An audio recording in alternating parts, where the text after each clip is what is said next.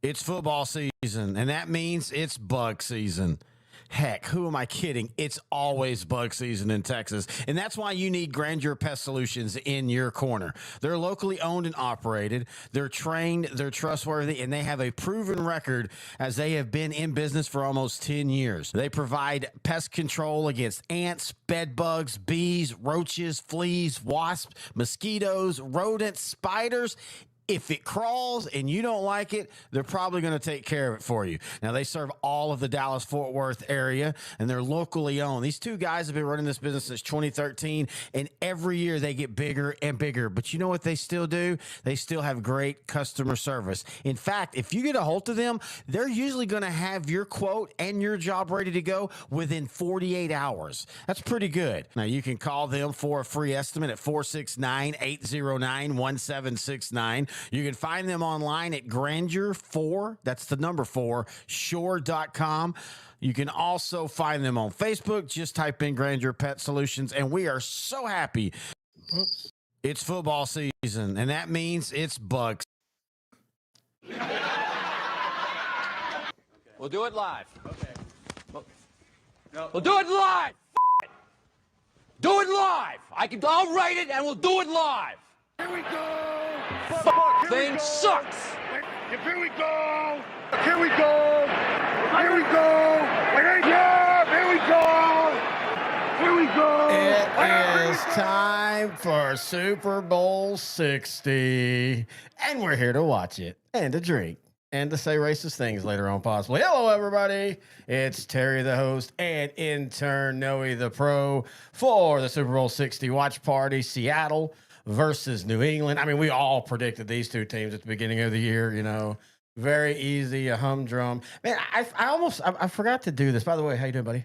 I'm doing well. How are you? Doing great. Ready for some food, some drinks and fun. We've already had some good food. Going to have some more good food later. I forgot to count how many rematches this makes, but this is one of the most improbable rematches because no one had, especially New England. I think a lot of people felt that, hey, Seattle, if Darnold can be what he was last year, which he was, they could be a contender. But man, this, in what has been a chaotic season, this is a crazy end to the Super Bowl. It is one of the craziest seasons in NFL history. We are in game 285 of the NFL season, coming in the Super Bowl. No one thought Seattle was going to make it, even though last season they finished 10-7 in year one of Mike McDonald as head coach. They added Sam Darnold. He got 14 wins again. He's only the second quarterback ever to get 14 wins in back-to-back seasons, the first to ever do it for different teams. The mindset is if you have a quarterback that can get you 14 wins, you typically keep him. And, well, that's why Minnesota's general manager is no longer the general manager. That's exactly what I was about to say. We now know why, well, I mean, among other things. Yeah. But, yeah, again, this has been just an absolute wacky season. I've said it before. I think this is the season that the NFL imagined when they put the salary cap in place. They would love to have more seasons like this. And you totally understand why as they're bringing out all the NFL MVPs. I don't know why they have them in like a railroad trailer. I would have liked to have seen them have the AFC ones wear red jackets. Yeah, that would have been pretty cool. But, you know, the thing about a lot of these players have played for a different team. So now in the case of the ones that we just saw, like only Jerry Rice, I think, has really played for. I mean, Steve Young, too. Well, I guess Emmitt Smith as well. Now I'm thinking about theirs. Yeah, but I mean, Steve, but again. And Tom Brady. I mean, Tom Brady, his two teams were impactful. I mean, Steve Young with Tampa sucked. Montana with Kansas City, they were good, but they never got to the Super Bowl. Made it to the AFC title game the first year, though. Yep. And then he was hurt in the second year. Yeah. I tell you what, you want to talk about, you do a deep dive on Jerry Rice's career. What he did with the Raiders is almost as impressive with what he did with the Niners and stuff. And I know Rich Gannon, the year before, it was like a top 5 MVP candidate, but the year not the year, but the 2002 when they made the Super Bowl, what he did, Jerry Rice, I mean, to that Raider team with Tim Brown, just absolutely phenomenal. I hate the way it ended being such an ugly Super Bowl. One of my favorite years in NFL history, 2002. I don't think we've done a retrospective of that season, but I think that'll be a show in the future. And we'll be talking about our future. By the way, this is brought to you by Kroger's, and we're going to be having some cool stuff we're going to be doing with them in the off season. A long-term project I'm working on with them where we're basically showing you the value that you get at Kroger's. They've been sending studio wife and I all across the Metroplex, buying things at different stores. And then we're going to have a video showing you the value of when you buy the same thing at two different places. One of them, of course, being Kroger's, the value we get. So we do appreciate that. We'll be talking about that, in the future. But hey, man, they've got you taken care of no matter the occasion, whether you're doing something like tonight. We did Super Bowl food.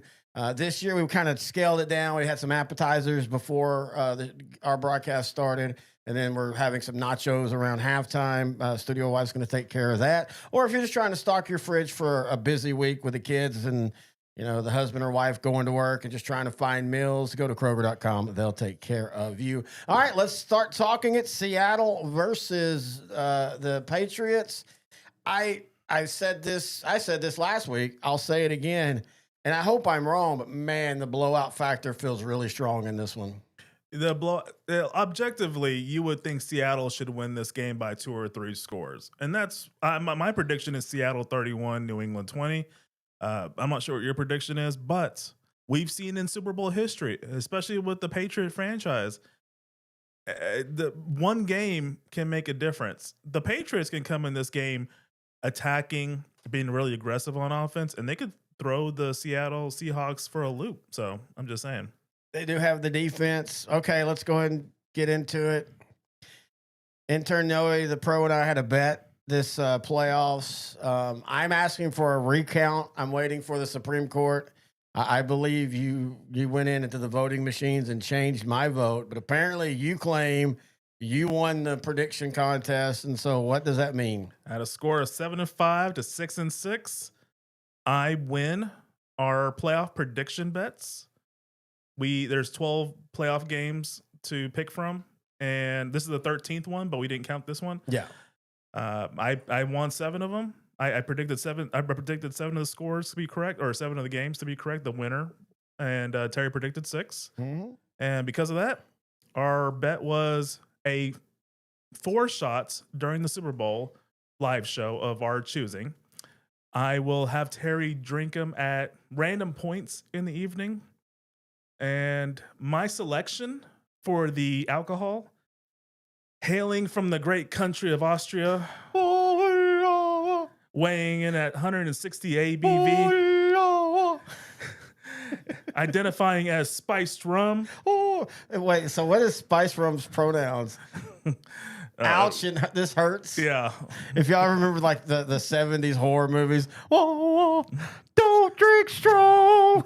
80% rum, 80% alcohol, excuse me. I give you Stroh. Now, intern Noe the Pro and I have a long storied history with this demonic drink. Complicated relationship. It's never been fun, but we keep going back to the well. I do appreciate you not choosing Diesel. Yeah, Diesel's much worse. Well, at least Diesel, the taste is a little bit more tolerable. See, I think Stroh tastes more tolerable. Yeah, because for 1 second it tastes like butterscotch, and the rest of it is kind of gasoline. It's like for 1 second it tastes like butterscotch, and then the next 20 seconds it tastes like ass. All right, this is the first of 4 shots during the live show. Mm-hmm. If by shot 3 Terry just passes out, that might be a wrap on the live show, and we probably will never do this bet again. But Terry, or we'll do it more times. But Terry, cheers, buddy. Cheers, buddy. By the way, what are you drinking? Oh, I am drinking for the consistency of the night.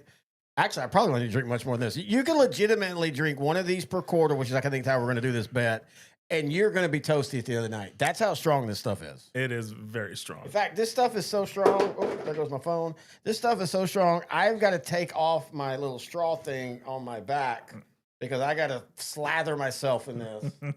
And it is 80% alcohol. So today, for my consistency drink, I am doing whiskey. I am doing Hirsch Horizon. Pound for pound, dollar for dollar. This is one of the best whiskeys you'll get for under $40. It is 40% alcohol. It's a straight bourbon whiskey. One of my all-time favorites. All right. Well, that's what he's drinking consistently. I'm drinking my first of 4 losing bet shots. I can't wait to tell you what we're going to do for fantasy next year. Whew. Not even religious. Do like one of those, I can't think of it, one of the old school like free throws. Or Sammy. Sosa. Remember Yeah. Sammy getting the bet? Well, I wonder though, now you realize he was going like, make me whiter, make me whiter. It's a skin condition. Let's talk geopolitics as I put this over here to the side. For Whoa, no, sir. No, sir. I want this fair and square.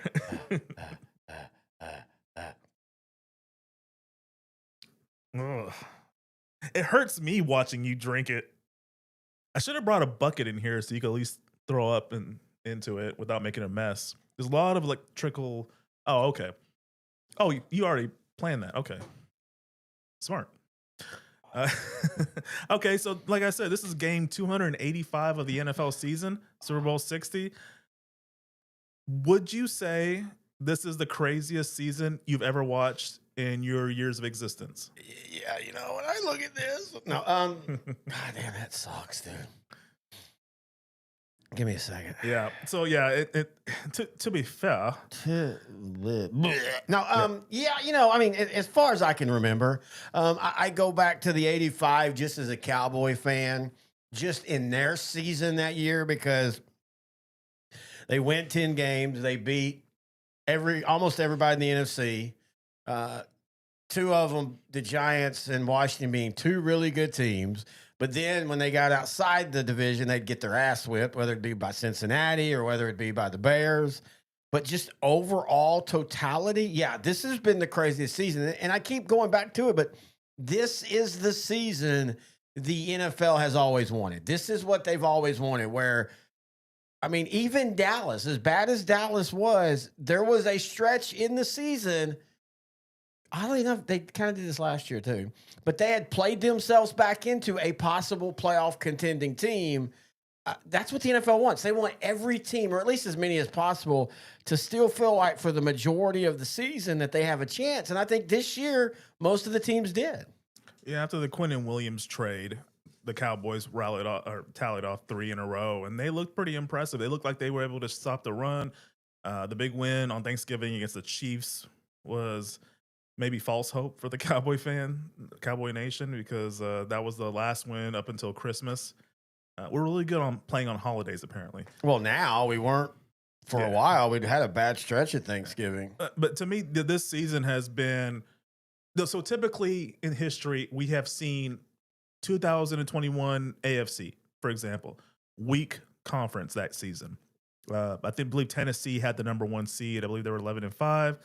They were, or 12-5, excuse me. That was the first year of the 17-game season. Yeah, they did not look like a really strong team. They were a good team, solid team, but because of just the chaos in that conference that season, they ended up having the number 1 seed, and then they got knocked out in the first round or the divisional round. So in history, we've seen this happen in one conference, but I've never actually seen this in my lifetime for an entire league.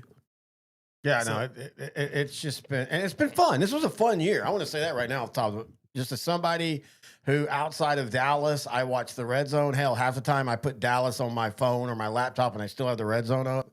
As a fan of the Red Zone, this was the type of year where you just had a blast, because usually we always say there's 3 Sundays a year where you have the holy crap weeks where the losers win and the winners lose. This year, there were 2 or 3 games every week of that. Yeah, and it made it entertaining.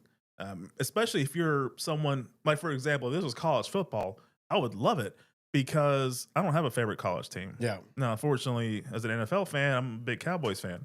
And so it kind of sucks when the Cowboys crap the bed. But as far as watching the other games, it was entertaining because I just could not predict anything. It was frustrating in one sense because I feel like I know a lot about the game, but then another part is just, okay, it's just the next step in the evolutionary process of this league. So it was very entertaining. It's probably one of the more fun years, because these are 2 teams. Like, Seattle is a really good team. New England, good, solid team, but they benefited from health, great coaching hire, great offseason, and kind of luck in the postseason. They played a lot of teams with great defenses, But I could tell you with the LA Chargers, they had no offensive line.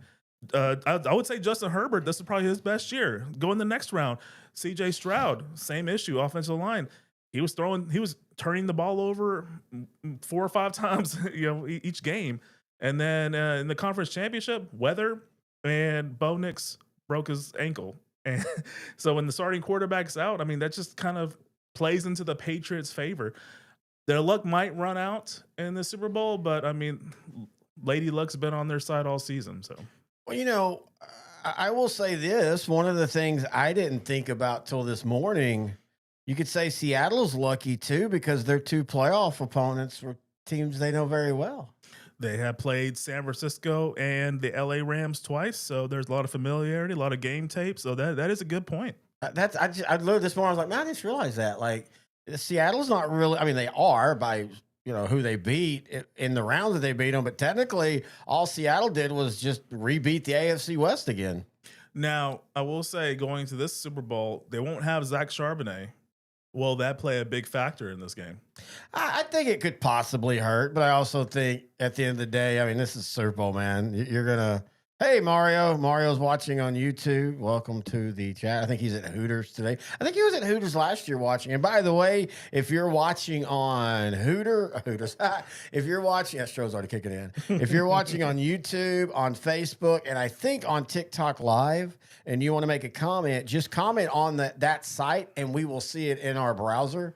Now, if you're coming to us from one of the like Smoky or one of the message boards I share it on, you're going to have to go to one of those sites to message. But welcome, and I hope we have a good game. Hey, let's remember this. You remember the last time New England was a 2-touchdown underdog to an AFC West team who had an amazing year. Of course, that team had already won a Super Bowl. But that was the 0-1 Patriots. And of course, we saw what happened in that game. Yeah, big upset. Belichick had a creative style to the defensive front. Like, he was very aggressive. Kurt Warner was not comfortable in that backfield. Turnovers, they got up 17-3. The Rams, of course, came back, but then Vinatieri with the game-winning. Hey, Hall of Famer Adam Vinatieri, yes, congratulations. Sir. Congratulations. Not many kickers become Hall of Famers, but when you have a couple of game-winning kicks in the Super Bowl, you definitely will be a Hall of Famer. And Adam Vinatieri, I think he has the most points in NFL history, if I'm not mistaken. One of the most successful kickers of all time. So, yeah, congratulations to him. It's funny to think about it. There's a whole generation of fans that know Vinatieri only from the Colts.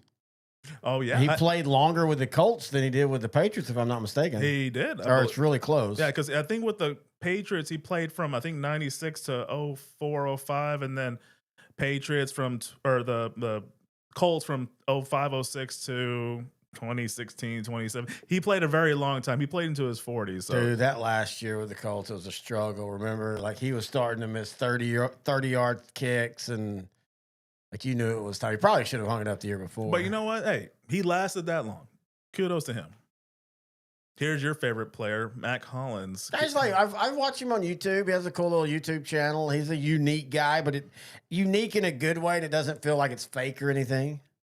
Yeah. Hey, on screen right now is someone. I know this is weird, but we know his dad. Yeah, Jackson Smith and Jigba. I've hung out with his dad multiple times. You hung out with him one time. Yeah, FOE, Fraternal Order of the Eagles. Summer pool season. Yep. Yeah. We'll be great. I'm so ready for that again. Yeah, a few more months, man. Yeah, he was deserving of Offensive Player of the Year. You and I were talking about it. To me, it was either him or Christian McCaffrey. I wanted to give it to McCaffrey just because of circumstance. He didn't have Kittle for a lot of the season. He didn't have Ayuk. Pearsall was in and out of the lineup. The 49ers didn't really have many offensive weapons. And the fact that defenses were zeroing in on McCaffrey and he was still getting 100 all-purpose yards every game was just astounding to me. That's why I felt that McCaffrey should have got it, but I'm happy with JSN getting it. Yeah, I was fine with either one of them getting it. Same thing with the MVP. I'm glad that Stafford got it. If Drake May would have got it, I'd have been perfectly fine with that as well. Yeah, Drake May was definitely deserving of it. He had a great year two with the Patriots, kind of following the same footsteps as Tom Brady. Second year with the Patriots, makes it to the Super Bowl. But yeah, Drake May, leader, but the Patriots were correct in drafting him. I feel that he got the best out of Stephon Diggs this season. I don't know if he'd be. I don't know if Diggs would be a number one receiver on any other team, but it just proves that Drake May is just really good, and offensive line was sturdy enough. Hey, kudos to that Patriots for making it this far. They were they were a 4-win team back to back seasons, and they go from 4 wins back to back seasons to 13 this year, or 14 this year. Excuse me. This is why we were joking about when you start this. They say kickoffs at a certain time, and then there's 30 minutes of all this. And growing up, it was 5:18 p.m. Central Standard Time. yeah, Right on the dot. I always wondered why it was so precise like that. I never looked into that. I probably should, as a numbers person. one thing, of course, is always a Super Bowl tradition is the commercials. We were kind of talking about that hanging out before the game. Commercials aren't as fun as they used to be. We need in an era of the world in our time, the political charge that's going on, and all the just anger and hate. We need to start having some funny commercials again. Oh, this looks like it might be a funny one. So we're watching like an Office commercial here. Yeah, it's Kevin from The Office. I mean, this isn't really funny. It's just a bunch of Kevins. Now, if one of them's holding a big old thing of chili and drops it, then I'll laugh. Yeah, the humor aspect of these Super Bowls has kind of been affected just because, like what Terry says, culture where it's kind of there was a thing of chili. No, that okay. was funny. Oh, the hell! a little manscaping there. Okay. So yeah, it's a little harder to be a little bit more raunchier in these commercials. But I mean, some of these commercials can be pretty creative. Like this one's a little creepy. I think this is Okay.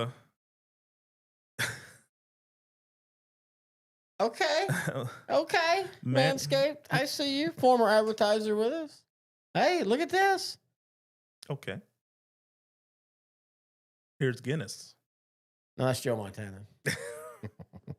And by the way, we're not going to be describing everything. We're assuming if you're watching us, you're watching the game as well. So we will go off on tangents of what's going on in the NFL and all that, and other things that we'll talk about. So if you're coming to us to follow the game exclusively, you probably want to turn TV on. Just saying. Just saying. How's that shot right now, Manny? I hate you so much right now. My head hurts. I promise you, I will at least let the first quarter play out before I make you do the second punishment shot. And I have the ability tonight to do double or nothings. Now, the thing is, the double, I don't have to double, but I can negate a shot or make you take a shot with me. I have the option to do either or. But it's going to be, I'm not going to, and you know me, we have fun doing these, but you and I always joke about like the league and Ruxin, but you and I have gentlemen's rules. I'm not going to try to make a bet 100 times. I'm going to do special bets and basically prop bets, like, are they going to score on this drive? I'm not going to do every drive or anything, because that wouldn't be fun either.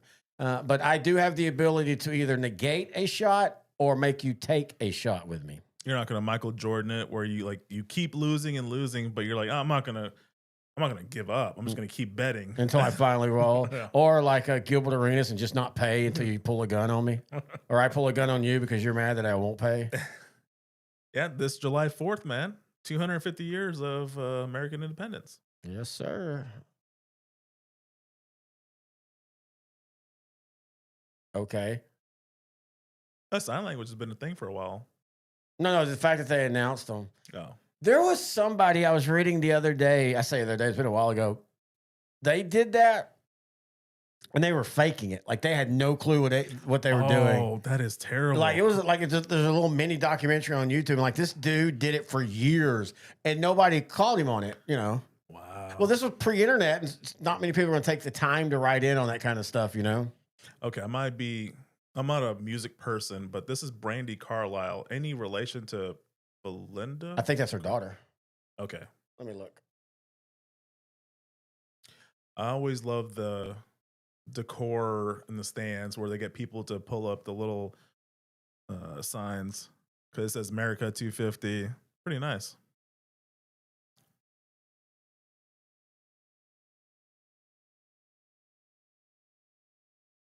Actually, no. Oh, she's a member of the High Woman. I actually like them. Oh, okay. Is that like a indie group or No, they're she's country. Oh, okay. Yeah, she's what you consider country today. Actually, I guess she isn't. No, she's not. It's pretty nice. It's like mellow, chill. Mike Verbal's ready to rip her head off and shit down her neck. What? That patriot blood runs cold. Your blood's gonna run cold.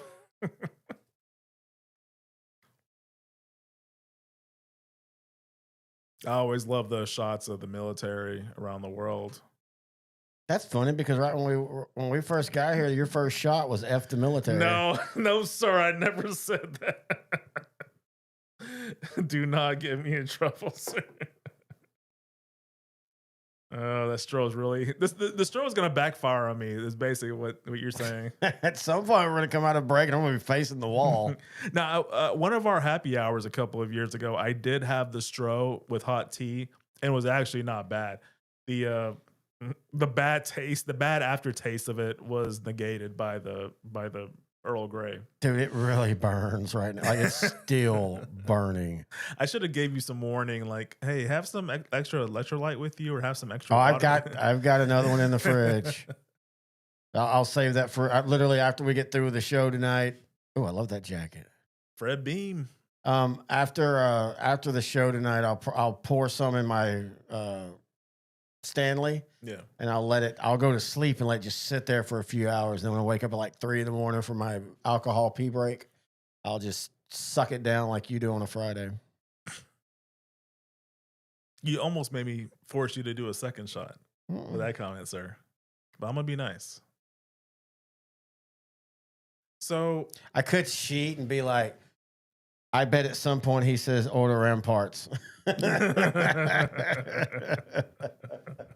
That's what I should do. Micro bet every moment. Yeah. The referee's gonna flip the coin. I won. I don't have to shoot. No, again, there's no fun in that. You got to take the bet. That's the point. So with the crazy season we had, it caused a lot of coaching chaos. Almost a third of the league had to change coaches. Now, after this game, it's widely rumored that Clint Kubiak, who's the Seattle Seahawks offensive coordinator, is going to become the Las Vegas Raiders head coach. Yeah. I like that move. I do too. That might be one of my favorite moves as far as head coaching hires this season. What would you say out of the 10 open positions that got filled is the best fit? Stefanski in Atlanta. Okay. I am still worried, though, that he's going to walk right back into a weird quarterback situation. Apparently, Kirk Cousins is going to be released. Okay, well, then you're going to definitely have to sign a QB who can start a few games backup. A Cooper Rush type. That because Michael Penix Jr. is going to be coming off his, I don't even know how he has any ligaments left. At this point, every one of his ligaments in his knees are just yarn. Because, I mean, this is his second or third. Yeah. I don't think it's the same knee. It might be the same knee. I don't know. I think it's now the second knee, but still, he's not going to be 100%. I'm worried that Stefanski is going to get into that situation again like he did with Cleveland. But just as far as a complete roster, Atlanta feels like the one, but of course we said this last year, but Atlanta feels like the one that they're the closest to being in the playoffs next year. Yeah, especially in the NFC South, I think Atlanta is well positioned to win it next season. But I said that going into this season, I had them projected to win the South this season, and they finished 8-9, and that's with a strong finish. So yeah, I don't know, man. I like Stefanski. He won the NFL Coach of the Year twice. When you take the Browns to the playoffs twice and win a playoff game, yeah, I think you're a really good coach. I think the wrong person got fired in Cleveland. That's a whole nother story. I think Stefanski takes some blame too. Again, you go back to the Baker Mayfield. Yeah, Baker Mayfield should not have left a year after he made the playoffs for you and won a playoff game. That I agree. But then again, he turned it into another playoff season in 2023. Joe Flacco. He can get to the playoffs without a viable starting quarterback, but he can't really go far after that. So yeah, he's definitely going to have to commit to a quarterback and develop them. But I love the pairing of Stefanski and Bijan Robinson and Tyler Algier. I really predict Algier is going to really benefit from this. You already knew Bijan Robinson is going to benefit from this, but Stefanski is a run-heavy oriented, offensive-minded head coach. So I think they'll probably build on the line, probably get a very conservative, safe, like I'm trying to think of the Chiefs quarterback back in the day and the 49ers quarterback, Alex Smith, excuse me, like a very safe bus driver type quarterback. Keep talking. And, okay. Terry's going to go, I think, throw up. So I really think Stefanski will benefit from the Atlanta team. And their defense is gotten a lot better. They addressed their pass rushing issues by getting a couple of pass rushers in the draft. Now, one of them got in trouble with the law recently, so I'm not sure how that's going to play out in the next season. But yeah, I think if they can get that same consistency on defense, along with a little bit of an upgrade on offense, I think the Falcons will probably be in contention for the South title. Terry stepped away, but I was going to say, he said Stefanski was his pick as the best hire. In my opinion, I like Stefanski. He was the one I first predicted would get a head coaching job after the season ended.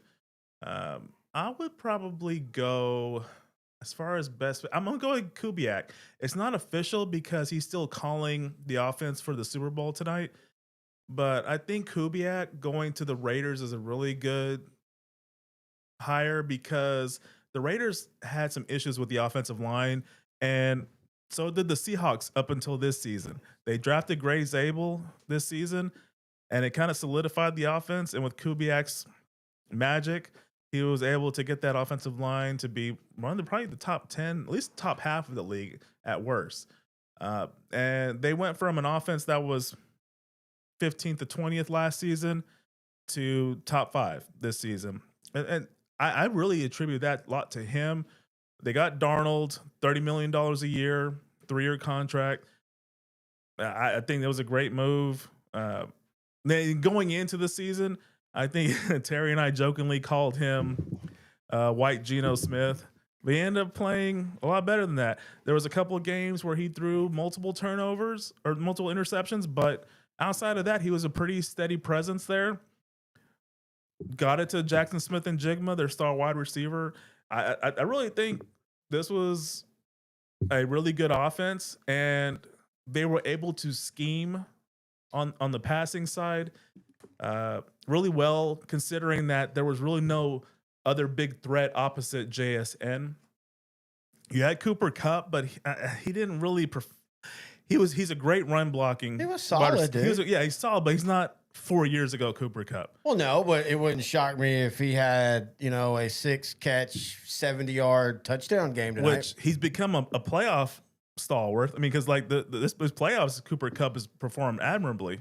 So I feel he could have another 60-yard, maybe even 100-yard game tonight. I'm not sure he'll have another 1,000-yard season, but he has been a good compliment. I don't even know if he's on the roster next year. Maybe not. I don't know. He's one of the captains. I see him going on to the middle field or midfield. No, Jackson has said multiple times he felt Cooper Kupp is what made him finally not break out because he had a 1,000-yard year last year, but really become the best receiver in the league. Now they're doing the coin toss. Hey, give the uniform. I really like the uniforms of both teams. I think they complement each other. I typically don't like the Seattle ones separately, but it clashes perfectly with it meshes well with the Patriots uniforms. Y'all aren't going crazy. I'm trying to adjust the camera to get our balance. Terry, ever the perfectionist. Trying to make sure the cameras are aligned right. Strobe's making me spin. Okay. All right. Ooh, man, Lynn's looking bad. Oh, what happened to Lynn Swan? Is he sick? Well, I mean, he's like, gotta be, 75? I mean, he looked pretty healthy not too long ago. Lynn's 73. Peyton Manning, the biggest forehead in the business. So let me ask you something. As we're talking about this game, and of course it's about to be played and everything, what are your thoughts on some of the former Patriots taking Tom Brady to task because he wouldn't give a prediction? I'm perfectly fine with it. I think they just associate him with the 20 years he was with the Patriots. Wait, you're fine with him not giving a pick or them giving him a hard time? I'm fine with both. Really? Well, because they have the love for the team. I'm perfectly fine with that. I think Brady's in the right to just be impartial. Oh, okay, that's what I was wondering because I think they're being ridiculous. First off, he's now a part-time, or not part-time. He is a minority owner of a team that he's heavily involved in. Like apparently Brady kind of does a lot of day-to-day stuff. Oh, Sean Smith's the official. I like him. He is one of my favorite officials. I think this is a good. That official. Coin is beautiful. Yeah, it is. But and what we're talking about, Ty Law, and I will say this, Vincent Wilfork, I saw his was more tongue in cheek. But apparently they were mad because somebody asked Tom Brady, who's going to win, and he basically said, "Look, I'm not going to make a pick. I'm just going to watch the game." And a lot of former Patriots took him to task for like, you've been a Patriot, you're a Patriot, you should make that. Like, I don't think he needs to make a pick. That's just a weird thing to me. Yeah, I mean, Brady won another Super Bowl with another team, so I know he's most of his career was with New England. Yeah, but yeah.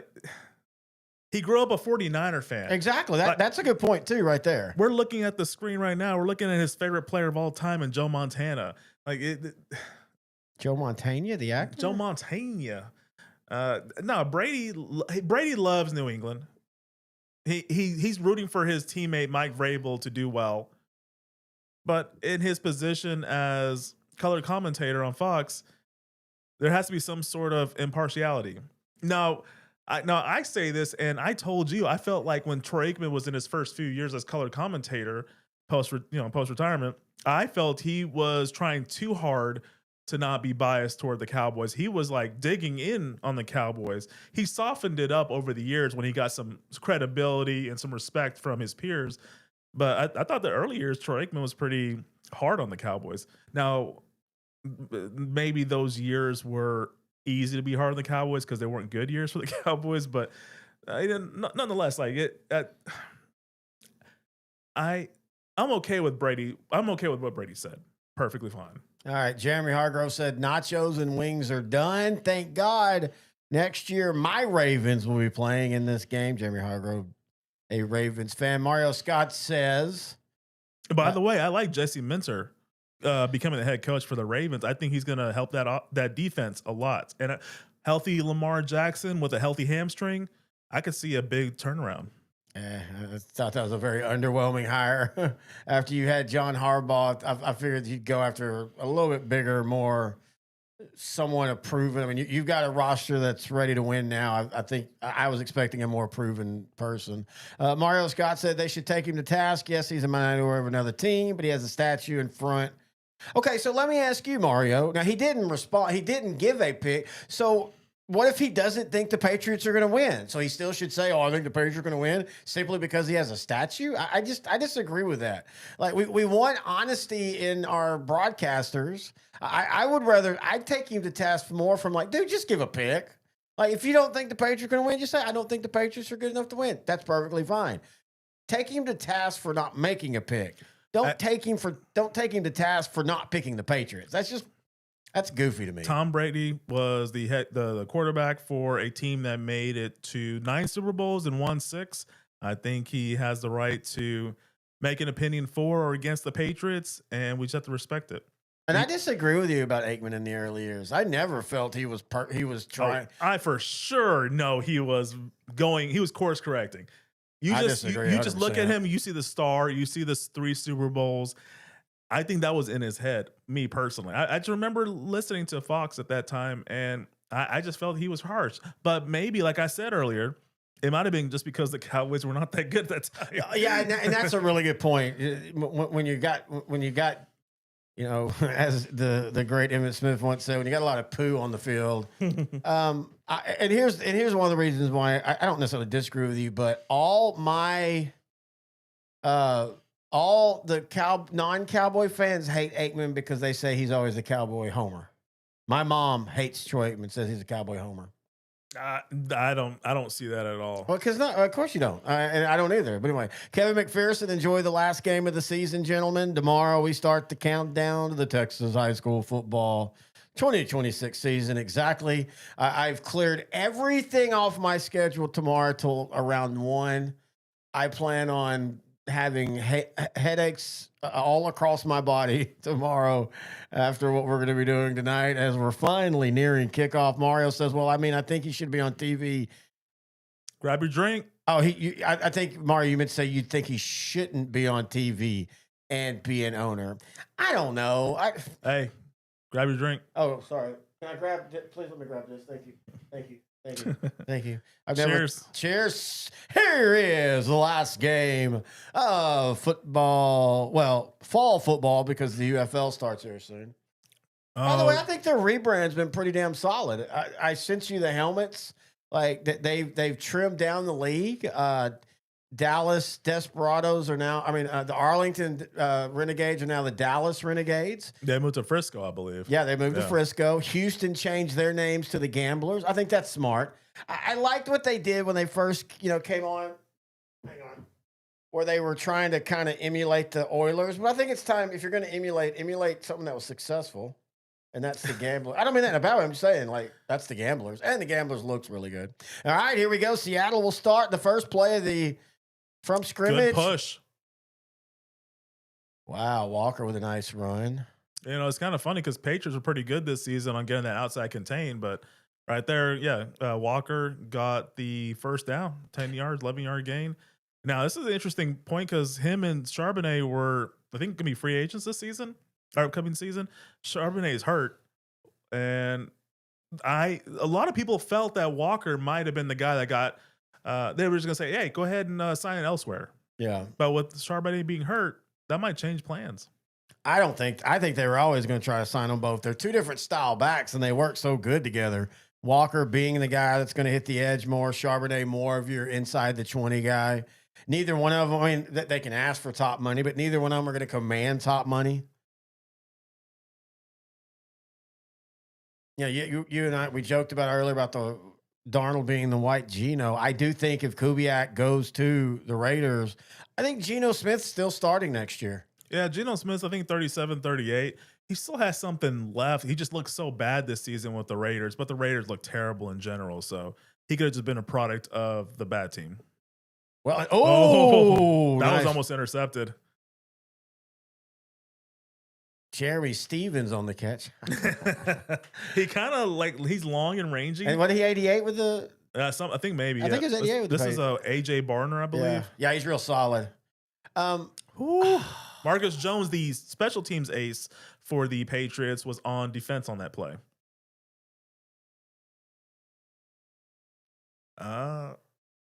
He get it? Oh, I thought he was juggling, but they said Cooper Kupp made the catch. That's going to be reviewed. The Athletic did a thing where they talked to insiders around the conferences, and they were talking about Christian Gonzalez, who's a really good player. That's a catch. That is not a catch. He bobbled it. That should be a catch. Look, boom. No, I know by the rule, but that's a fucking catch. Yeah. I am so tired. Snap that ball now. Snap it. Oh, wow. That was not a catch. Good job, Seattle, on hiking that ball before Mike Vrabel could throw the red flag down. But anyway, there was one of the AFC insiders was very salty. He was like, man, Seattle should have their way with Christian Gonzalez as long as they don't let Gonzalez hold. Wow. Gonzalez is a very physical corner. And, he got burned early in the AFC title game. Marvin Mims, I think, got a 52, 53 yard reception. From Frisco. But at the end, Gonzalez got the game-stealing interception. So he's a great physical player. Yeah. All right. Seattle in the red zone to start the game. It kind of been easy. Mike Vrabel adopted Belichick's method of wanting the ball to start the second half. So, New England opens up on defense to start the game. Not working out so far, but if New England can hold Seattle to a field goal, I would consider that a win for New England. One of my favorite viewers, just because of his name, Guadalupe Francisco Rodriguez says, "Go Patriots." And now I want to root for the Patriots. GFR rooting for the Patriots. 3rd and 7. Big defensive play here for the Patriots. Mono Sam back to throw and incomplete. This is a win for the Patriots, in my opinion. Oh, yeah, especially how the first 5 plays of this drive went. Force the Seahawks to kick a field goal. Good drive, though, to start the game for the Seahawks, I would say. I really thought 7 was going to make an play on the interception. He jumped that. I think Darnold purposely floated that because he jumped that route.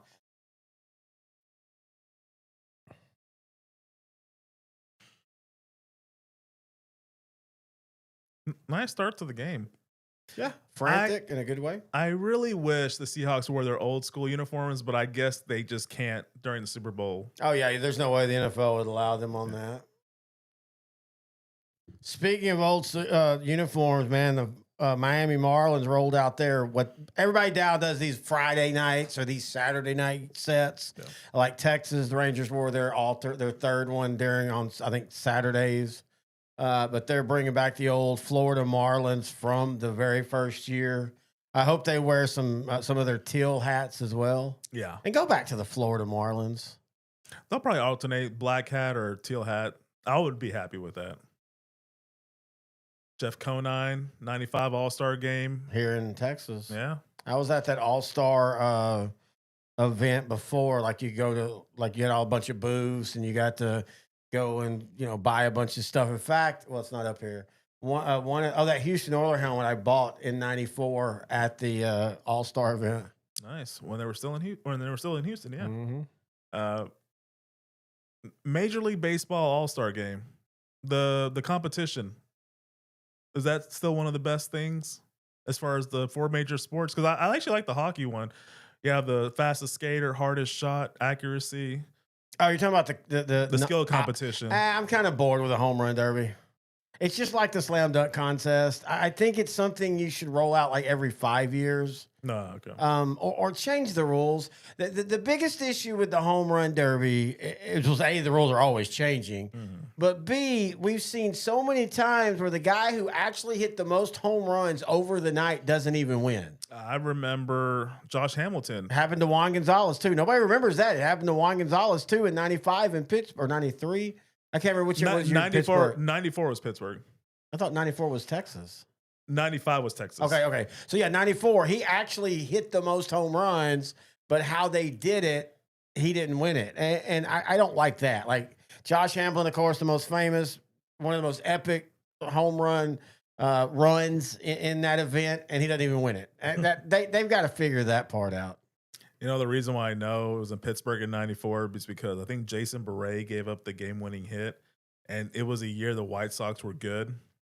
And it was also strike shortened year, because I remember they had a couple of down years after that, or like a couple of mid years after that.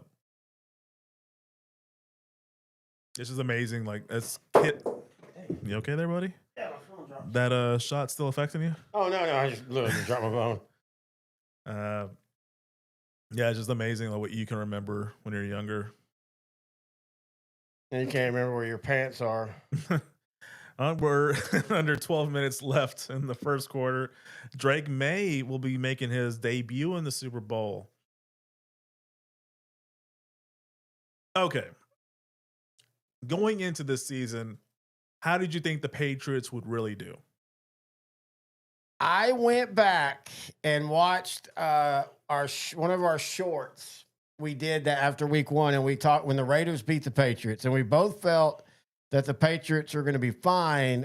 I didn't think they were going to be this. I thought they would be in play for a wild card and lose in the first round type of deal. Yeah, it's funny because they started 1-2. They lost at home to the Raiders and at home to the Steelers. And then they rallied up. I think they won 9 games in a row before they lost to Buffalo at home. So all of their losses this season have been at home. I think they're the first team to ever start or ever be 9-0 on the road and during a season.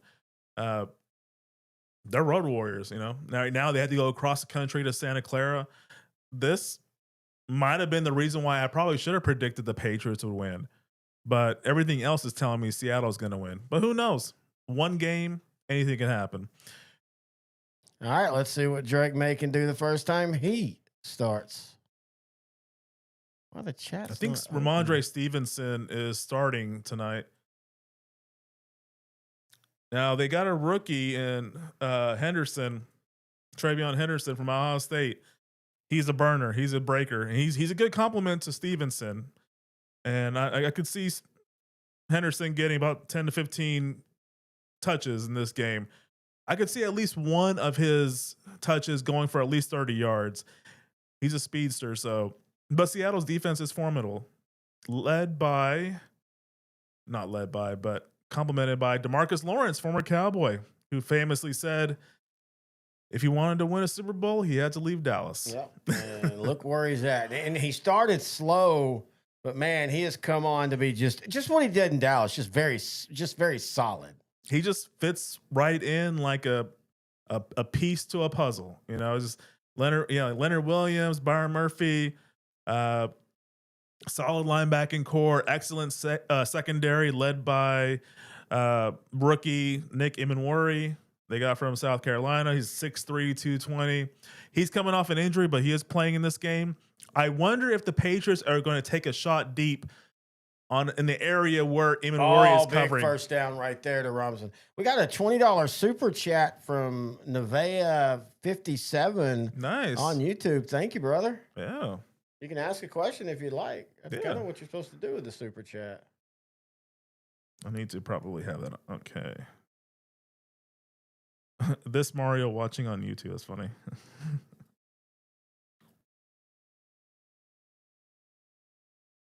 Pretty cool.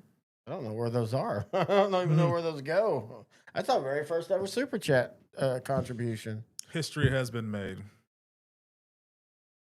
Doing a lot of check downs right now are the Patriots. As Seattle, they're more like they were talking about, Chris Collinsworth was talking about that first drive, how aggressive the Patriots defense was. Seattle's more of a shell cover, let their front four do the work on the pass rush and then sit back. And so right now, May is being patient and just taking what they're giving him. No, when you got Leonard Williams, Byron Murphy, and DeMarcus Lawrence, you can definitely let the front four do their job, and you'll be fine on defense. Mike McDonald, year 2 with this defense, especially with the additions they made, incredible turnaround. Oh, absolutely. 1,000%. So far, both teams are moving the ball. This check down style offense reminds me of Tom Brady's first playoff game when they hosted the Raiders. John Gruden led Raiders in the 0-1 divisional round.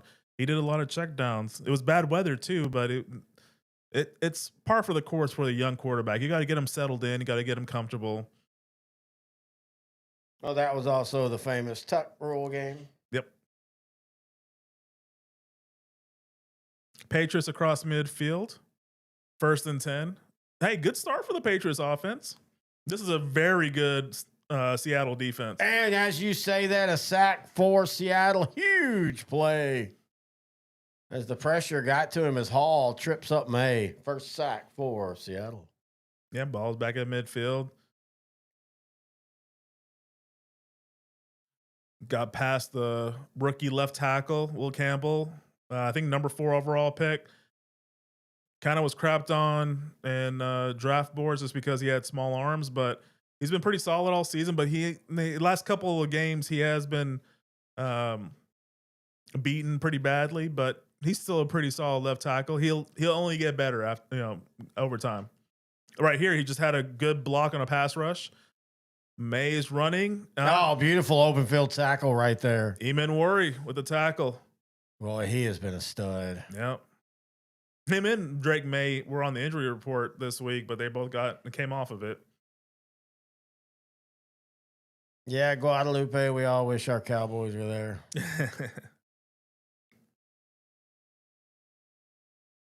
One of the things not said much, and you get the first excuse. I'm not saying it's not a valid excuse, was the AFC title game in the snow, but Drake May has not played well in the playoffs.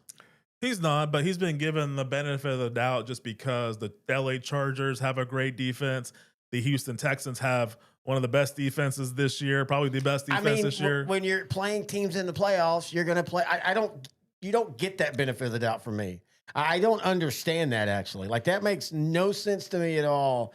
How you get a benefit of a doubt playing good defenses when you're in the playoffs 90% of the time. And there's going to be those rare years like when Kansas City with Vermeil head coach, their defenses were terrible. Yeah. But you're going to play good defenses in the playoffs. A good quarterback plays good against good defenses. Well, just the quality of defense. These are like top 10 defenses. You're playing back to back to back.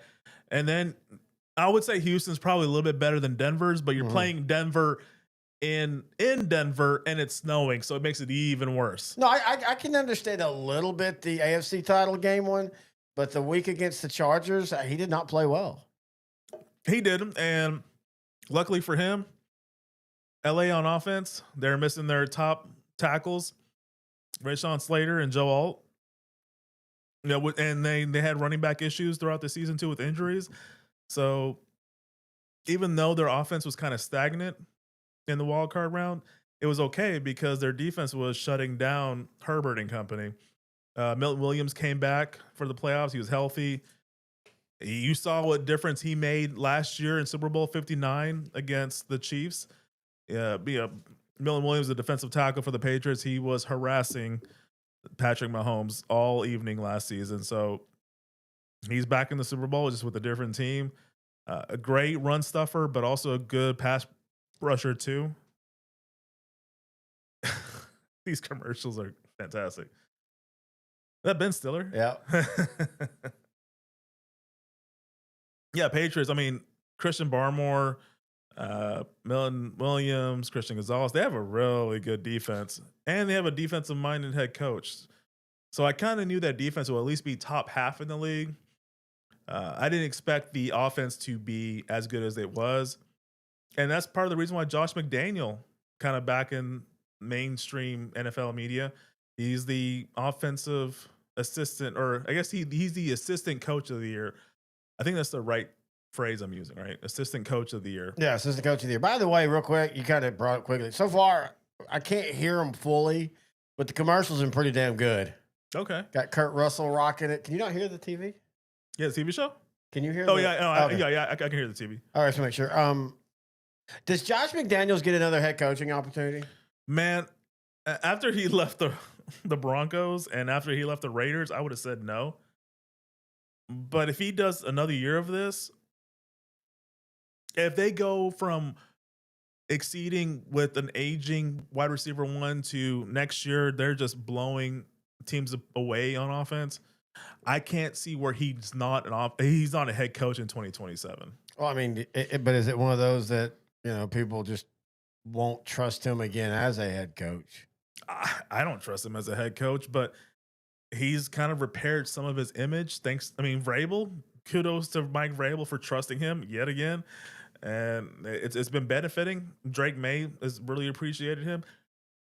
I don't know if I'm Josh McDaniels, maybe I just might settle into this role for about 5 years, get that stink of the Raiders off of me, get that stink of the Broncos off of me, maybe coach in the NFC or somewhere outside of the AFC West. That might be his best bet. I almost feel the way he did the Colts has hurt him worse than coaching. I'll blame Belichick for that one. Belichick told him to come back. He was promising him more of a, I don't know, like maybe he was going to prep him more for a better head coaching opportunity. I don't know what it was, but Belichick was the reason why he came back. Doug laughs at this, but he kind of, throw it away. Oh, boy. Whoa. Darnold's now made a couple of crap throws that have not found hands. Doug said this is a joke, but this kind of makes sense. Maybe Josh McDaniels can coach the Chiefs if when Andy Reid retires. Yeah, because I really don't think it's going to be Eric Bieniemy, who's now back with KC. Oh, God, no. Eric Bieniemy's not even anywhere in the discussion. He's being brought as a courtesy by Andy Reid. But, man, Josh McDaniels with Pat Mahomes. I think Andy Reid has a couple more years. Or I could see Andy Reid coaching for another 5 or 10. Like, the dude's having fun. He's in his mid to late 60s. I think he's coaching to break that wins record. He's getting pretty close, too. Belichick was 1.5 to 2 years away, but I don't think he's ever going to get another opportunity in the NFL, unfortunately. His girlfriend won't allow him. He has to spend too much time away from What do you home. think about him not being snubbed for the Hall of Fame? I think it's funny that both him and Bill Kraft got snubbed. Yeah. I think it sets up next year Robert Kraft, Rob Gronkowski, and Bill Belichick all going in together. I think this will actually help end the Belichick Kraft feud. They'll go in together. I think it was a little goofy. I get it. Some people want to do the whole Spygate and Deflategate on him, and that's fine, man.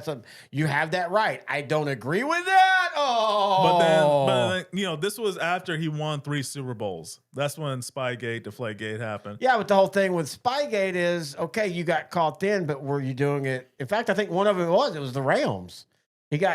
Part of that was he was filming the Rams in 01. Now, and let's understand something, folks. But he won another 3 Super Bowls. What, after those? Yeah. So Well, yeah. The Deflategate happened in Well, 2014. okay, so look, first off, Deflategate's bullshit. Okay, you really want to go look and read the NFL. A lot of people feel like the NFL overcorrected with Deflategate because a lot of people felt like they didn't do enough against them on Spygate. Deflategate, couldn't even be proven that it was real. There is not one text, not one message, not one thing that shows that they were trying to purposely deflate the balls. Well, Brady destroyed his phone, so. I don't think that has anything to do with Deflategate. I think that's more Brady being probably things in his personal life he just didn't want. The timing was hilarious, though. Well, no, he purposely broke his phone so they wouldn't read his phone, but I don't think it had anything to do with Deflategate. Yeah. I think and I don't mean like Tom Brady has anything dirty in his life. I think Tom Brady just didn't want the NFL investigators to pry into his life.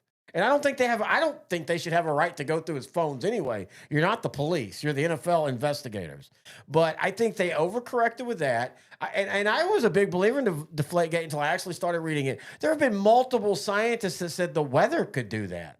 Also, the Patriots were going to beat the Colts in the 2014 AFC title game. Anyway, So it doesn't really matter. But I don't put that on Belichick anyway. Let's say that's all real. No. That wasn't Belichick. That's Brady. I think it was more they're using Spygate to justify their own personal hatred, like the Barry Bonds complex in baseball. Barry Bonds, he's not in the Hall of Fame mainly because of steroids, but it's more so because the voters don't like him because he was such an asshole to them during his playing career.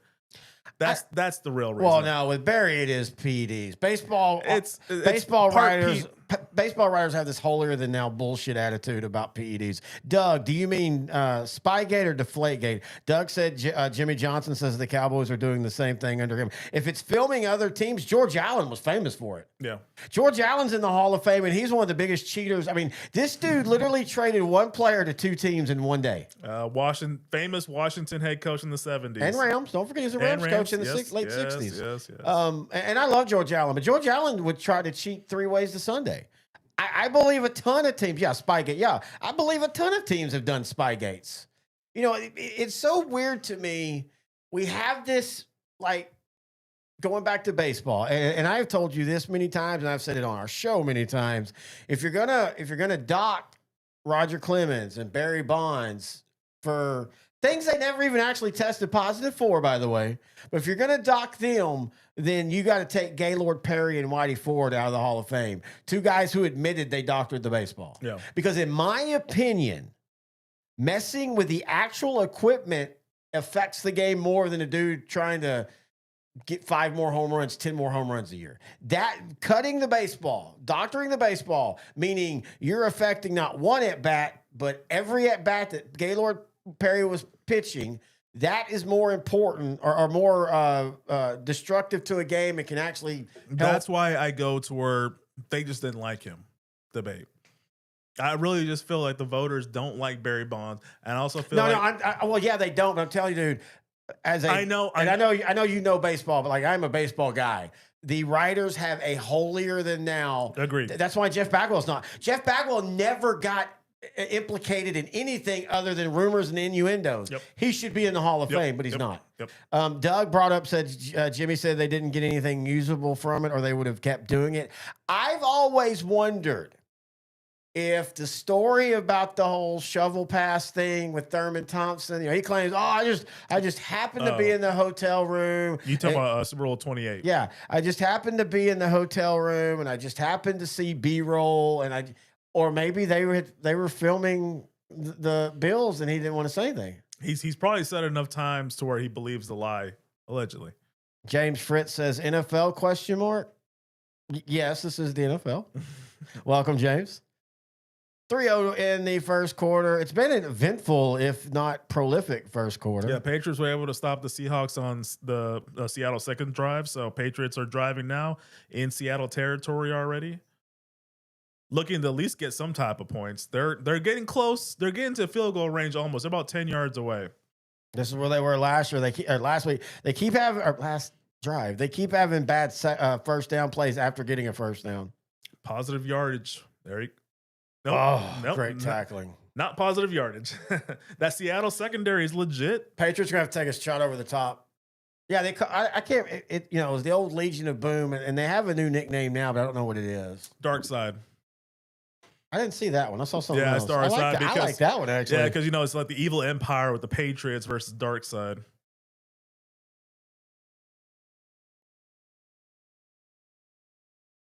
Yeah, at some point they're going to have to go over the top.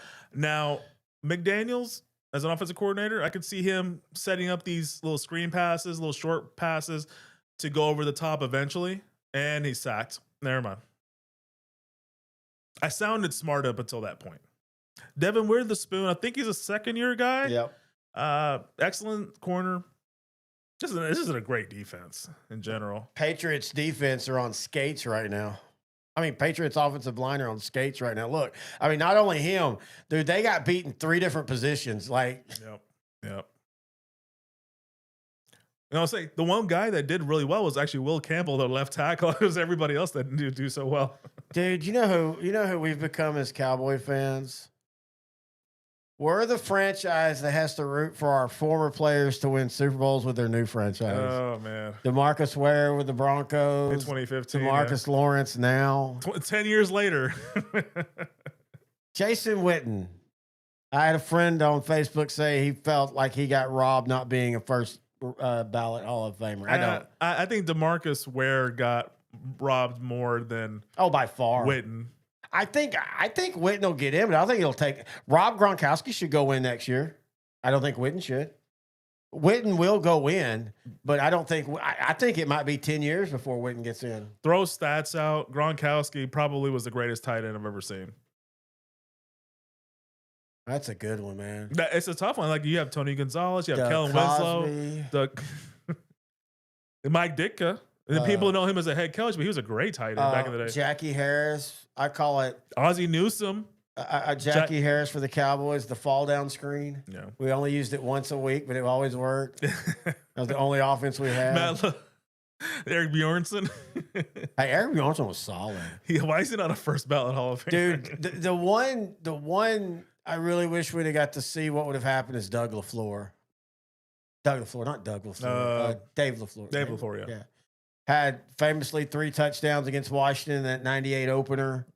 One of my favorite games, talked about it many times, and then back injuries basically destroyed his career. I think Jay Novacek, we've talked about this before, unfortunately, just a different era back then. Not enough years, because he was with the Cardinals in the 80s, and then he came to the Cowboys, I think 90, 91, and that's when he started to shine. Well, and again, he had a back injury. That's the thing about that 90s Cowboys. We want to talk about Jimmy leaving, which hurt. Of course, I'm not saying it didn't. Salary cap, which hurt, of course. But the other thing is Charles Haley was already getting older anyway. People forget how long Charles Haley had been in the league before he got to Dallas. I think he was 8th year or 9th year. Mm-hmm. But his back shortened his career by at least 4 years. Yep. Even though he came back in spot starts with San Francisco, a lot of people forget he ended up back on San Francisco. Yep. Jay Novacek at least had 4 to 5 more years. Back injury ruined his career. Michael Irvin, I think at least had. Michael Irvin easily could have played till 2004, 2005. Yep. The neck injury, Aikman with the concussions. Even though now he claims, I only left because of what was happening in the organization. Okay, sure. But for all the talk about the salary cap and Jimmy Johnson leaving and Jerry Jones, injuries killed, such a big part of that core group that made them the team of the 90s. Yeah, 99 season, like we were talking about, it started with that great game at Washington. They started 3-0. Irving got hurt, and they just threw that whole offense out of sync. Seattle back on offense, a little under 3.5 left in the first quarter. Mario's at Hooters. He says, "Man, I'm going to spend a lot of money tonight on the wings or the wings." By the way, Mario, how is the waitressing going tonight out at Hooters? Is it a good view tonight? I haven't been to Hooters in 20 years, man. It's been a while. It's been a while. I never was big on their wings. I like their burgers. Now I know they've revamped, but I did like their burgers. I never liked their wings. I like their cold beers. I like their fried pickles. Oh, my granddaughters and them made fried pickles today for the Super Bowl. And you know what they did? They took the movie pickles. Oh. And didn't cut them up. Big old fried hunks and they look delicious. What was the review? They said they were great. I'll have to. I told them I have to make them for us one night. Well, aren't you seeing them pretty soon? Well, yeah, I see my grandkids on the trip. No, I mean, like, you got you need to tell them to bring you a batch. Well, we're going to be at a pickle place. So I don't know if they can bring pickles to a pickle. You want to pickle it? There's a joke there, but Yeah.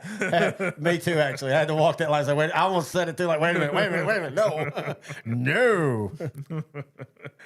Mario says he's spending money on food and waitresses. I think Mario's about to fall in love tonight. Hey, Mario, weren't you at Hooters last year listening to us during this game? Or am I misremembering? Or you're at Hooters another time? Because I got a call from Hooters asking us to end the broadcast because you wouldn't leave. It's really weird. They said something about trespassing and you got to stay within. Also, Mario, why did you go in whiteface tonight to Hooters?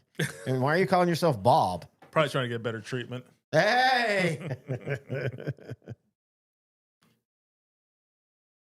Good safe throw. By the way, we're going to be live streaming Kid Rock on No.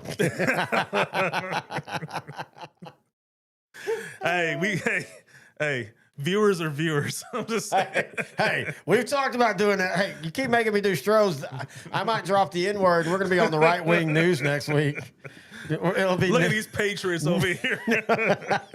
Terry and Noe's views on politics. He's one of the good ones. You know what's wrong with this country? You know what grinds my gears? Mexicans.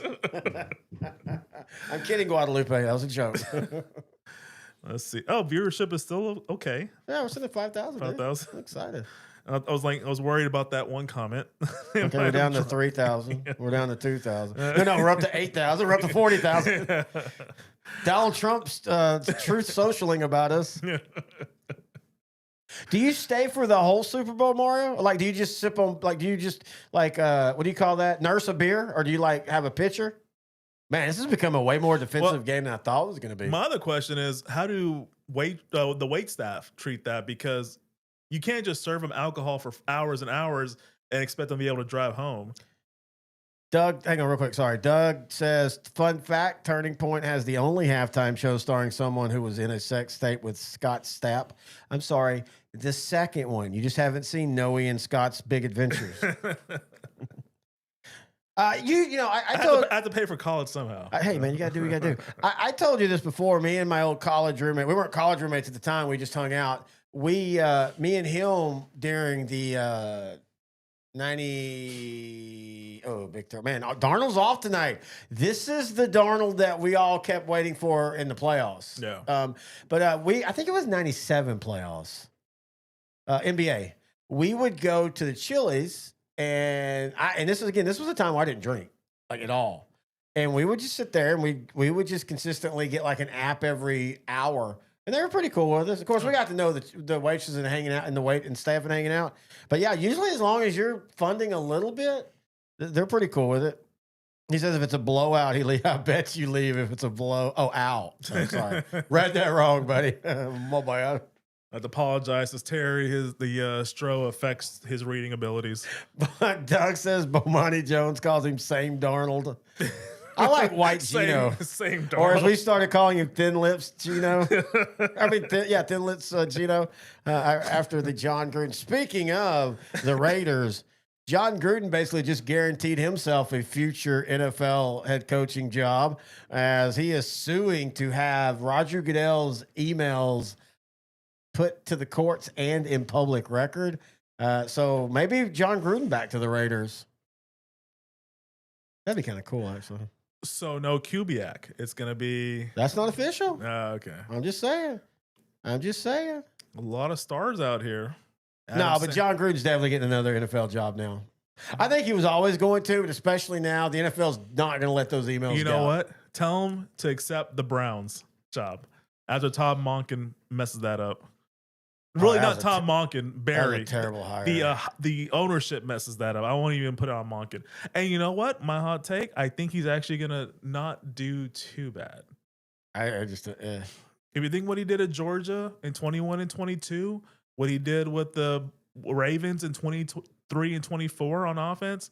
I mean, he literally got a coach fired because his offense was so bad this year. I blame Jackson being injured. I'm going to give him. I actually did too. In my opinion, Jackson being injured messed it up. And then when he came back, his hamstring was limiting his abilities. I wonder if there was some friction with the either Lamar in him or the front office in him. And I know offensive coordinators and head coaches get fired all the time after having 2 really good years and then 1 down year. But it was obvious why they were down this year. Injuries just hit them. In fact, I mean, the defense had some injuries, but the bigger issue was, where did the defense go this year? So it was weird to me that they were so adamant about Harbaugh having to get rid of him. Or maybe they knew that maybe they were ready to move on from Harbaugh and they kind of needed that excuse. So they used well, you won't get rid of him, so we're going to get rid of you. Maybe. It's funny because I need to go back and rewatch our coaching fire show or coaches on the hot seat show because I think you and I predicted almost all of them. Because like some of the preposterous ones actually did happen, like Harbaugh. He had been there for so long. Tomlin, he's not going to get fired, but he did step down. We knew about Dayball. We knew about Sean McDermott was one that a lot of people weren't thinking about, but it ended up happening. I think he'll get a really good head coaching job next season or 2 years. Who? I'm sorry, what? Sean McDermott. Oh yeah. Well, I think you and I predicted almost all 10 of them. I'm actually surprised McDermott, unless maybe he let people know he didn't want to, or it was a little later in the process. But I'm surprised McDermott didn't get any talks from any other teams. I'm a big believer, and this is the one thing I'm worried about with Stefanski. I think if you're a head coach and you get fired, you need to take a year. I think you need to reset yourself, kind of refresh your charge, whatever you want to say. Watch every game of the season. Mike McCarthy, the liar. Which in both jobs, he did take 1 season off. And with the Packers, he took 2019 off and then became the Cowboy coach in 2020. Got fired by the Cowboys in 2024. Took this season off. Now he's the Steelers head coach. Dude, I don't care what your views on Kevin McCarthy is. Not, I mean you, I meant pejorative. You, all of us. That dude will have had the pleasure to coach 3 of the most storied NFL franchises and 3 of the most storied franchises in all of sports. Yeah, that's a really good point. And he was on the staff at San Francisco at one point. Oh, because that's how he got the Packers job. Yeah. I mean, I think that's really cool. So he was an assistant for the 49ers, head coach for the Packers, head coach for the Cowboys, head coach for the Steelers. Yeah. You make a good point, man. Doug says, I think it's like the Buffalo situation. We need a new voice. Look, I will give Joe Brady credit because, and I think, Doug, you were one of them was saying, well, why are you hiring him? That's the same, you fire one guy and you're hiring somebody on staff. Nothing's changed. And then Joe Brady went and completely changed. Like I don't know. And so, well, he kept his wide receiver. I'm saying for the most part, though, he cleaned out the coaching staff. I legitimately feel like if they stay healthy, right now, and again, this is all depending on, moves and drafts and all, but right now, my early clubhouse leader in the AFC is Buffalo next year. And that's not really too risky.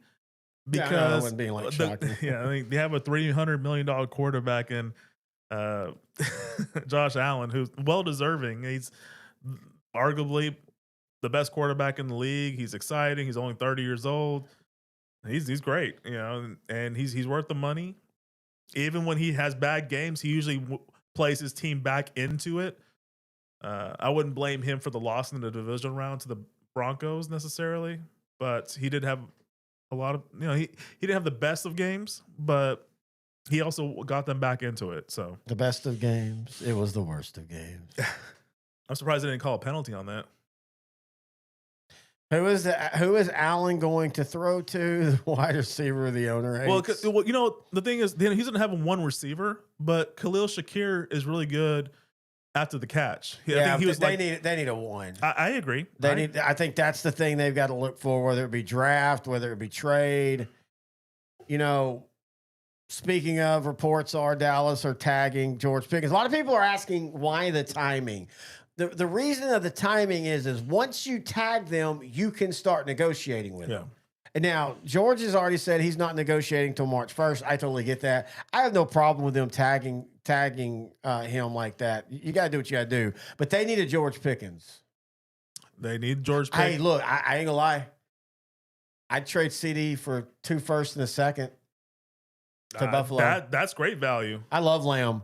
I am worried though that Lamb continually has regressed the last couple years. Now, partly this year was injuries. Like because I think he missed 4 games. If you add those games on, he basically kind of matches last year. But I mean, again, one of your best talents must be availability. Yeah. Your best ability is availability. We talked about this after the Micah Parsons trade, and even before during the Luka Doncic trade. If we can go into basketball, if you have a superstar and you want to trade him, it sucks, but okay. If you're going to trade him, get a lot in return. Yep. If you can get 2 first-round picks in a second for CeeDee Lamb, do it. I hate to see him go because I like CeeDee Lamb, but do it. I would love to get 3 for 1. Any day, I will take that. No, Darnold going deep. First deep play of the game. Oh, what a play. Christian Gonzalez knocks it away at the last second. Agent Zero with a good deflection on the deep ball. I love the play call, though, by Kubiak. Yeah, it's both of these teams have been a little bit too conservative early. Oh. Now, if Gonzalez timed that jump a little bit better, he could have gotten an interception, but he did get the deflection, though, but he was falling down when he was able to deflect it. Great defensive play, though. I mean, you're saying that, and I'm saying if he doesn't time it right, it's a touchdown, or at least a big play for the Seahawks. Both teams, though, need to be a little bit more aggressive. I like that. This could be a replay. Big play number 1 for the Seahawks is Walker down the line. And Terry is going to go down to the bathroom. I got to do, as they say in the classic Shakespeare, go drain the main vein.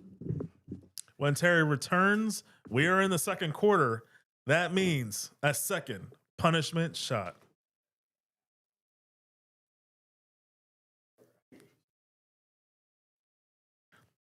Darnold back to pass. Oh, deflected.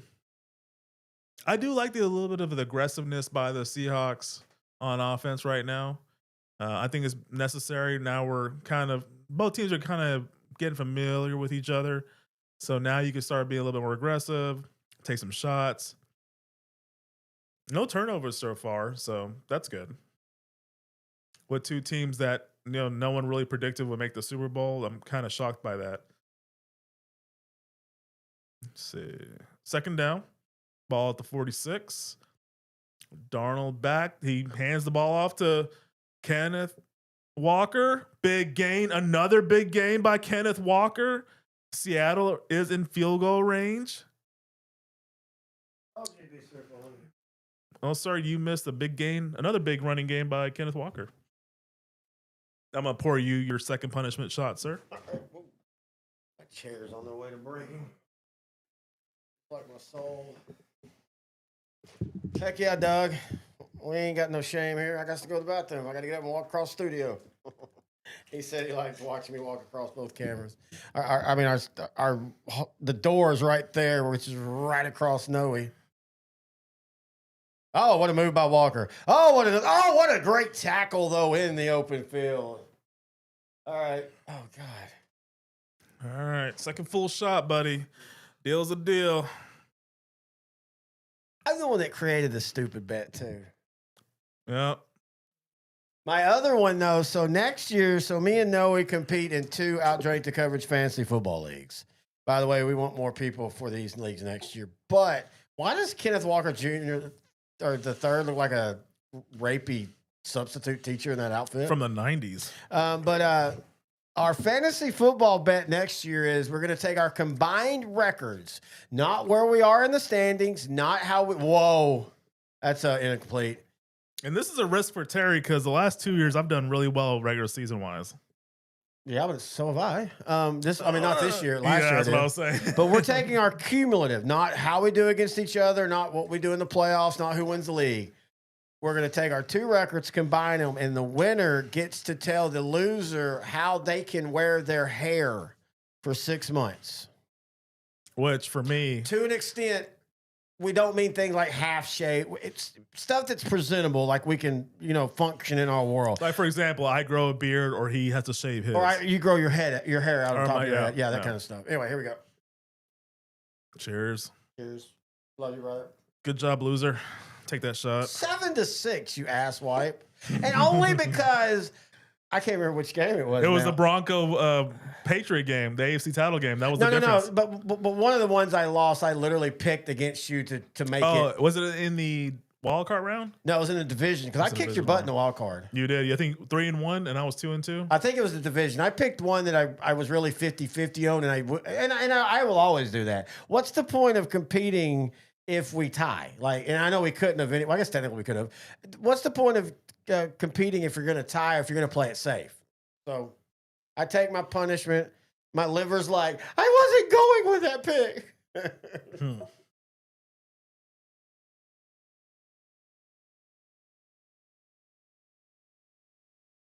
6-0 Seahawks.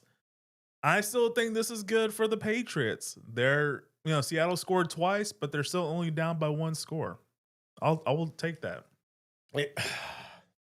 Oh, how was that second shot, sir? Was it better or worse than the first? At one point in your life, do you regret your decisions? Dude, I'm on page 775 with that. I graded that one when I didn't kiss Becky Tinson in kindergarten. Oh, we got a streaming issue. It sucked, but not as bad as the first one. You know how you and I have done a night of just Stro. By the way, show the bottle. Oh, just for people to see. We'll show it again. Again, as we were saying, I think when we first took the first shot, there wasn't as many people on. So Stro is an Austrian Spice rum. Spice rum. It's 160 or 180? 160 proof. 160 proof. It's mainly used in like teas and coffees and like hot drinks. So 160 proof, 80% alcohol. So we found it 15 years ago. I don't even remember how we found it. It's been a while. I think you were at the store and you were looking for something random and strong, and I think you asked somebody, and they pointed this out to you. Yeah, something like that. I thought maybe my Swedish friend, but he introduced me to Aquavit, which is amazing. But anyway, so we randomly drank it. We have a famous AFC NFC day where we hung out. Oh man! Where you came over to the house at like 10 in the morning. The last time, the Seahawks, the season, the 2013 season, it was Seahawks 49ers AFC or NFC title game. Yeah, and you came over at like 10 in the morning. We drank all night. We got to the point that's probably one of the drunkest I have ever been. We were so drunk that for the night game, I was on the couch asleep. People were still coming over because we had like 10 or 15 people there. It was a lot. And I was like, literally like, look, y'all, there's food, there's drinks. My ass is on the couch asleep. But more famously, intern Noe, the pro, falls asleep. We had a back room that just had a bunch of junk. Falls asleep. No big deal. Falls asleep. Next day, I actually think it was like a couple days later. I'm going back there to look for something, and I'm noticing there's like this big old wet spot And I instantly think, well, crap, did one of our cats get back here? Because we always kept the door shut. Did one of our cats get back here and pee? And I will give you credit. You actually said, I think I might have done that. I think at one point I thought I was in the bathroom because I pissed and fell down and woke up and there, I think you said it was wet on your back or something. But So the funny part also to that, my back was killing me. Yep. I slept on something hard. I don't know what it was, but my back was killing me for the next couple of days after that. Well, I mean, it was all like, seriously, it was just a bunch of boxes and crap. So Stro will make you do stupid things. Oh, and so a few years later, I can't remember why, we decided to do a Stro only night. And my God, I remember that was I slept on your couch, and the next day it's one of the only times that both of us were like completely like, I can't breathe hungover. Yeah, as Doug says, it's mainly used to strip paint, basically. Doug also asked how many years until North Dakota State makes the FBS playoffs. If you don't know, breaking news today, North Dakota State is moving up to Division I. I predict 2. I think it'll take them a while, but I think they'll be competitive. Yeah. They will be a Boise State style team because they are. If you took the teams over the last 7 years that they've had, they could compete in the non-power fives. 4 years ago, they'd have beat Indiana by 4 touchdowns. Yeah. Low losing his team in NCAA history is now a champion. I still can't believe that. That still is crazy to me that Indiana went 16-0 and won the championship. Well, and as we said, they went from being a fluke team to that's one of the most dominant runs in an era where supposedly that was over. Undefeateds weren't supposed to happen again. Man, the offensive line for the Patriots are trash right now. Or the defensive line for Seattle is just that elite. But I mean, they've been good all year, but not. I've never thought of them as an elite defense. I thought them as a really good defense. Like teams have moved the ball and scored on them. This Riley Mills has some big old arms. Jeez. I think DeMarcus Lawrence is the only guy not to have a sack across the front line. And he's been playing well. I've been watching him. He's been doing a good job as well. He was being double teamed right there.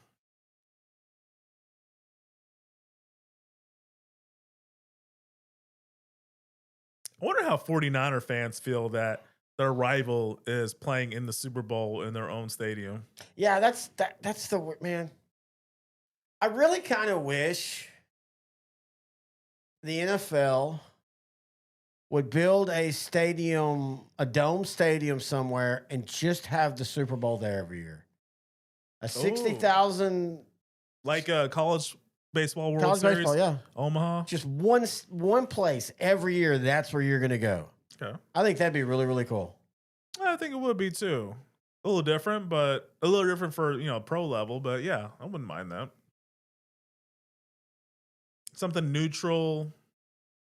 They gonna fake it? Nope. Boy, that'd be a hell of a call. Yep. A Sean Payton call, basically. What was that? Super Bowl 44, I believe.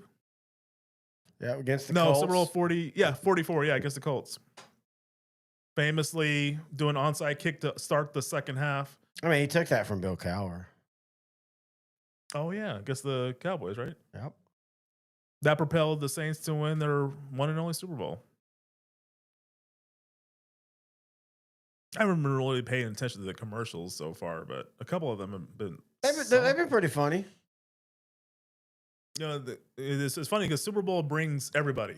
People that love football and people that don't love football, because people that don't love football, they love the commercials, they love the halftime show. Well, the last few years, it's been hit or miss on the halftime show. It's been a political divide. Let's just say that. Yeah. But those are the things that kind of drive people to watch. And then also there's food. There's always a big party, get together with friends and family. So yeah, I love it. It's like a cultural phenomenon. Well, I really think the day after the Super Bowl should be a national holiday. Well, I think this game should be played on Saturday, first off. Oh, I like that idea. You're already taking a week off, so play it on Saturday. And that's the thing with who performs. They're not picking people to perform who are for the NFL guys. Yeah. They're picking who to perform for the non-football fans that go to the Super Bowl parties, or a person as big as a Bad Bunny or a Taylor Swift, to where there are millions of people across the world who don't give a shit about this game, and they're not going to watch this game, but there's going to be a notification when Bad Bunny's about to start, and they're all going to go watch. Yep. And for all you right wingers that claim you aren't, don't lie. You're going to be watching your redneck meth game or halftime, but you're also going to have Bad Bunny on because you want to be able to bitch and complain about him wearing a dress or speaking the Spanish, even though, hey, Bad Bunny has already performed at the halftime before. Yep, Doug, huh? I didn't know that. Yeah, with Shakira a few years ago, 2018. Oh, yeah. He's the one that came out in the silver outfit. I mean, everybody else was looking at Shakira. Nothing against you, Bad Bunny. Good looking dude. Hips don't lie. As Doug said, former Longhorns Byron Murphy II and Michael Dixon, punter. Has Michael Dixon's punting fame kind of faded, Doug? Like, you know, of course, we loved him at Texas, but his rookie year with Seattle, man, he was doing some amazing things, and he's kind of just gotten I mean, he's still obviously punting there, but I don't feel he's like still one of the better punters in the league. Yeah, I just don't feel like you see as many of the look at what Michael did this week. By the way, that Trader show on NBC, have you watched that? No, I have not. I want to watch that. It looks like a good show. Morgan Moses trying to rally the troop on offense here. He's a really solid veteran offensive lineman. And one of the big reasons why, now I know you've seen the Seattle Seahawks dominating the front, but trust me, the New England Patriots offensive line has been much better this season. Yeah. Boy, Walker is having a good game so far. Yeah. Second big gain to the right that I saw earlier before you had your first pee break. He had that big run to the left. He's wearing the shell padding. I remember you and me making fun of, was it Michael Bennett? Former Seahawk Michael Bennett. Yeah. He's a defensive lineman, almost 300 pounds, 6'4", 6'5", wearing shell padding, which is just very thin layers of shoulder pads, which it only proved that with proper technique, you can avoid major hits, especially along the line. Well, and Bennett said he felt that the bigger pads were cumbersome to him. Yeah, the mobility is an issue for sure. One of the things that we talk about, the violence of football today, the athletes, of course, are bigger, faster, stronger, but the pads are smaller. You want to get football back to where you can have hits, but you're not, decapitating each other. Go back and put them in the 80s football pads and helmets and watch how they try to run and stuff. They could probably do a compromise where they just keep the leg padding at a minimum and keep the big shoulder padding. Oh, they got to Darnold. Oh, it was an elude. Oh, man. Oh, man. Pass rush was there for the Patriots. It ain't there yet, but man, I'm starting to get Patriots Rams 2019 vibes. Yeah, one major difference here is that the Seahawks basically are kind of controlling the game score-wise and line-wise. But, I mean, hey, the Patriots are formidable along the defensive front seven. All the Patriots need is that one turnover at this point. That'll change this game completely. It's still 6-0, under 8 minutes left in the half. A lot of football to play. Cooper Kupp. Chance of coup from the crowd.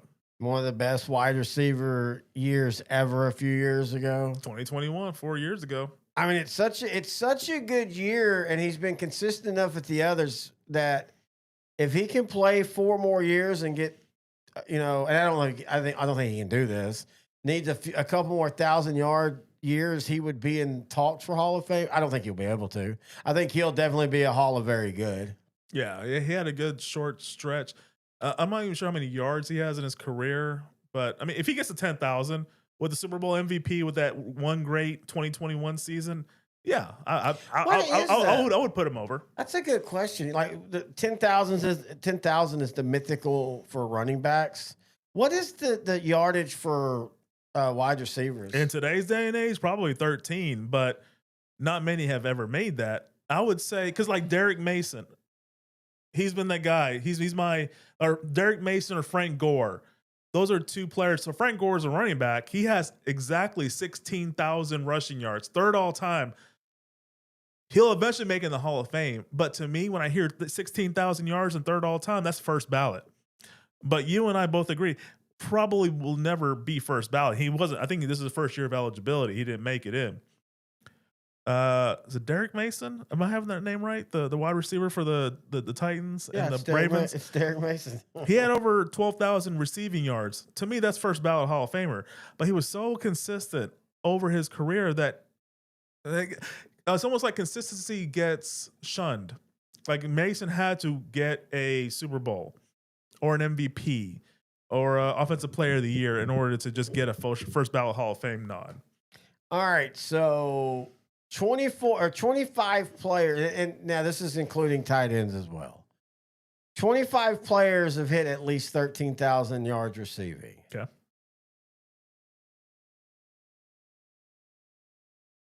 Let's see. I don't think. I think. I think 12,000 is the limit. Well, no, because Michael Irvin's in at 11,900. Calvin, I guess 11. Okay, maybe 11,000. It's just like if you have under a certain amount, if you have under 10,000, if you have 11,000 or 12,000, you have to have something else, like a bunch of All-Pro nods, or maybe an MVP. Super Bowls, Yeah. or a bunch of TDs. That's if he caught that, Go for it. Go for it. I still think if he got that catch, he would have been short. Yeah, but you definitely go for it if he catches it and gets knocked down to 1 yard short. Robert Spillane, another great addition this season that's had a great year for the Patriots. Kind of in the Mike Vrabel, Tony Baselli, not Tony Baselli. Who's the other guy? Tony, the other linebacker for the Junior Seau? No, Teddy Bruschi, not Tony. Yeah, Teddy Bruschi. He's Bill Belichick's one of Bill Belichick's favorite players, as he said. He said almost a perfect player. Yeah, Teddy Bruschi was great. Kind of Spillane kind of reminds me of both those players combined. Dickinson. We're just talking about Dixon. Yeah. I'm sorry, Dixon. I said Dickinson. Sorry. Oh, I used to say it all the time like that. Or as I say in Letterkenny, Dickskin.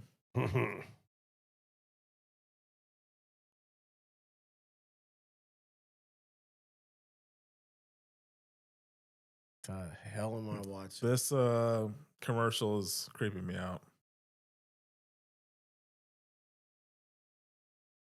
I'm gonna have to get therapy for this. 6:42. Super Bowl's moving on at a pretty good pace. I kind of wish they started a little earlier, like at least half an hour earlier. I kind of wish the Super Bowl ended around 8:30, 9 o'clock. Well, like I said, I feel like you should make this on Saturday. Start it at 4 o'clock. I'd love that. Ends around 8, just enough for people to go out and celebrate or get mad. As a diehard Cowboy fan, I'm not one of those "this is our year" fans, but I am the I hate the Eagles no matter what fans. And watching this Bradley Cooper commercial gave me a little. What's Matthew McConaughey, Bradley Cooper, Parker Posey? I do like that Matthew McConaughey is annoying him, which is the consolation. Don't squash the beef.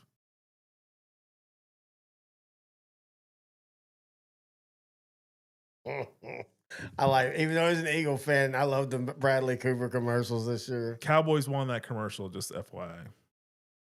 Is McConaughey a Cowboy fan? Yeah. He's a Texas guy by default. He has to be. Oh, no, he's from Longview. He could be a Texan fan or an Oiler fan. Fine either way.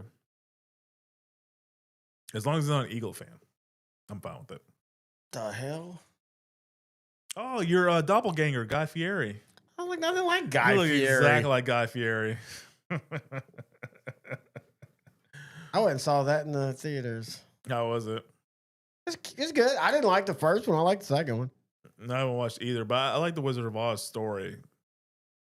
I never actually was into the. I mean, I watched it many times. My dad loved it, but I never was a big, huge Wizard of Oz fan.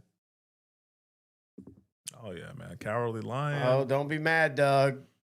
The Hispanics are singing at half. Not my Super Bowl. Mario Scott says the NFL must own Sunday at all costs. Yeah, but I mean, you can own Saturday on the Super Bowl.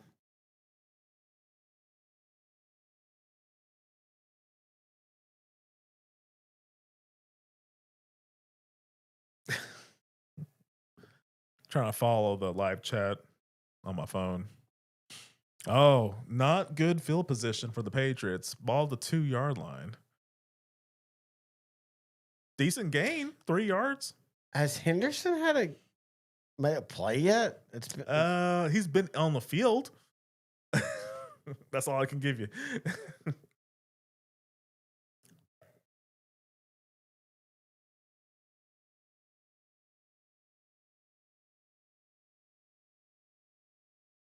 Love it. That's some good coaching right there. It's all so cliche. I don't know Go what you're talking play, about. run hard, play well, boys. Look, Gary Bradbury, Morgan Moses, and Will Campbell are about to control the line of scrimmage right now. As a famous baseball fan, if anybody gets this one, I will. You can't cheat and look on your phones, but as the great Annie Savoy said, hit them where they ain't, boys.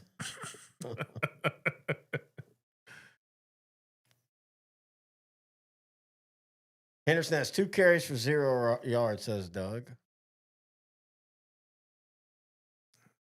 Man.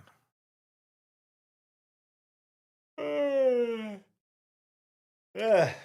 Line play is so important, man. Wow, thanks for that deep insight. Hey, it's like what I always say, man. The line play, defense and offense is the foundation. It's like a house. It's the foundation of a team. You got to build your team from the line out.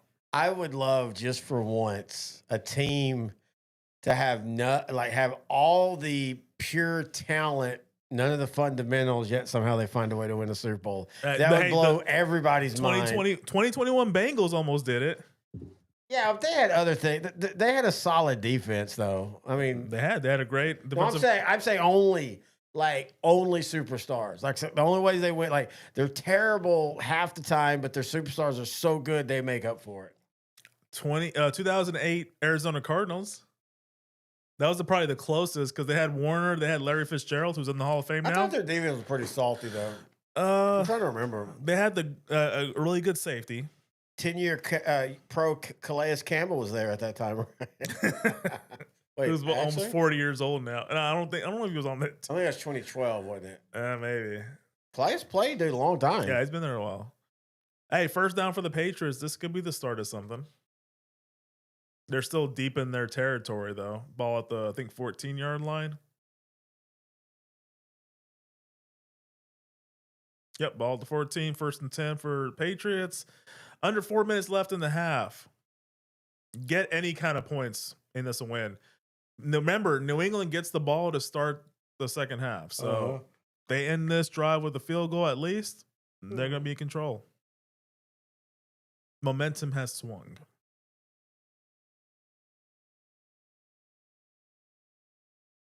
Calais Campbell was drafted. I was right. 2008. Oh, so that was his rookie year. That was his rookie freaking year. Okay, standing corrected. Wow, and he's still playing. He's still playing. I think he could be like a spot star, like a Trace Armstrong 2000 with the Dolphins, getting 15 sacks on like a 30% of the snaps. Let's see what his stats were this year.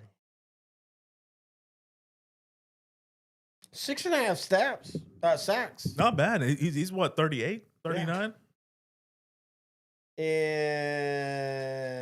In 17 games, he had 43 tackles and 6.5 sacks. It's not bad. I don't know how many snaps he had. They just said he played every game.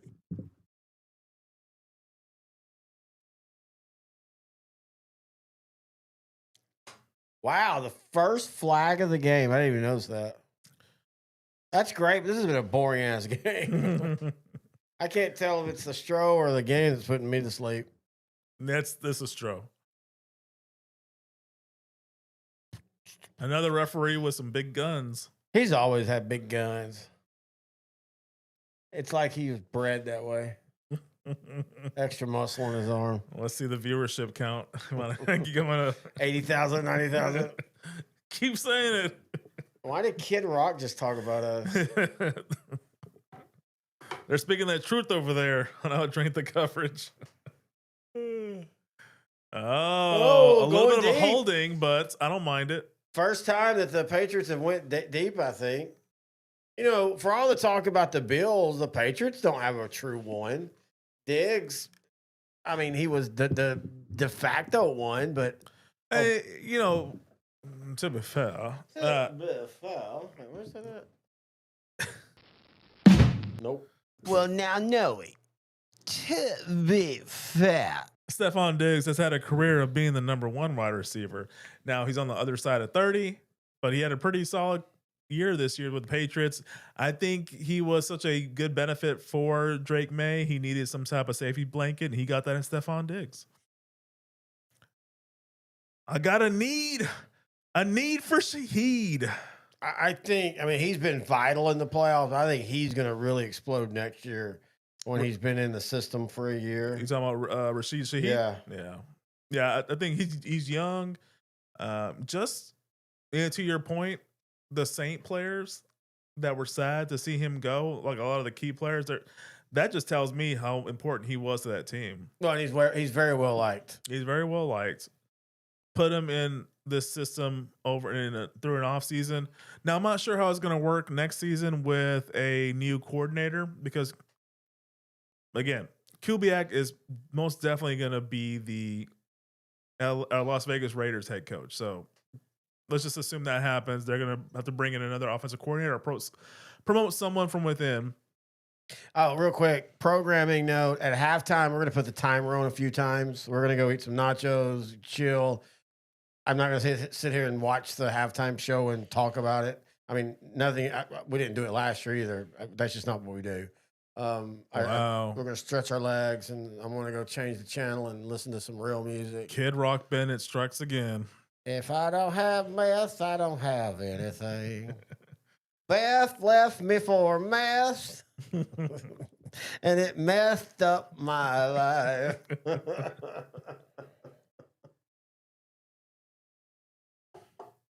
Man, we gotta go eat nachos. Nacho Libre? The hell? Hey, bathroom humor? Liquid IV commercial. On that note, hydrate. Hydrate.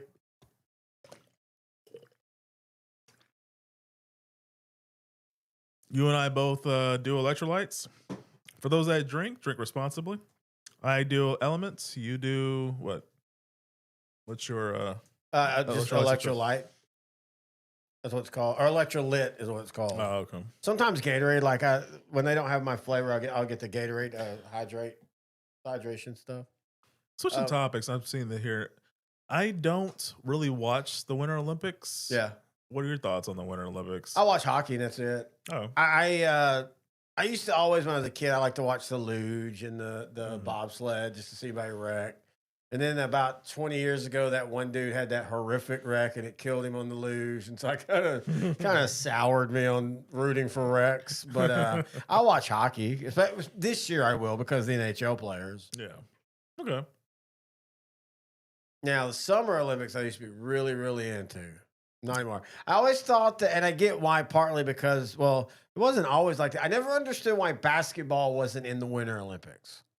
But the Summer Olympics I used to really, really watch. Man, the Olympics are so just, they're just so, I don't know.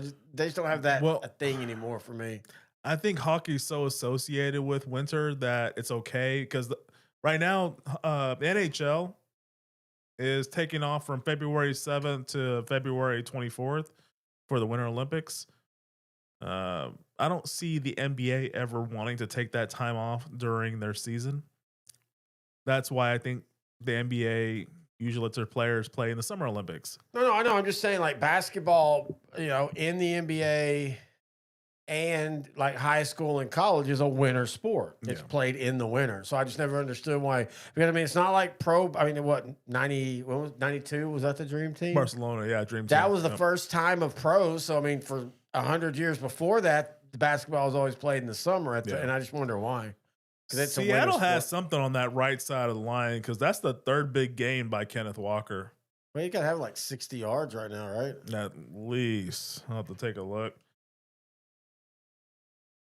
Hit the 2-minute warning. It's 6-0 Seattle in the first half. Yeah, liquid IV is really expensive. Kenneth Walker the third, 13 carries, 93 Oh, wow. rushing yards. Oh, that's right. I missed the one run. I'm actually pretty good about just watching a game and guessing the stats, but I missed that one run. Yeah. And he has one catch for 6 yards, so he has almost 100 yards all purpose, 99. Oh, he's the leader in the clubhouse for MVP right now. Yeah. Adrian Brody, one of my favorite actors, but I don't really see him in much stuff. He's one of those, him and Hillary Swank. Mm. They're either amazing or they're terrible. They have no in between.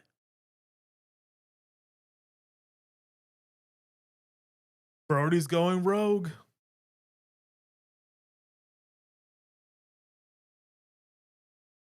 Oh, I saw the trailer for this. What is this? He's gonna go into outer space. He's like a scientist or whatever. He's gonna explore a planet that's habitable because Earth's about to die. Or, whatever. Mm-hmm.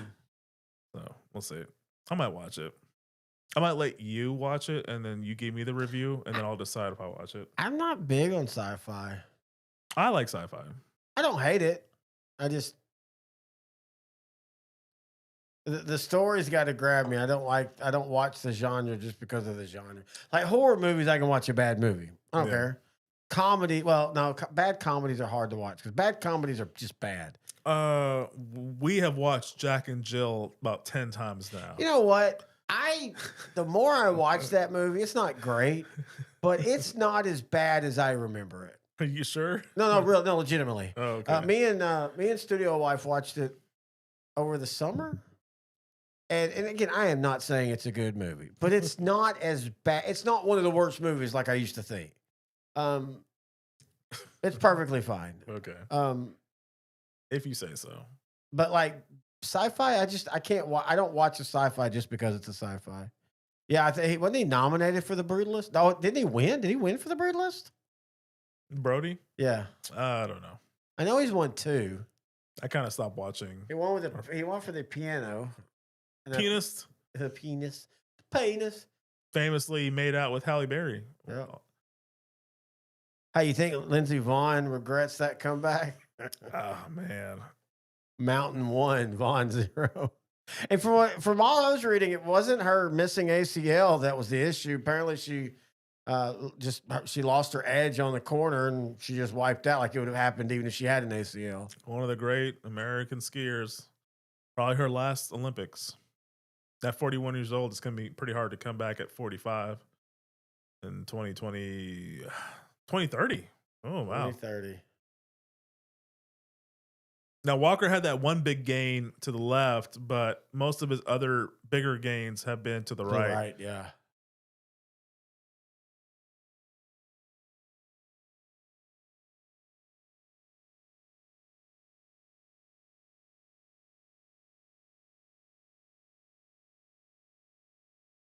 They're talking about how because they're giving up runs, the Patriots are going to start walking their safety down, which should open up the back end. I don't think any relation, but Craig Woodson has been a pretty solid addition to the safety group for the Patriots this season. And their whole defense is just solid. And by relation, I mean Darren Woodson, former Cowboy great. The one player from the 92 I thought you draft. meant Charles Woodson. The one player from the 92 draft that should be in the Hall of Fame. Yeah, no shit, man. Still to this day, 92 draft, 0 Hall of Famers.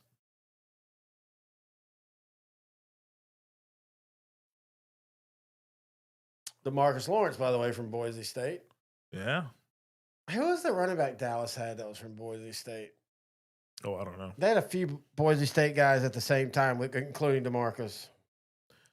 40 seconds left in the half. Ball at the 35-yard line. First down. Seattle has 2 timeouts left. No, Joseph Randall was Oklahoma State. Yeah.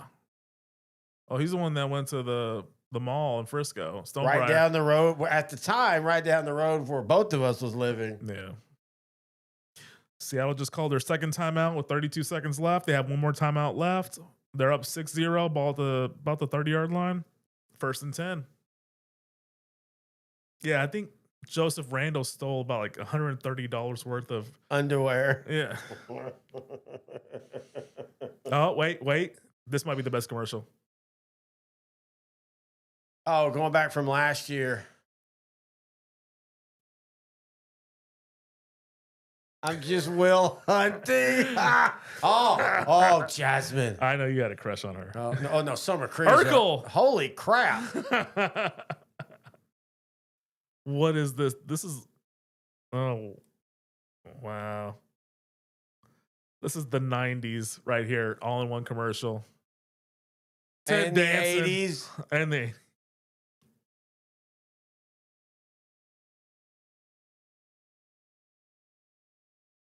Wow. Tom Brady. You like donuts? This is my new boyfriend. How about them? Okay, that Goodwill Duncan wins right now. That's number 1 by a country mile. Hey, Jennifer Aniston. She's 55, 56. Looks great. I didn't need to. I could have swore there was a running back. Oh, wait, what's going on here?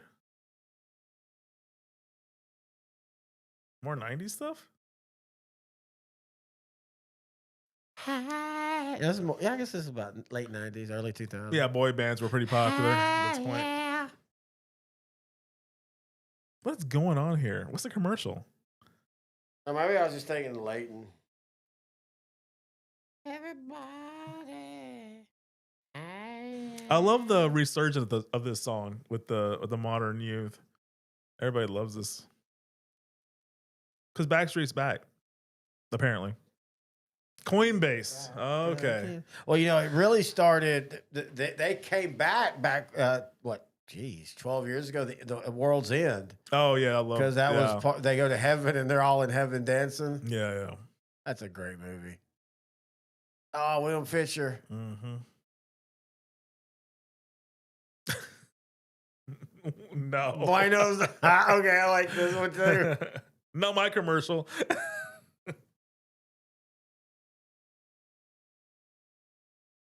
Should we cancel this commercial? I'm not sure. I like it. Why? I don't know. I'm just trying to get views at this point. We're doing good on views, brother. Oh, it's never enough.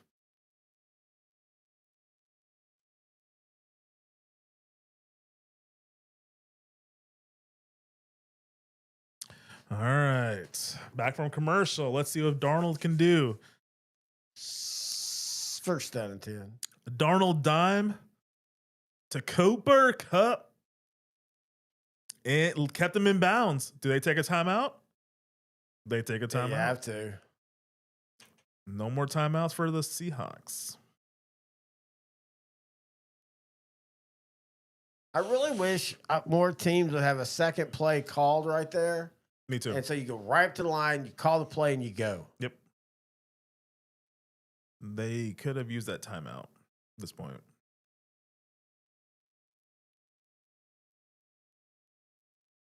You think they take a shot right here in the end zone? I hope they do. I'm afraid they're going to keep playing it safe because they don't. I mean, if you're the Seahawks, I see playing it safe too, though, because you make it a 2-score game. Yeah. And right now, the Patriots just show they can't move the ball worth the down. And New England does get the ball to start the second half, so I would be very happy if I was a Seahawk if I got another field goal at the very minimum. Being up 2 scores is a big deal right now. Kupp, first down. I gotta clock it. Gotta spike the ball. Check down. Oh, I think they said it was incomplete. Yeah, as they were saying on the broadcast, it might be best that it was incomplete. Which is kind of shocking to me. I would never think Cooper Kupp. That's a catch. Oh, that's a catch. Can they review it? Well, yeah, the booth review under 2 minutes. I have faith in Cooper Kupp, but they did not. This will actually hurt Seattle. No, no, that's a catch. It's a catch. Does it hit the ground? Does it hit the ground? You can't tell if it hits the ground. I think that's a catch. Collinsworth was one of the few great comments there.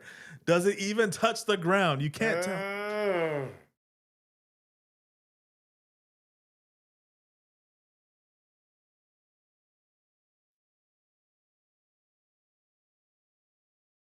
Not enough to reverse the call, so I'm okay with it.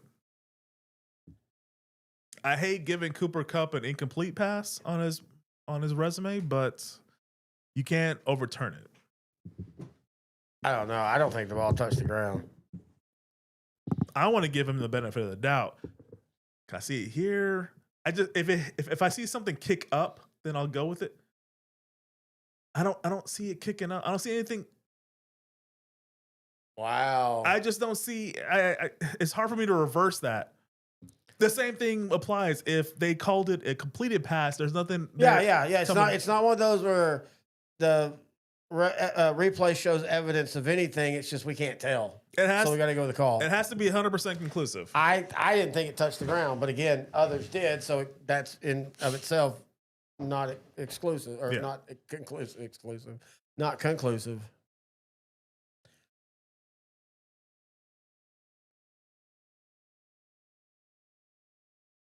Don't get mono on 3. Quit checking down Darnold. Patriots call a timeout. 6-0 here in the first half with 20 seconds left. At halftime, intern Noe the Pro is going to be performing his version of America. That's going to be canceled more than Bad Bunny. His ode to Epstein. His Harvey Weinstein spectacular. Maybe. Actually, that might actually be better. That'll be on our dark web channel. OutDrank the 12-year-olds. After dark. OutDrank the 12-year-olds after dark. Yeah.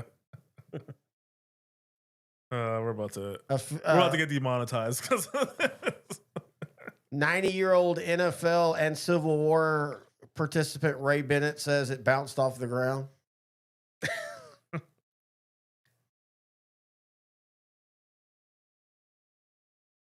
Come on, Sammy D. Slinging Throw it to Sammy. the end zone. Slinging Sammy. Christian Gonzalez has been the player of the game for the Patriots so far. Second Two great big plays. Yep. Second, and that was in the end zone too. Great job. That Darnold threw it behind it though. If he leads Smith, that's a touchdown. Watch. Rockwall's finest. Watch. See? Yeah. If he leads him, that's a touchdown. God, Darnold's terrible. God. He's never going to win a game. You should just trade him or let him go in a free agency. I bet the last couple of years he sucked. Yeah. But you have seen Darnold, and I am not. He's not choking, folks. I don't want anybody to think I'm saying that. But he has played more like the Darnold we saw when he struggles in this game. Yeah. Yeah. There's been games where he's thrown 4 interceptions this season. He has those bad games. He's just been benefiting from everyone else. It's kind of like the Jimmy Garoppolo situation with San Francisco in 2019. In 2020, 2021. One of my favorite quarterbacks is because you can put him in there if everything else is fine. Go a little bit cheaper on the quarterback and just let him be a game manager. Well, you could go to the first time they beat Dallas in Dallas, and you saw Jimmy G and his whole career encapsulated in one game. Yeah. In the first half, he was calm. He was collective. San Francisco was in control. In the second half, he literally threw Dallas back into the game as the San Francisco quarterback. And it wasn't necessarily interceptions. He just overthrowing on 3rd and 4s, underthrowing on 3rd and 4s, things like that. And you're kind of seeing that tonight with Sam Darnold. And I hate the word choke because he's not choking. He's not at least to me, he looks very calm. He looks very collective. He's just not hitting the throws when he needs to. Yeah, he's not. But fortunately for him, Seattle's up 9-0. Exactly. And saying all that, they're up 9-0. If it stays the same way going into half, they're up 2 scores. New England's going to get the ball to start the second half. Who knows what happens because Seattle's defense has been dominating. So there's a chance where New England gets the ball to start the second half, and they might be 3 and out. I'm kind of bullish on the Seattle's defense right now. They're dominating, and they're not doing. I mean, I know one of the sacks was a blitz, Yeah. but for the most part, they're doing it with that front four. Yep. So far, it's been playing out the way a lot of people thought it would. Seattle was the favorite team. I thought Seattle had more points on the board. I thought Patriots would too. Yeah. All right, that's the end of the first half. We are going to take an extended break. We're going to have the timer up, so please come back here and y'all can tell us how the Spanish halftime sucked or how Kid Rock smoked meth, whatever. We don't care. We're going to go eat some nachos. We'll be back halftime of the Super Bowl. Yep.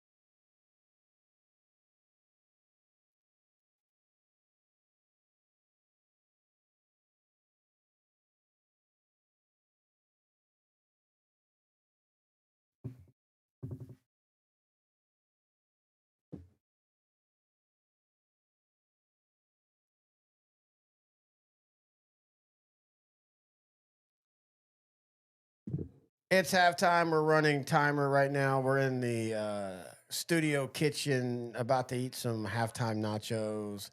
We'll be back after halftime.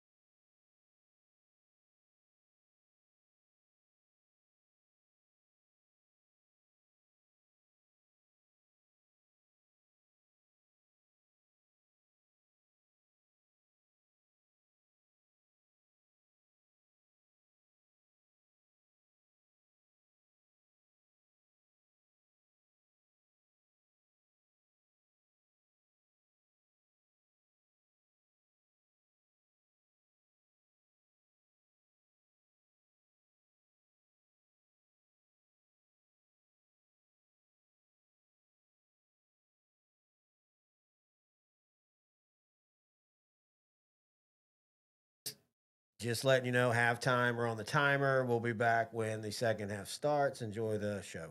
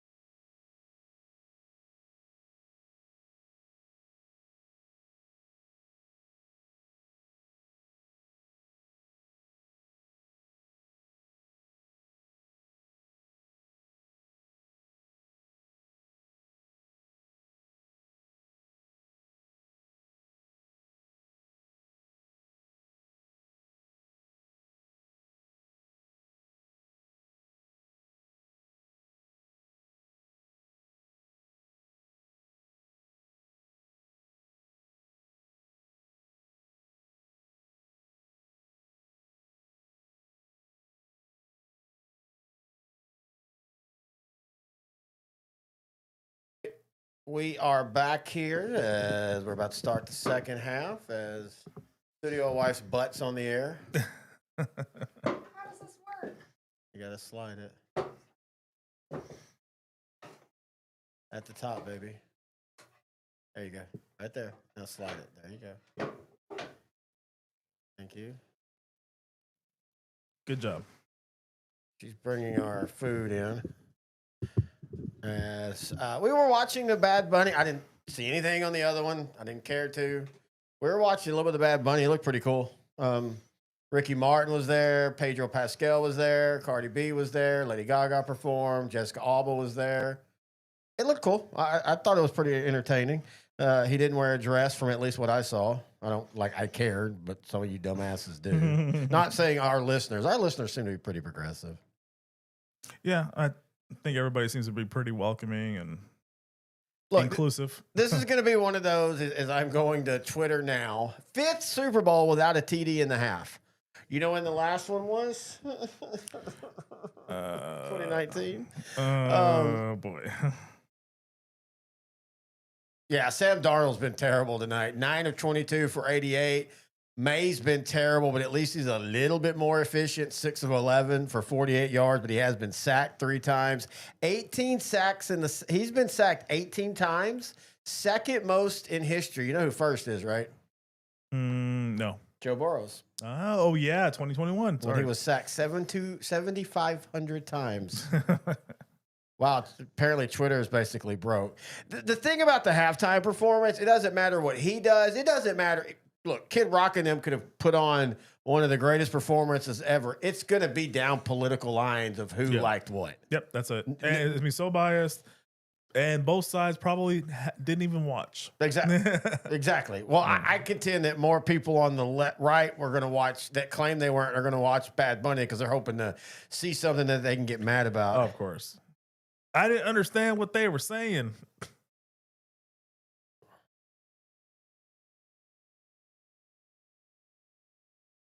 So 9-0 going in the second half. Do you see the Patriots making any kind of second half adjustments? Like, do you think Josh McDaniels has some tweaks to the offensive scheme? Pass protection, I think, is the biggest adjustment they need to make because Seattle's defense was all in that backfield. I'm. Oh, wait. I need you to do a third punishment I literally shot, just sir. said I'm taking the control of the narrative and doing it now before you forget. So 3 out of 4 are done. How are you feeling? Good. Next time, make better picks. You won by 1, you dick. Number 1, better than number 2, sir. I am the 2025 OutDrank The Coverage fantasy football champion, sir. Have some respect. Oh, wow. This platter looks studio wife bringing nachos. This looks amazing. Did you take a picture of it? No, I'll take a picture of it. I forgot. No, almost a great grab there. I think it's Booty. His real name is like Keyshawn Butte. Yeah, his real name is Boutte. Yeah. He's from Louisiana. They Keyshawn. say all the funny names. Yeah, you know, the Cajuns, Louisiana. Let me take a picture.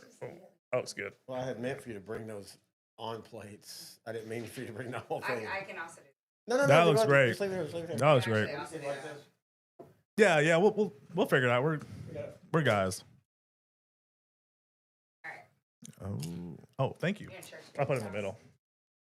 I was Hey. just about to say, one of the things they needed to do was get the run game going. Yeah, that's been a staple for them. Are They've you been gonna able eat to. any of this? A little bit. Go make you a plate, man. I'm good. You deserve it, Jenny. I mean, wash the dishes first. No problem. It's really good. I think I haven't tried it yet. 3rd and 3, crucial. I think they're going to convert. I think we got Studio Dog in with us here for a while. Oh, Studio Dog's gonna be here for the rest of the game. Oh, those are good. Holy crap, those are good. All right, Drake Mayday back throwing. Got Should have been intercepted. Job with the pass deflection. I really thought the Patriots were going to convert this. Damn it, I should have made that one of my bets. Yeah, should have I been. could have erased my fourth quarter shot. Actually, if I do make a bet, you're gonna have to shoot. Okay. That's who his name shall Let's see how good these are. Once again, studio life in the camera. Hello. Oh, wow. That's all you're eating? I already ate. Need an appetizer. Those are good. Hey, studio life.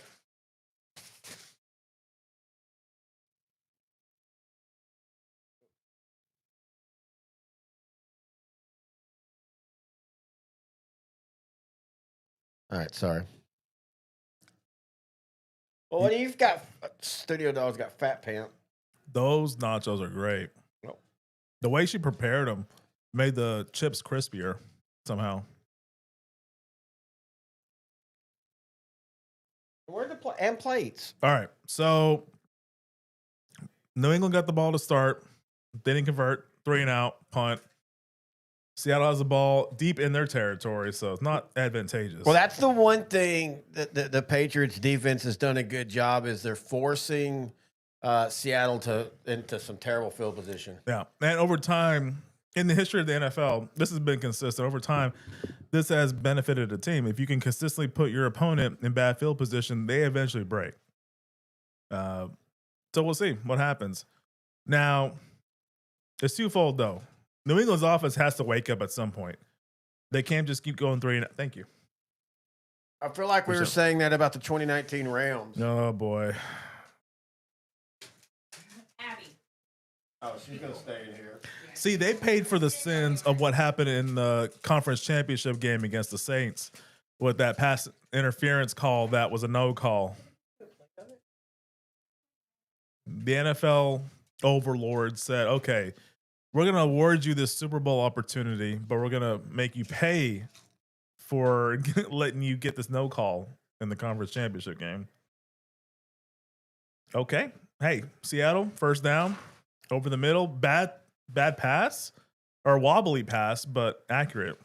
Okay. So if Darnold continues to play this bad and they win, does it knock him a little bit? No. He's still the only quarterback that's ever won back-to-back 14 games in a regular season for 2 different teams. Yeah, but that's again, that one game is a big difference. Well, I mean, yeah, because there was 13-3 going into the final game, but still, I'm not going to discount him. I won't either, but I guarantee you the perception will. People will talk about him look. Oh, He got to a Super Bowl. They're up. Oh, look at that move. Look, I'm not saying that as someone that agrees with what the narrative. I just realized his number is 14, and he's won back-to-back 14 games. Yeah, he's won 14 games back-to-back seasons. I'm just saying, if he continues to play bad. By the way, he just got a great run, scramble for a first down. But if he ends up with bad stats and they win, unless he goes back to another Super Bowl, people will say he's Trent Dilfer, right or wrong? I'd say wrong, because I think he's had more of a successful career than Dilfer up to this point. Or Brad Jackson. Oh, Buccaneers. I think he also had the number 14. Yeah. I hate Brad Jackson. Well, you hate Brad Johnson just because of Or what Johnson. he did. I said Jackson. You're right. Oh, Johnson. okay. Yeah, you hate Brad Johnson because of what he did with the Cowboys in the late 2000s. 2008. And then he was also a Washington quarterback. He was a really good Washington quarterback in 99 and 2000. Those are some good Washington teams, by the way. That 99 Washington team, I really think they should have made it to the Super Bowl. They just couldn't beat the Cowboys. Oh, Walker's your MVP right now. Again, whether running or receiving to the right side, he has an advantage. You're a good point. They're exploiting something on that right side.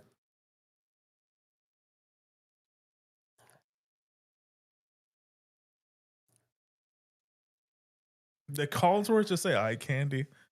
Yep. Okay. He says that a lot when he's talking about trying to show someone. Okay. So during the performance, Bad Bunny was holding a football Yeah, I saw and that. walking. Super 70 Sport on Twitter said he already gained more yards than the Patriots. Ouch. Oh. That is the best line of the night right there. Can we like repurpose it and make it seem like we created it? Yeah, so we'll do that. We're going to. Sorry, buddy. That's just how showbiz go.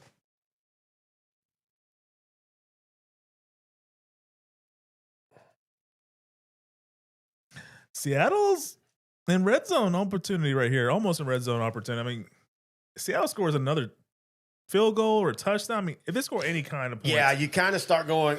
It's way too early to say it's over, but the Patriots are going to have to start putting something together. No, this kind of reminds me of the 99 Super Bowl or 99 season Super Bowl, St. Louis, Tennessee. St. Louis Rams went up 16-0, and then the Tennessee Titans made a comeback. Early to say that's going to happen, but this is kind of giving me that vibe that I think Seattle scores a touchdown to go up 16-0. I think the Patriots offense might wake up, maybe not in this quarter, but in the last quarter. I think the Patriots do score at least a touchdown. But right now, Kenneth Walker is the MVP of this game. He has been electric for this team. And the funny thing is, like, there's never been a shutout in this game in the Super Bowl, but you almost want to give it to a defensive player if you've made history by preventing a team from scoring. But I mean, Kenneth Walker to me has been the most impressive person in this game so far. The issue is, and I mean, this is a positive for Seattle, is it's been the whole defense, not one player. It's not like you can say this guy has 4 sacks or anything like, oh. As a homer, I mean, the 92 Cowboys come to mind. A very good team defense, but no one made the Pro Bowl. Yeah. No, the Pro Bowl mattered. I meant specifically, though, in this Super Bowl. Oh, yeah. Like, there hasn't been one guy with 3 sacks. There's been 4 guys, and each one's had sacks, or 3 sacks. And there hasn't been any interceptions or turnovers, so I don't think you could give it to a defensive player. So I think right now Kenneth Walker has to be the favorite. This kind of reminds me of the Week 18 regular season finale, Seattle and San Francisco, where people said Seattle dominated that game, but that game was 13-3. Yeah. It wasn't really a blowout. It was a blowout in the sense of play by play, but score wise, it was not a blowout. They're gonna go for a field goal. So Jason Myers. First kicker in history to win the MVP award. Darnold once again no misses on a surefire first down. Yeah, that was as an 8-year veteran, he should be able to make this. Yeah, that's a first down.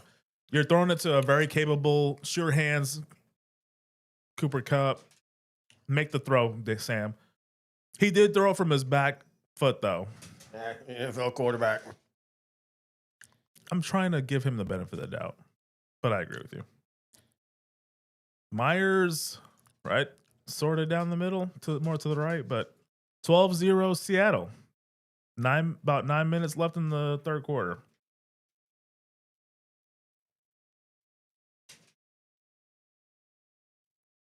Hey, they went into the half down 2 scores. The Patriots are still down 2 scores. 12-0 Seattle leads. It's a field goal game.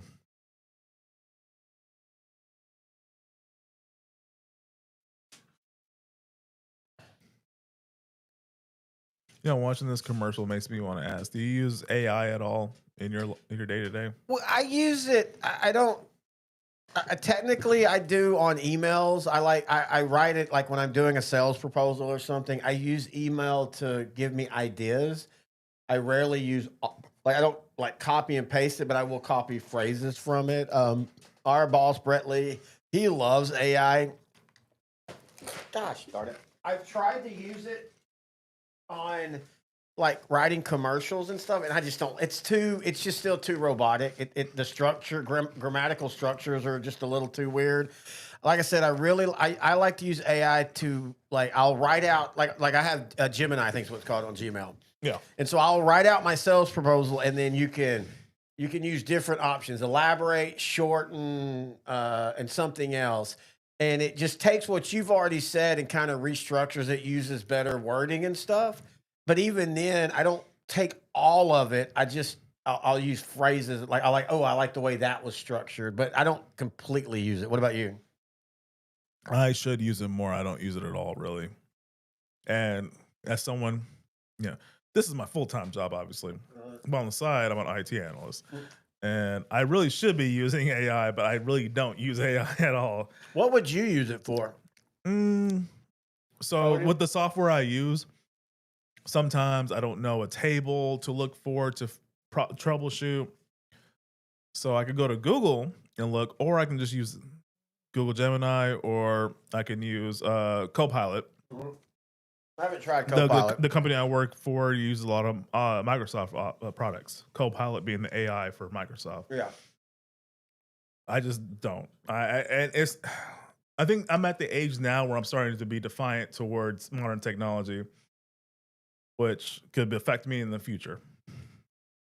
But I'm sorry, I didn't mean to cut you off.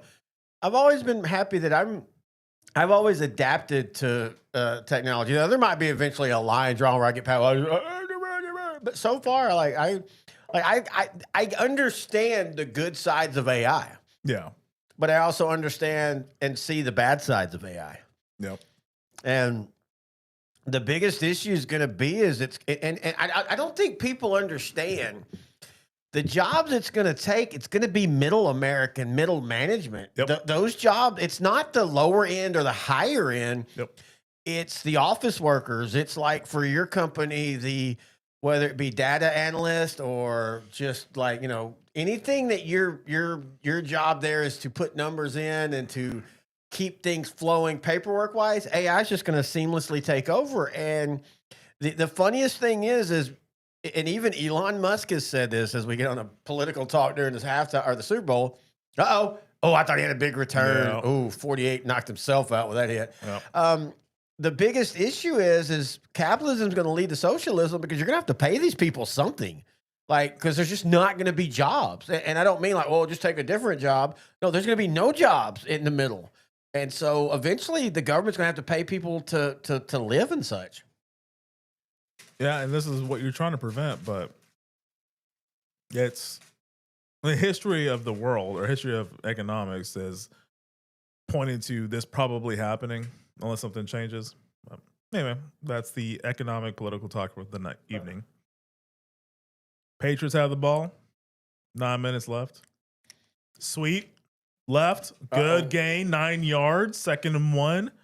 They've had a couple good runs this half. Yeah. Henderson is the big player. He is the home run hitter for the Patriots on offense. Speedy running back. Rookie out of Ohio State. I'll be right back. Terry is taking a break. Wow, I got my chips. I want to get this out of here. I don't want to see my junk. Don't trip over yourself. We need you for the rest of the show, sir. Come on, studio dog. I still need you to take another shot. Shut up. Hey. 2nd and stuff right up the middle. Seattle's front four comes through yet again. Impressive. Gang tackle, sign of a really good defense when everybody swarms the ball. Ernest Jones the fourth, DeMarcus Lawrence, Devin Witherspoon.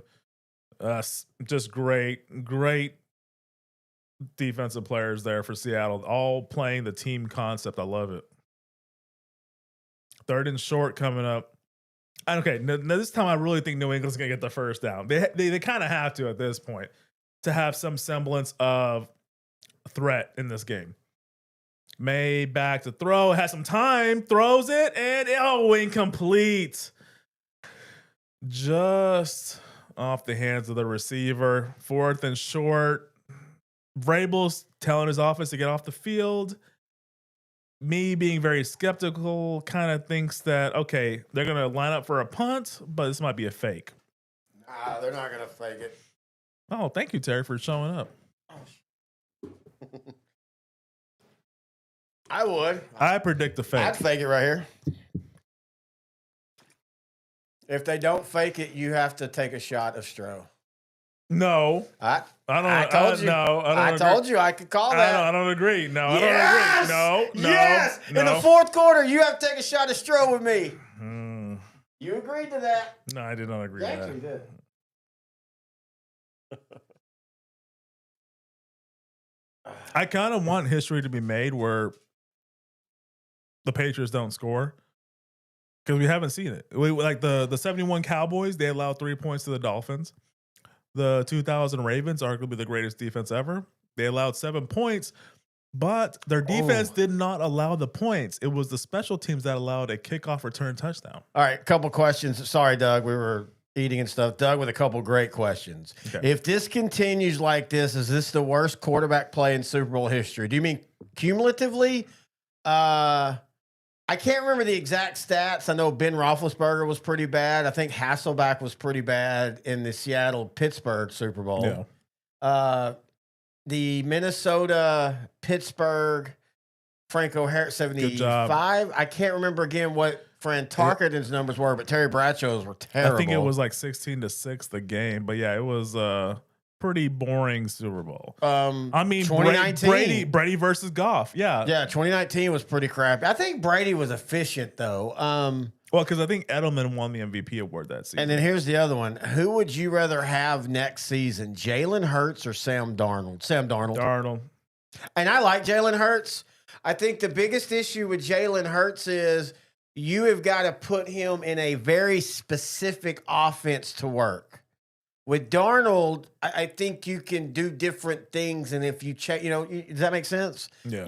I think he can do more things inside what the NFL wants than Jalen Hurts, and I like Jalen Hurts a lot. I think he gets a little over crap given to him because of some of the, especially this year and then 2 years ago. But there is a legitimate issue of when you need, it's funny, he's played great in 2 Super Bowls, and he's thrown great in 2 Super Bowls, but consistently, week in and week out, when you need Hurts to make throws, he doesn't make those throws.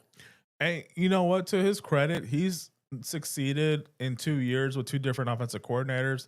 2022, he did really well in Shane Steichen's offense, was really able to connect with A.J. Brown in 2024. He succeeded more as a game manager, handing off to Saquon Barkley up until the Super Bowl, where he kind of was just a gunslinger in there, and he ended up being the Super Bowl MVP. So he has the capability of being that guy, but I really haven't seen it consistently, so I really can't trust it. And now he just finished year 6 in the NFL, so I don't know. I'm not saying he can, I just haven't seen it yet. So, hey, everybody that's in here that's talking, what's the consensus on the 2 halves? Is anybody reading? I know you're going to get the, he didn't sing in English. Why we got a halftime show? But I'm just curious on what the consensus on both of them are, because X has been basically hard to read right now because it's so many people on it. Why do people care so much? Why do I care? I'm just always curious.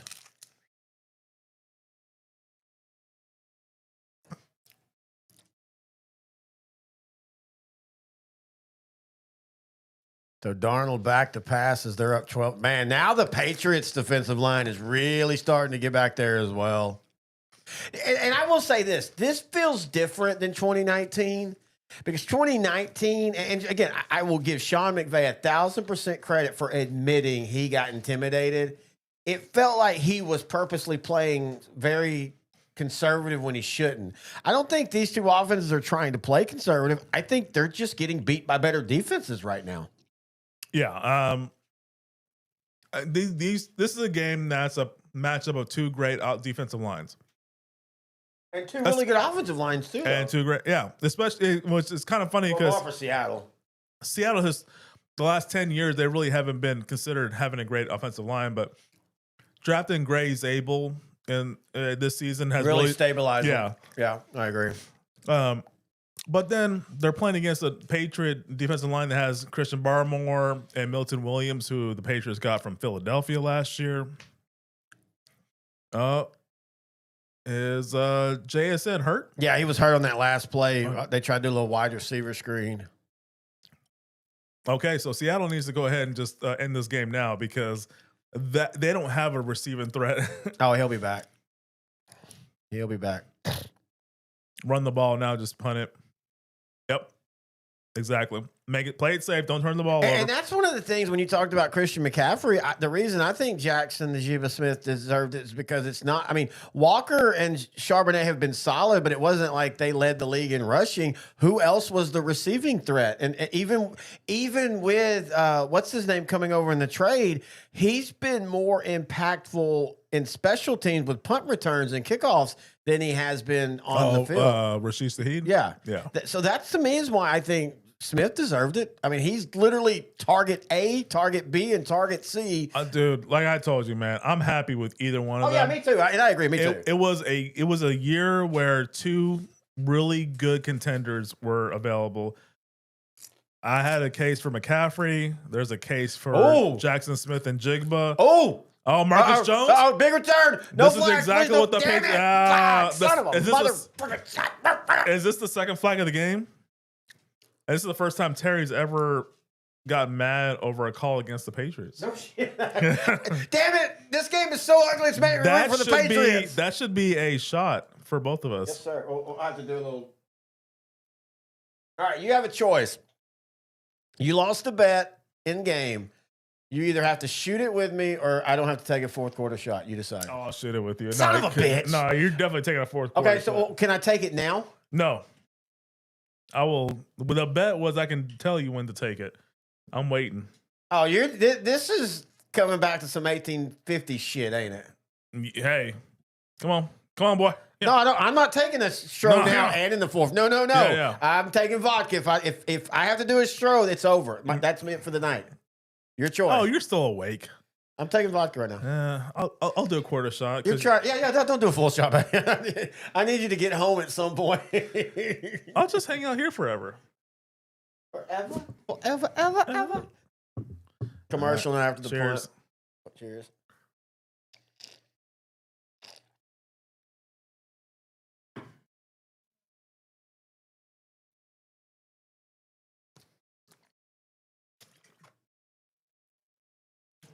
Oh, I'll take it. Go ahead. We're going to be eating on it the rest of the night. Ooh. We keep going back for it. I can't believe you done 3 shots of those. Ooh. You only took a quarter. I've taken 3. I've taken a quarter. And I do appreciate it. Knowing, understanding Stro. I took a full shot at first, a half shot second, a quarter shot in the third, and I'll take a quarter shot in the fourth. God, next time, make better picks. Ugh. Dude, it was 7-6. Ugh. I'm so tired of you saying that. Wait, it was, how many did you get? You got 6, right? And then I got 7? Yeah. No. Mario Scott. No. Sorry. Go on. No. You got 6. I got 7. You got 6. I got 7. 6-7. You got 6-7. 6-7. Oh my God. No. That's cool. That means all the kids on Twitch love us now. But why are the numbers going down? Going back on some of the conversation. Sorry, Mario. We were talking. Mario says he uses it. It does 85% AI. On that conversation, it does 85% of his job, but you still need me for the last 15. Chiefs Queef. Whoa. That's her name. I don't know if this is a real or a bot. Why do the lines on the field mean? Okay, Courtney says, in your professional opinion, who's hotter, Joe Burrow or Tom Brady? I like the older man. Give me Tom Brady. He's understated. Actually, I don't know, man. He just don't like big foreheads. That's why you don't like Joe Burrow. When he got to that TB12 workout program, he got Doug said a 1/8 shot in the fourth. Punter for MVP. No, 2018 Super Bowl, the Patriots punter should have gotten the MVP Yes, award. you and I talked about that many times because that's one of the underrated parts of that game. I can't remember who it was. He kept pinning the Rams inside the 15-yard line. So 12-0, 5:10 left to third. But this has been a very fast-moving Super Bowl. That's what happens when you only have 4 field goals, basically.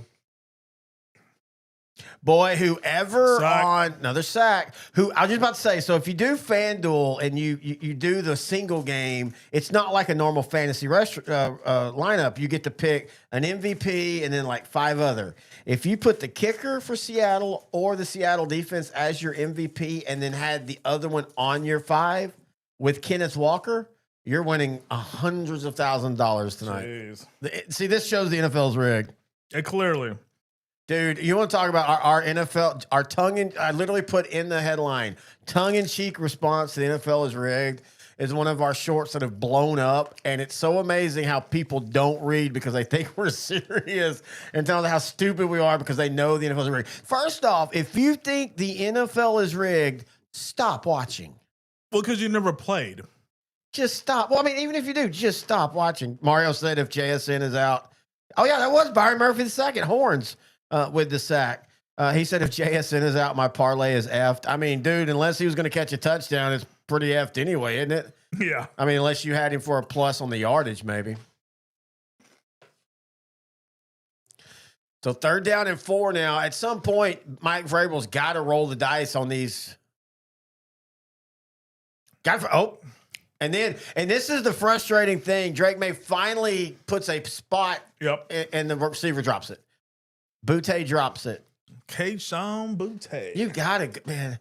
I straight up go for it right now. I mean, dude, I know. That's why I thought they were going to do a fake punt the last I drive. mean, like, just straight, don't even fake it. Just straight up line your offense out and go for it.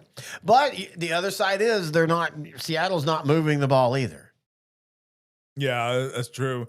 But Seattle's not really pressurized. This reminds me of the Week 18 game between Seattle and San Francisco where Seattle won 13-3. They weren't really scoring, but it wasn't like San Francisco was going to score. I don't feel this. That game felt more dominant, though. This game feels like the Patriots still, they're just a play away. They really are, because Seattle's keeping them in the game. 12-0 still. Now a commercial break. Oh, Jurassic Park commercial. I wonder how this is going to be. Oh, Jeff Goldblum. Oh, this is the original movie.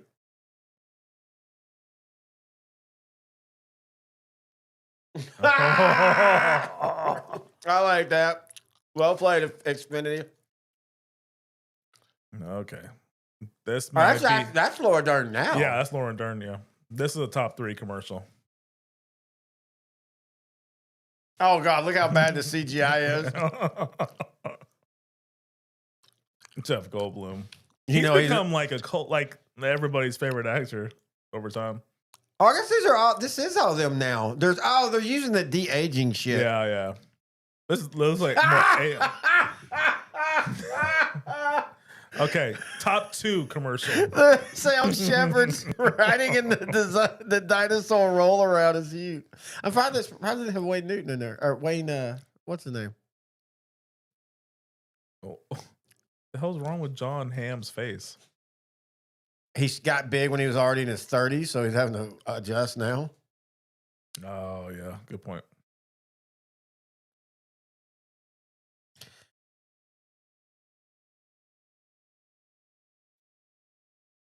I'm pretty sure her husband had a influence on this guy getting in the commercial. I feel like we're getting hit with some bots.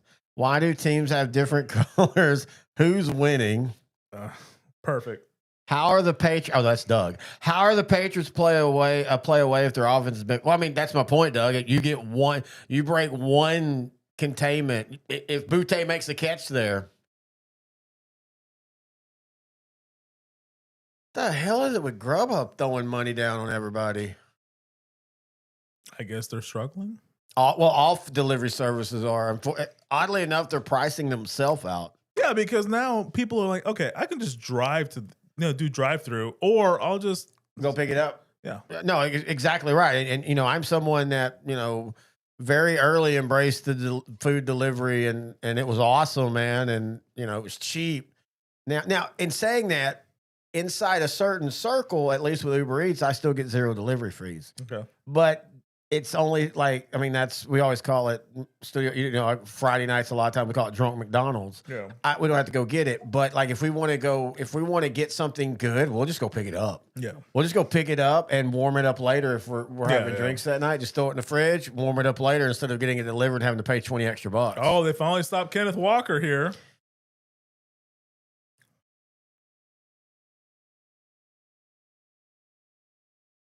Oh, okay. Mario said his pick 6 had plus yardage. True parlay has him with a 1 TD. Yeah, he's going into this thing, but he's walking well. This might be This might be one of those things where he's actually going in. They're going to do a structural check on his leg and then maybe give him an IV. At this point, Oh, concussion. What? Okay, we can barely hear the Howie. Did she say concussion? Oh, head made contact with the ground. Okay, that's different then. Then yeah, he might be out. He probably should just retire. Or just trade himself to the Cowboys. Come back home. You know. Rockwall is a suburb We of know a the little bit of DFW. it. We know a lot about his family. He probably doesn't want to come back Yeah. home. Do you know he has a brother? I think his brother's still in the Baseball, yeah. Pirates, Yeah, right? he was in the Pirates baseball system for. We legitimately has hung out with Jackson Smith's dad, multiple times. I think you twice just or once. Just and once. then my coworker was like BFFs, like they were like best friends back in high school. That's so crazy. A small world in this big ass DFW city. Yeah. Yeah, I got to hang out with his dad a few times. He's a really nice guy. Really cool. He's a firefighter. Or he was a firefighter for DFW. He might, or Dallas. He might still be. I say was because I haven't seen him in a few years. Yeah, for those that don't know about the Dallas-Fort Worth Metroplex, it's for those outside, they'll say like Pontiac is a suburb of Detroit. But I know Pontiac's like 45 minutes outside Detroit. Like it's kind of the same thing here. Like I live in Plano, he lives in Rowlett. They're all suburbs of Dallas, but they're all like, you're what, 20 minutes outside of Dallas, about the same. There's a lot of other cities that are around Dallas. No one wants to really live in Dallas unless you're like 23 years old. It's just traffic and it's just more traffic. Or you grew up in Highland Park, so you can, it's definitely it's definitely a class system at that point. You're either like a broke college student that just graduated, or you grew up in Highland Park. I'm a broke bitch. Highland Park. Let me just say, Matthew Stafford, quarterback for the Rams, Clayton Kershaw, on the same Highland Park team in 2005. Yep. That were they on the baseball team as well together? Oh yeah, they're both there. Yeah. So. They famously cheated in their state championship football game. Oh God! Because they beat Marshall. Is that what it is? Well, they didn't just beat Marshall; they beat them 59-0. The worst score in state championship history. Hey, record setter Marshall Mavericks. Ow! Yeah. Yep. You should do a stroke shot for them. No. I think you can last another quarter. I think you just want to do at least one stroke shot yourself. No, I smelled that and I tasted it. I was like, oh no. Yeah, shit. The memories come right back. But, well, I handled it fine, but I'm not sure if that's a good thing or a bad thing.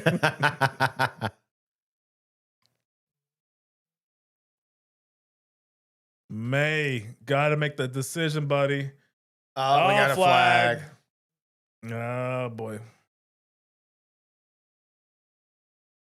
I will say good showing by the Patriots so far. Like even though their offense not really doing anything, the defense has been pretty stout.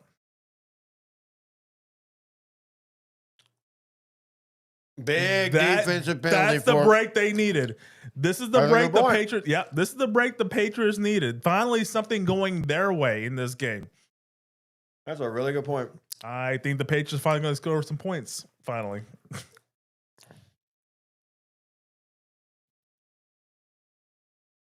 The nachos are still crisp. Kudos to Studio Wife. She cooks it in layers. Yeah, she was showing me what she was doing. Warms the chips up, then puts cheese on it, warms that up, then puts more of the meats, and then we top it off with some good old queso. Queso. Queso. Oh. Interception. Oh, no. Man, good pass rush. You know who's been quiet tonight? DeMarcus Lawrence, who just got a pass rush. No, actually, he's playing Hunter Henry. Oh, yeah. One of our favorite, well, we're one of the Terry's favorites, tight ends. Oh, got a pass Will Campbell, who I was praising a couple in the first half. Look. Man. I'm happy for Lawrence, and he's made those comments in the offseason. They weren't rude. He was being honest. He said, I love Dallas. And I hope the Jones family listens to that and just acts like, okay, he actually might have been right.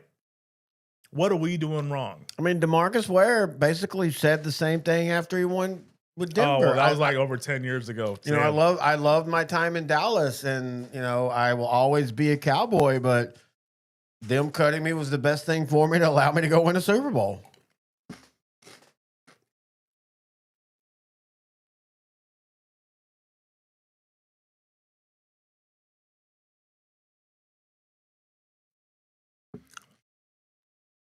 We just heard some good news there.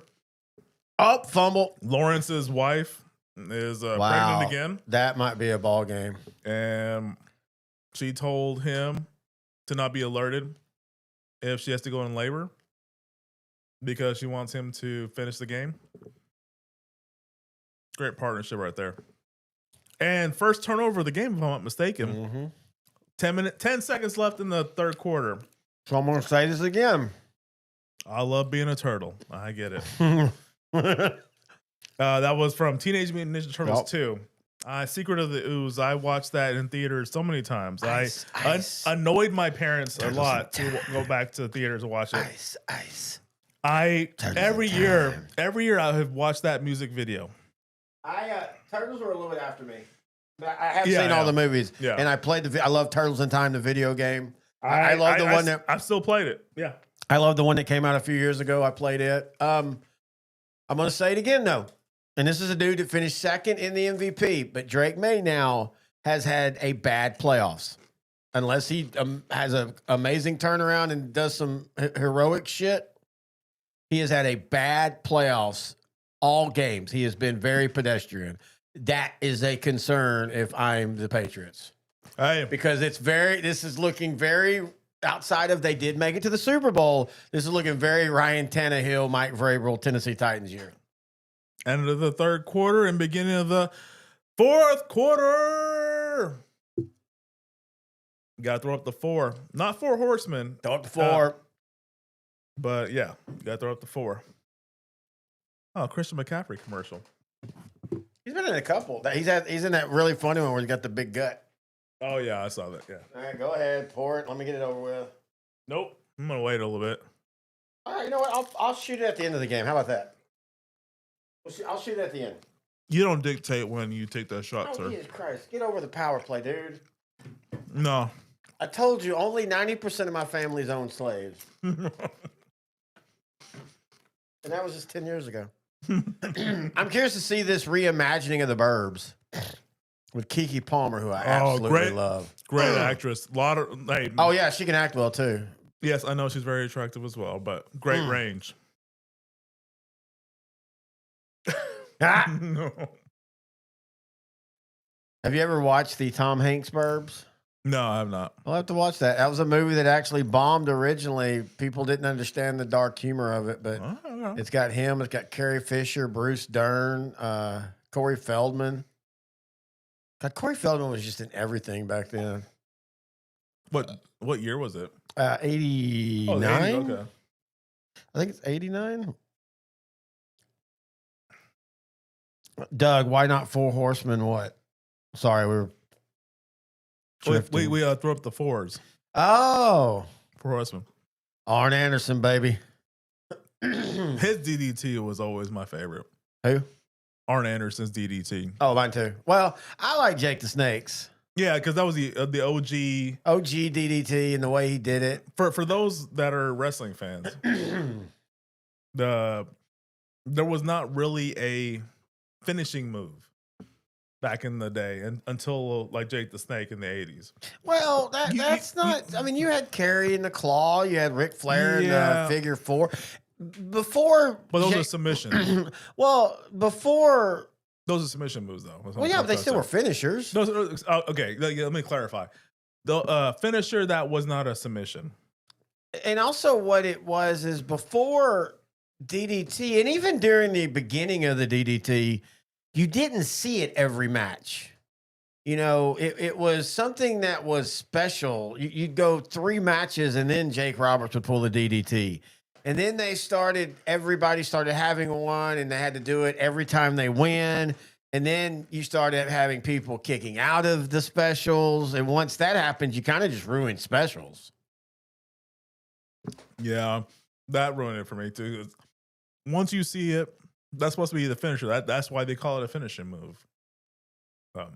You save a kick out for like WrestleMania. Yeah. You know, and that's where you have both guys get their finishers in and then both kick out. I'm fine with that. But when you started having them kick out on a Monday Night Raw, that's just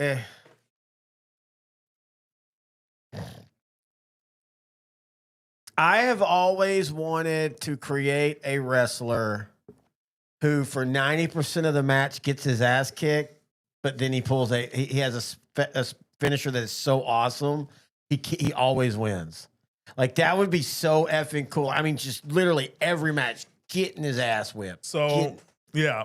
No, I love that because when Jake the Snake Roberts I kind of overcame his addiction issues and came back in 96, which is the year I started watching. Yep.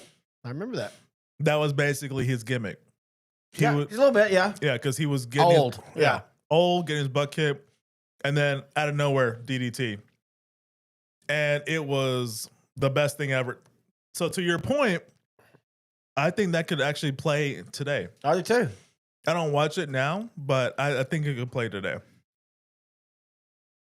He said we just described Rey Mysterio. Really, I'm like no. I know who Rey Mysterio is. I've watched when he was. I mean, hell, he's been wrestling 30 years. I don't watch wrestling now. Dude, his son. Yeah. I know his son's supposed to be really good. Looks like. You remember Eddie Guerrero? Oh yeah, of course. He kind of. So he's kind of like, he has like a mullet, the stash. Yeah. He kind of looks like him without the muscles. You and I about 10 years ago tried to get back into wrestling. Yeah. And we watched the pay. That was right when all the big ones were going to Peacock, wasn't it? I think it was Peacock, and you didn't have to pay for them. That was Peacock. Remember when Peacock had WWE? The Peacock? NBC app. Yeah, NBC had WWE for years until I remember in the 80s, like Saturday Night Live. No, dude. When you and I, 2015, started trying to rewatch wrestling, Peacock had WWE. You could go back and look at the old catalog and everything, and then I think WWE had their own network. But it was part of Peacock. That's what I'm saying. It was owned by Peacock. Okay, I didn't. But anyway, and then they went to ESPN. But anyway, touchdown! Finally, Jeremy Stevens. Stop calling Barner Steve. He could be a borderline MVP candidate for this Just game. for the one touchdown? No, I remember because you've mentioned him several times tonight. Oh, yeah. I need to. Hey, give me your shot glass, sir. I need to decide. Oh, it is decided. I need to decide when to give you your last shot. But yeah, we tried to get back into wrestling like really hardcore, like watching all the pay-per-views and stuff. My biggest problem with what they do with wrestling now is there's no true long storylines. You have a month to build up to the next pay-per-view, and then they wrestle, and then and I'm not saying always, but usually then that's it. That storyline's gone. And then a month for the next storyline. I miss the year-longs where you would start I'm just using two names for example. Let's say Rey Mysterio and Ric Flair get into a feud. So the first pay-per-view, they're the 6th or 7th match. And then in the next pay-per-view, they're like the 5th match. And you just keep working it and working it and working it. And then by the time you hit WrestleMania, they're the headliners. It's the 5th time it's the decider. Now, it's just, I don't know. It's just, there's no, and I miss and I like anti-heroes. I love the Stone Cold and all, but I miss having a line, and like nobody's good or bad now. It's just, what guy do you happen to like? Left guy or right guy? Yeah.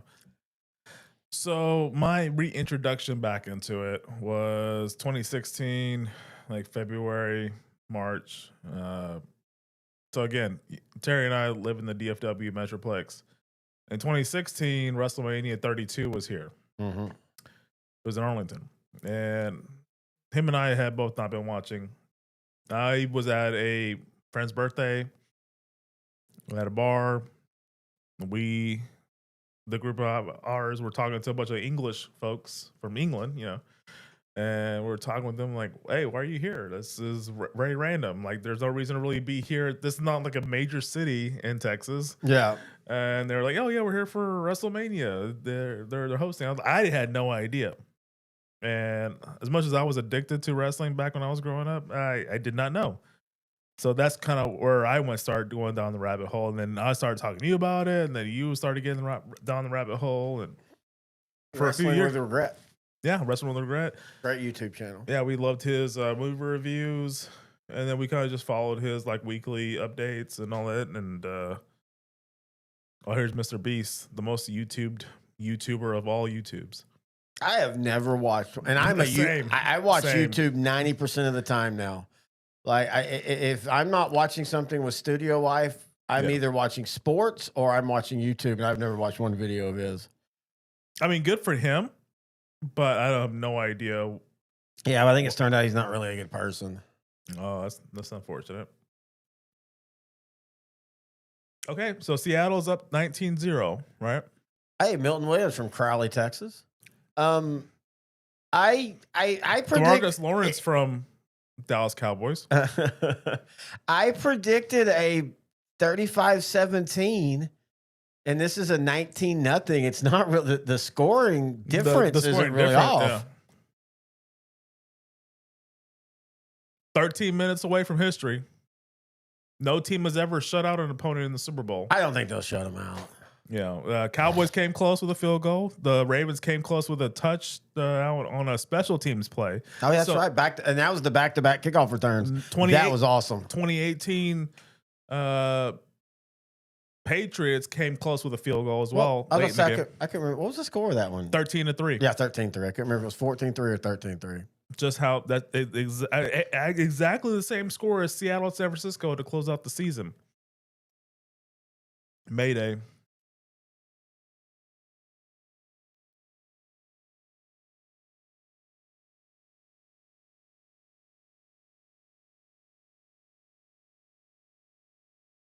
This is a good synopsis. They're just off a little bit. I'm going to look up.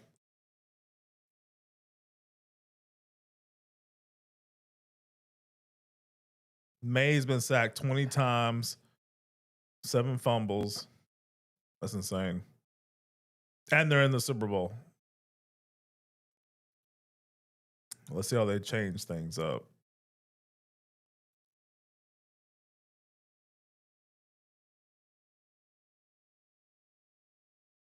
Hey, man, these nachos have been hit. Oh, yeah. All right. So in the playoffs so far this year, not counting tonight, of course, and tonight's not going to be good, 55% completion percentage, 4 touchdowns, 2 interceptions, but also, again, been sacked 15 times coming into this game now, 20, as you said. And then where's the fumbles at? I hate this. Oh, there it is. And then he's also fumbled the ball 6 times, but 3 of them have been recovered. So, including tonight's fumble, he has 4 touchdowns and 6 turnovers. These 2 quarterbacks, and I know Drake May played in or was a backup or second team MVP. Yeah. These 2 quarterbacks tonight have proven to me that we're getting more and more where the quarterback isn't the end-all, be-all of why a team's in the Super Bowl. Yeah, and I think, actually, to be honest with you, I would say to an extent, both teams are a great example. Seattle, for sure. Oh, Job. I complimented you, Job, in the first half. Come on, bro. Team effort. This year has been about team effort, for real. Wait, did you take the shot? Mm-hmm. I didn't tell you when to take the shot. You poured it. And? I didn't tell you when to take it. Well, it doesn't matter. I took it. That was pretty dumb on your part. I thought I was supposed to. You poured it. You have to take another shot now. No. No. It's just like you tell the girls in the bar, if I give you GHB, you've got to take it. You gave me a shot. I took it. That's totally different than this situation right here. God, that was disgusting, dude. That's what they said. Doug cannot help. Anytime he can take a shot at the Aggies. 6 turnovers. Those are positively Marcel Reed numbers. It's crazy, switching to college. That Miami team that barely beat A&M in College Station, they almost beat an undefeated Indiana team and for the championship. Now, granted, it was at home, but I will give the Hurricanes credit, and they were all over Fernando Mendoza. They dialed up a great defensive scheme again that game, and it kept it closer than anybody thought it would ever be. Well, I agree. All right, Drake May back to pass, 2nd and 4, completed. Oh, beautiful throw. Oh boy, Mac Hollins. Give it to Shoeless Hollins more. Yep. Shoeless, not Joe Jackson. That was a pretty throw. Look at where he put that in. That's a window right there. Quadruple coverage. As much as I'm saying he struggled, again. Mayday.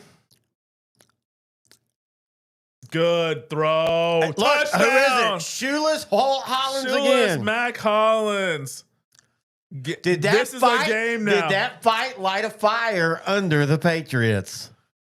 And the opportunity to be the first team to shut out an opponent ends. Reek Woolen. That shot of strobe lit a fire in my kidneys. I gotta go. Okay, Terry might have a long restroom break. No. That is all we're going to say. No more extra details outside of that.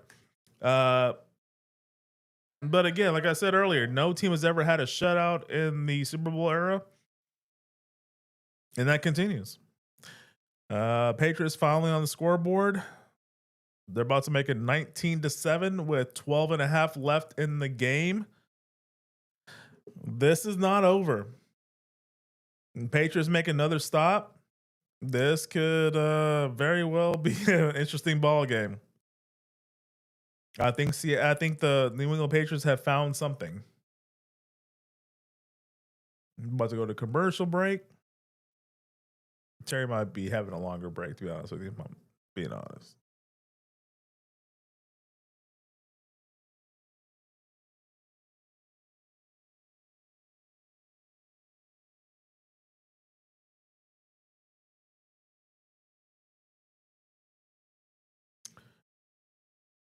An interesting conclusion to the 285th game of the not regular season, but the NFL season. I don't include preseason. Preseason don't count. February 9th. What? First non-football day. I know. You gonna watch any of the UFL? I mean, unless someone's sponsoring us to. Rachel Dratch. Matthew Broderick. I can't. I mean, yeah, if somebody sponsors us too, I'd watch the hell out of the UFL. I'm a guy of seasons. Yeah. I need football in the fall. I need baseball in the spring and summer. I don't like football in the spring. I never have. Even with the USFL, I like the idea. I mean, the old US in the 80s. I like the idea of it. I tried to watch it, but it would just be really weird to be sitting in, like, you know, New York and it's 91 degrees and they're playing a football game. And I know in the early parts of the fall, especially nowadays with the weather, it could be like that. But you know what I mean? It's a Emil Diamond. That's Andy Samberg. I think it is. Yeah, I think that is him in makeup. Or maybe it's, I can't. That's not Andy Samberg. Yes, it is. Yes, that's him. Oh my God. That's not Andy Samberg. Yes, it is. That is Andy Samberg, dude. Yes, it is. He's in makeup. That's more like Jay Baruchel. I can tell by the way he's singing. That is Andy Samberg. Yep, you can hear it. That's Andy Samberg. I love his name though, Meal Diamond. But anyway, football in the spring just doesn't feel right to me. Yeah, it's a little different. So the USFL back in the 80s, was that during the fall as well? Not at first. What season was it? It was in the spring. Oh, okay. And then Donald Trump basically forced the other owner, because he owned the New Jersey Generals. He basically strong-armed them into trying to compete with the NFL in the fall, and they did, and it failed spectacularly. It had a niche in the spring. Like, if they just stayed in the spring, I think that old USFL could have lasted, could even still be around today. But them putting it in the fall, trying to compete, it just was never going to work. The good thing about them at the time, they're willing to shell out the money. Like Steve Young, Reggie Wyatt, Herschel Walker. They had some big names going to the USFL. Yeah, that's the other problem, though, is outside of owners like Donald Trump, those guys that were shelling out the money were basically mortgaging the future or the present, hoping that it would pay off in the future, and it wasn't. Yeah. Kind of the foundation of America. Yeah. What I think so far that the spring leagues that we've seen over the last 6 or 7 years, the USFL, the UF, whatever it was, now it's UFL combined, they're doing the smart thing and just understanding that they're not trying to supplant the NFL. In fact, I think their goal is to eventually kind of be the minor league of the NFL. Yep. And The Rock was very open about that when he first really got into it. Like, we would one day like to have the NFL supplement us and we be there. And I think that's a brilliant idea. Oh, yeah. And the NFL could actually use benefit from that. And I would watch more if you had that. And I don't mean you have to be like the minors where each team has a team. But like if you had 20 teams and, they're all, and I liked how NFL Europe did it, where if you were under contract for a team and you played, let's say for Barcelona, let's say you were signed as a Cowboy and you're playing for Barcelona, then you had a star on your shoulder patch to tell you what team you were on if you're under contract. And if you did that, I like, as a kid, I liked the USFL, but it still was weird watching it in the spring. But yeah, I was a big, I don't know why. I guess this was Herschel Walker. I was a big New Jersey Generals or New Jersey Stars fan because of Herschel Walker. I liked Herschel Walker at Georgia. Before I became a UT fan, we're talking about 5 years old. Apparently, I was a Georgia fan. I think partly because of the Bulldog mascot, but for some reason, I loved Herschel Walker's running style and his politics. I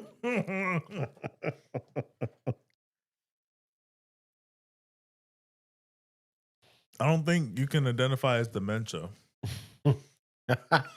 Register your political party as Alzheimer's.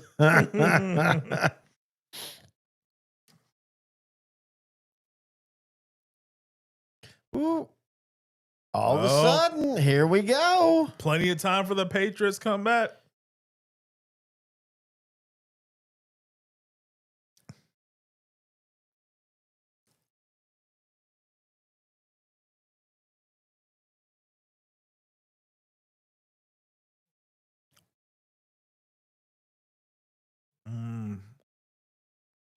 Kenneth Walker was barely there. Oh, yeah.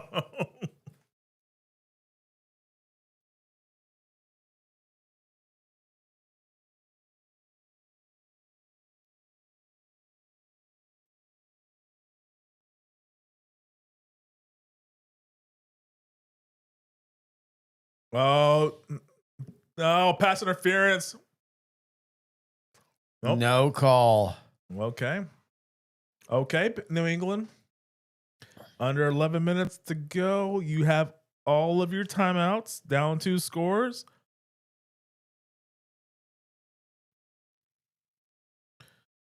The need for Shaheed was open. You know what? I blame Shaheed there. Yep. Don't worry about trying to go for a call. Keep running. He slowed up just enough with his throwing his hands up like, hey, I got – Yep. You should keep running. Oh, that was almost blocked. Yep. The punter took a little bit off of that. Are we going to see a Patriot? Wait. Whoa.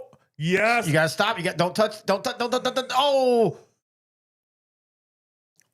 Did 48 put his foot on the line? We're about to watch the replay. Because if he put his foot on the line, he can't touch it even if he takes his foot off the line, if I'm not mistaken. Dick skin. Yeah.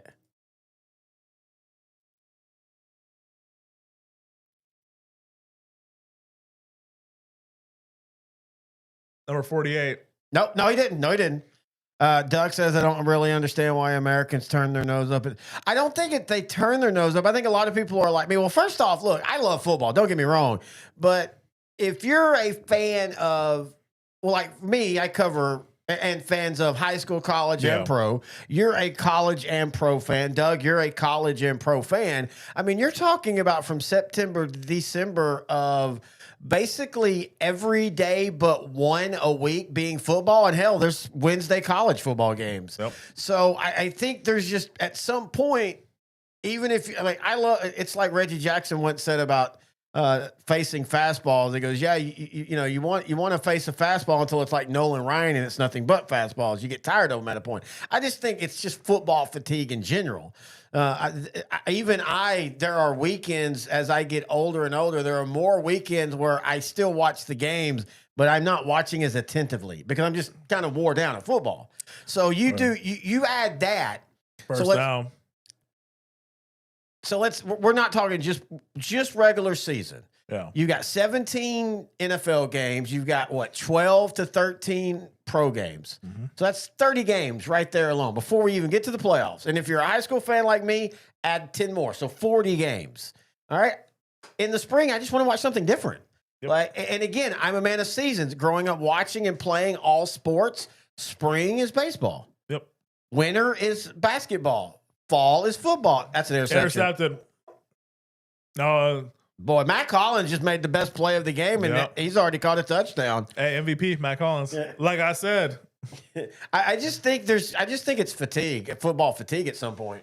Yeah, I mean, like we skip a lot of weeks because you're having to concentrate on high school, and you can't just dedicate yourself to high school playoffs. I mean, if we could get some editors, I could, but yeah. College playoffs and NFL like December regular season. That's a lot. Hey, but y'all sign up for Patreon. Donate some money. I mean, we could definitely afford it. We definitely love football. We would definitely love to talk about it. We could do some more research for y'all. Patreon.com/L4 Media Company. Oh, good catch. Yeah. Oh, was that that was a catch. That was a catch. Hunter Henry. 3rd and 6. Get him. Nope. Maydays. Slide. Good job. I didn't know that. I didn't know. I don't know what he means by numerically, but he said Drake May is the best scrambling quarterback in the league numerically. Yeah, I don't know what that means. Metric wise, I guess.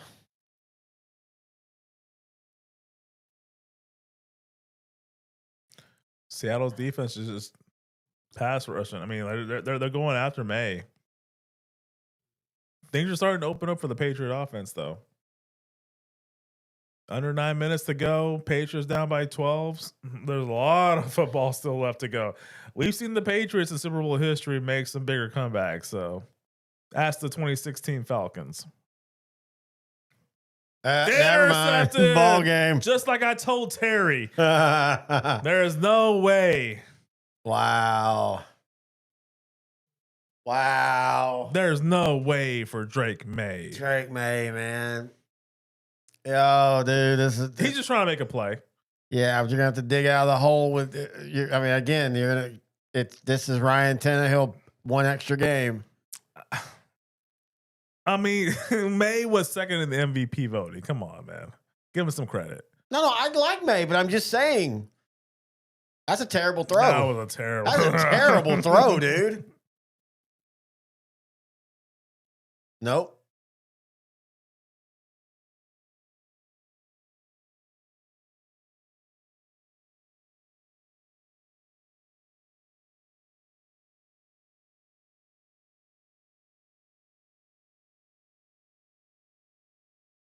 Also, maybe this should start telling us that it's time, that other positions start getting more consideration for MVPs. Like running back? Wide receiver. Look, we talked about Smith for Seattle, Puka for the Rams. Look at the year he put up. I'm waiting for an offensive lineman to get some love. I mean, that'll never happen, sadly. Back in the early 80s or late 70s, Dave Rivington was getting some love for Nebraska. He was a Heisman Trophy finalist. Yeah, that's college. And that a lot of that, when it comes to those niche players like that, they deserve it. But it's either in a down year and they become kind of like even though he didn't make a finalist, kind of like the linebacker with Tech. He's a great player. He's gonna be a really good pro player. Jacob Rodriguez. Yeah, Jacob Rodriguez. it became just kind of it became kind of a fun thing. You know what I mean? Trying to go. Where's the season stuff? Where's the season stuff? I wouldn't mind if Joe Thuney got some consideration because he was the NFL Protector of the Year. Yeah, but I mean, should he have gotten that over Sewell for the Lions? I mean, you saw how much better the Bears' offensive line was this year compared to last year. But that's not all just on one player. By the way, I have no problem with Thuney winning. I'm just saying. Yeah, I mean, like we were kind of praising him last season when he moved from guard to tackle. He ended up getting exposed in the Super Bowl because the Eagles at the time had an elite defensive line and they could just take advantage of that. But coming into the Bears, team that has in the last few years had some pretty bad offensive line play, he comes in there, solidifies it. Then they add Drew Dahlman from the Falcons at center. And that will add Ben Johnson as head coach. That's probably the biggest addition. Caleb Williams becomes fearless Caleb, and the Bears win the division, win a playoff game, get number 2 seed. They look like a pretty strong Super Bowl contender for 2026. But yeah, to the sorry, off my tangent. Thuney, I'm waiting for an offensive lineman to get some. They MVP never will. Yeah, I know. Mainly because it's there's discrimination. There's just no. I mean, outside of pancakes, which is subjective. Yeah, there's just no real metrics to truly. And I know pass rush win rate and all that, but I mean that's again, that's all real hard to quantify for voters. It's really subjective. You have to wait for like. But hell, we had a kicker win it once, so Mark Mosley, 1982.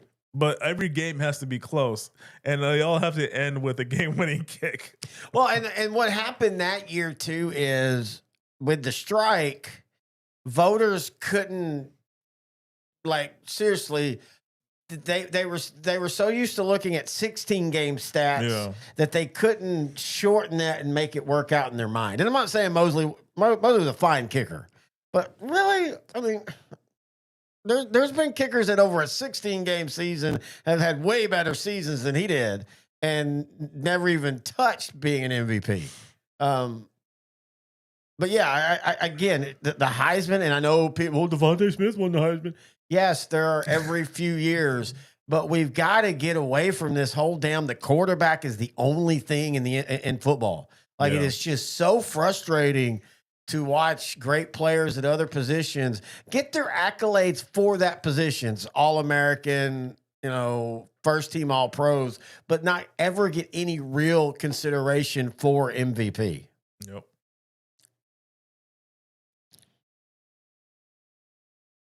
The weird thing is, it's still the same amount of, it's a 3-score game. Or 2-score game. Yeah. I meant 15-point game. Seattle just got a 5th field goal from Jason Myers. I do think he finishes. I guarantee he finishes in the top 4 of the MVP. Usually, they show the top 5 at the end of the. Seattle's up 22-7. 5.5 left in the game, so only 2 scores. I think New England scores at least one more touchdown before this game's over.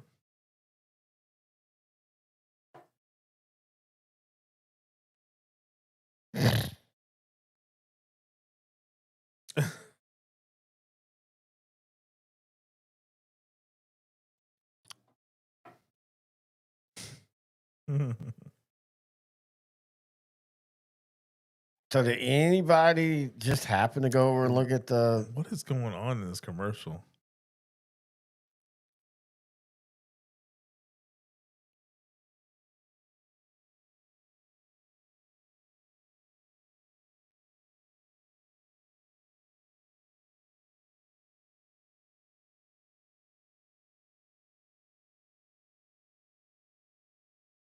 I want another Machete movie. Did you ever watch those movies? With Trejo? Yeah. Yeah, I liked them. Just watching him here in this commercial reminded me. God, he's like 80. I mean, age is just a number, man.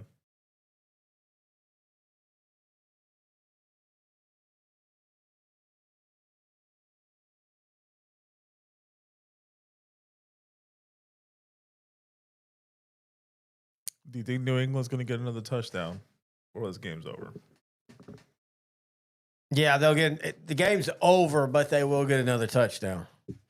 The game will look a lot closer than it really was. Kind of like, I hate to say it, the Steelers beating Dallas 35-31. That game was a lot. Once Jackie Smith dropped the ball, that kind of changed it. Dallas got an onside kick and a touchdown, and that game was really more of a 35-24 game. Fair.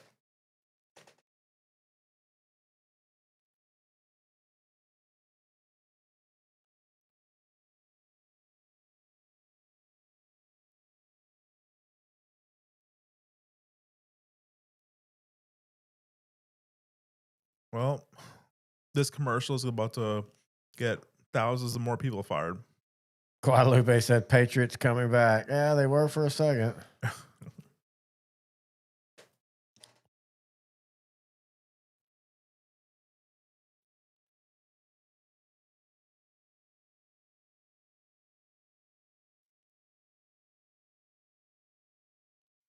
So if the score holds up, the Patriots will go 6-6 in Super Bowls.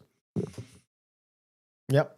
As a Patriot fan, would you feel happy or sad about that? Okay, that's an interesting discussion because I think mainly because we're now at Super Bowl 60. Yep. And the Patriots have been to 12 of them, so they've been to a fifth. Yep. 12 times 5 is 60. And that's crazy to think when you realize that until the 2001, they'd only been to one. Yep. So or two. Oh yeah, two. I always forget the Drew Bledsoe one. So when I was growing up, it was better to have not been to a Super Bowl than to lose. Yep. I don't think that way anymore. Like if Dallas makes a Super Bowl and they lose, it sucks. Don't get me wrong, but it's not the be all end all. Like because we've played more games and you're just going to win some, you're going to lose some. Losing a Super Bowl isn't looked upon like it used to be. Like, I mean, you've seen all the NFL films where players said that, like, you know, from the 80s, 70s, and 80s. I'd rather not make the Super Bowl. Murphy might be in play for an MVP with how he's playing. But, you know, they basically, you know, said, hey, I'd rather not go to the Super Bowl if I'm going to lose. Now you don't, man, just get there, dude. That's the most important. If you get there, that's awesome. Like, dude, I just want them. At this point, I just want the Cowboys to make the NFC title game. But yeah, I think if you're the Patriots, you've still been to 12 damn Super Bowls with, you know, 10 of them being since 2000. I mean, yeah, it sucks that you lose, but it's not like like when the Mavs lost to the Celtics, that didn't bother me. I mean, it sucked, but I was just happy they were there. They came out of nowhere, and man, with Luka there, the next few years, Mavs are going to fuck. But you know, it was just cool that they were there.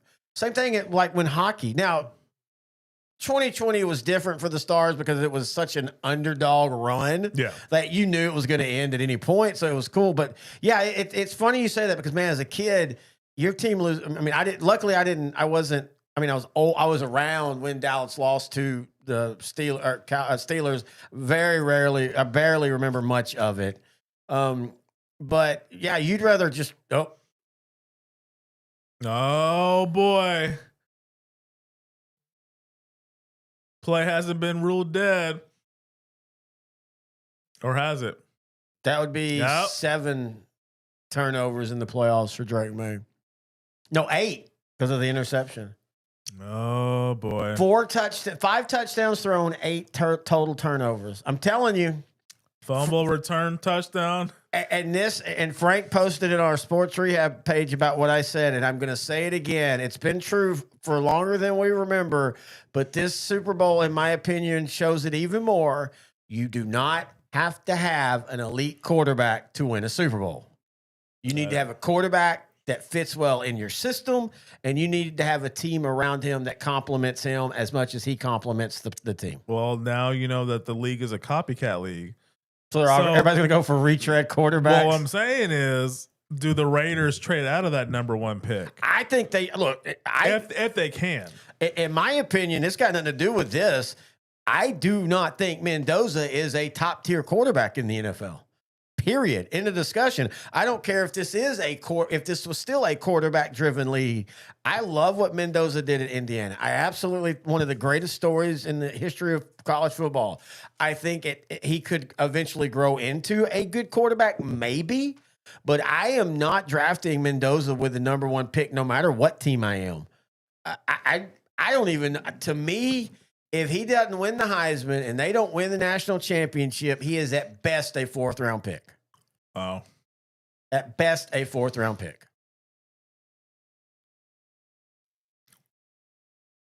Devin Witherspoon with the strip. The dark. I don't know which. Wosu with the recovery and return for the touchdown. Which Seattle defensive nickname do you like the most? The Legion of Boom or the Dark Side? I like the Legion of Boom. Yeah, I like the just because you could play that song. Here comes the boom. Yeah. Because that's what they'd always play every time they'd show them. So Seattle is going to win their 2nd Super Bowl. Who's the MVP?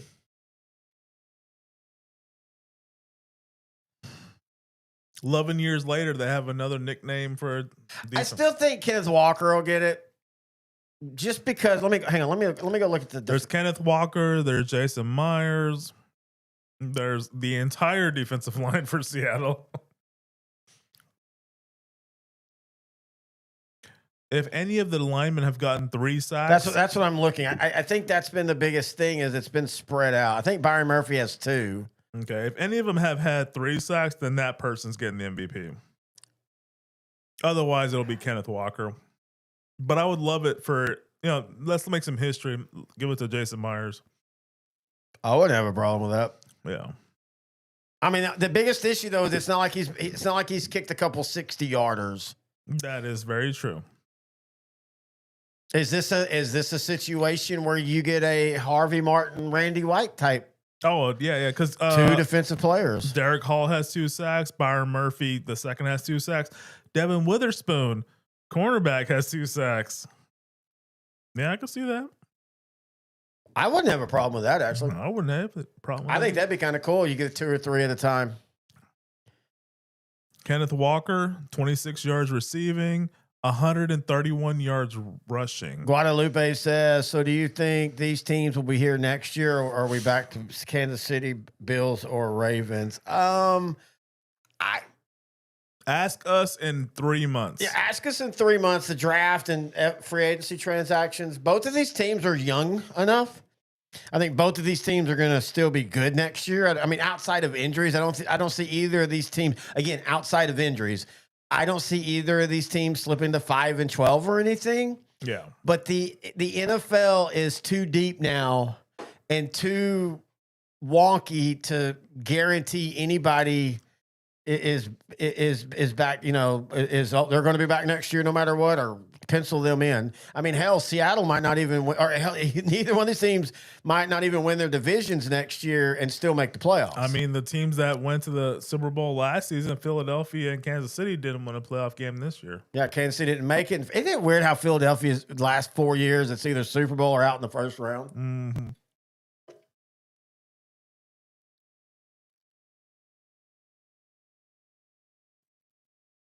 Under 4 minutes to go, 29-7, Seattle.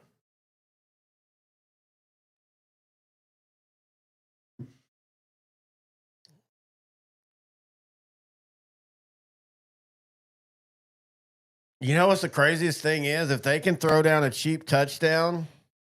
If they can get it with more than 3 minutes left, they have 2 timeouts. No, that's not what I was about to say. Oh, okay. Please. I'm sorry. No, but I like the thinking. No, my prediction was 35-17. If they score a touchdown, it's 29-14. That's pretty damn. I got it in a roundabout way. I got pretty close. Yeah. Doug says I'm starting to think the Pats aren't a play away. They're a play away from the season ending. Hey, if you're the Patriots, why don't you just get the backup in and see what he can do? It worked in 2001. Could you go hurt your spleen, May, if you don't mind? Yeah. Where's Mo Lewis? No, and I want to go back to that. I like Drake May as a quarterback. I think Drake May is a good quarterback. I think a lot of things broke right this year for him to be a second. I'm sorry. Look, this is year 2. Mm-hmm. They have far exceeded expectations. Exactly. That's what I'm saying. If they keep building on this, this is going to be a really dangerous team. I'm just saying, I'm calling it now. He's not going to have 72%, 31 touchdown, 9 interception seasons going forward. He's going to be really good, but this was a very special season. There's nothing wrong with that. A special season. I think this idea, though, that some people are like, well, he's the next iconic quarterback. Let's get there first. Yeah. I mean, hell, look at the path Sam Darnold. Look at the path Jared Goff took, where he was the new young iconic quarterback. Yeah. Then he completely fell apart, and then now he's rebuilt himself in Detroit. Yeah, the fans keep chanting Jared Goff. I think this continues my belief that teams are going to realize that, and it doesn't mean you're not going to still draft quarterbacks with your top 5 pick if they have the tools, but teams are going to realize, hey, we can find a complementary quarterback. Ooh, that was some Legion of Boom. Diggs, 8 on 8 violence there. Diggs spinning the ball, though. Come on, dude. By the way, I feel bad for him. That man just been so close a few times, finally breaks through, and then they're going to lose.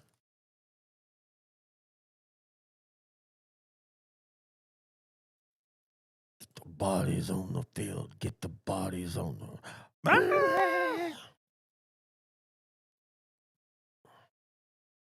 2.5 minutes left. Both teams. Oh, wait. Seattle has 1 timeout. New England has 2. Do you think there is a comeback of any kind with the Patriots right now? They're down by 22. What now? I'm sorry. What? Is there a comeback of any sorts with the Patriots? They're down by 22. Like come back to win? Yeah. If the Patriots come back to win, I will do 3 straight Stro shots. Oh, I almost wanted to wish that to happen now. I just don't think there's time unless you start hitting the onside kick. Yeah, that's true. Mayday. Now, picture this world with a new rule of 4th and 15 or 4th and 20 instead of an onside kick. Okay. No, I'm saying I enjoy the onside kick. Mm-hmm. I'm all for kick off safety rules. But the one thing I think is absolutely stupid is this: you have to declare an onside kick thing. I would rather them go to 4th and 20. I would say 4th and 15, but that's a little not easy. But I think that would be at a 40% success rate. And you don't want it to be that successful. So 4th and 20. Or maybe this would actually be cool. Oh, good catch.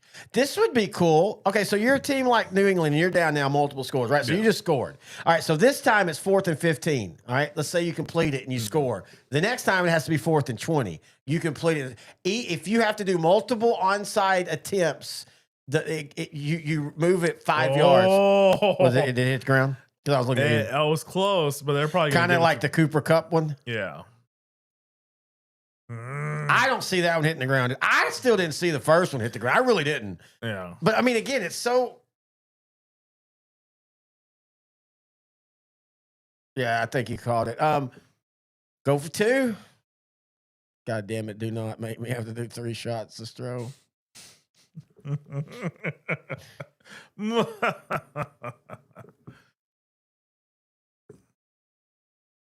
Oh God, Hooper just got destroyed. Or no, Hunter Henry just got destroyed.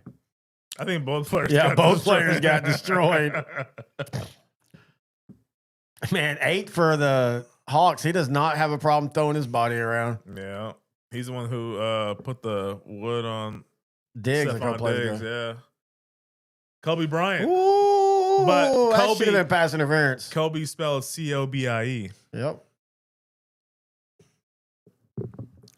He was a pretty good, I think, nickel cornerback a few years ago. Yeah, they've kind of moved him to more of a safety now, right? I think so. This is funny. 11 years later, after Legion of Boom, they found a way to have a plethora of really good secondary players. Is that a Seattle staple? What? Sorry. Having really good secondary players? I mean, it has been over the last 15 years. I mean, think about it. Go back to the 80s. Kenny Easley, the late great Yeah. Kenny Easley. Do you And know then, that story about him? Blackman in the 90s.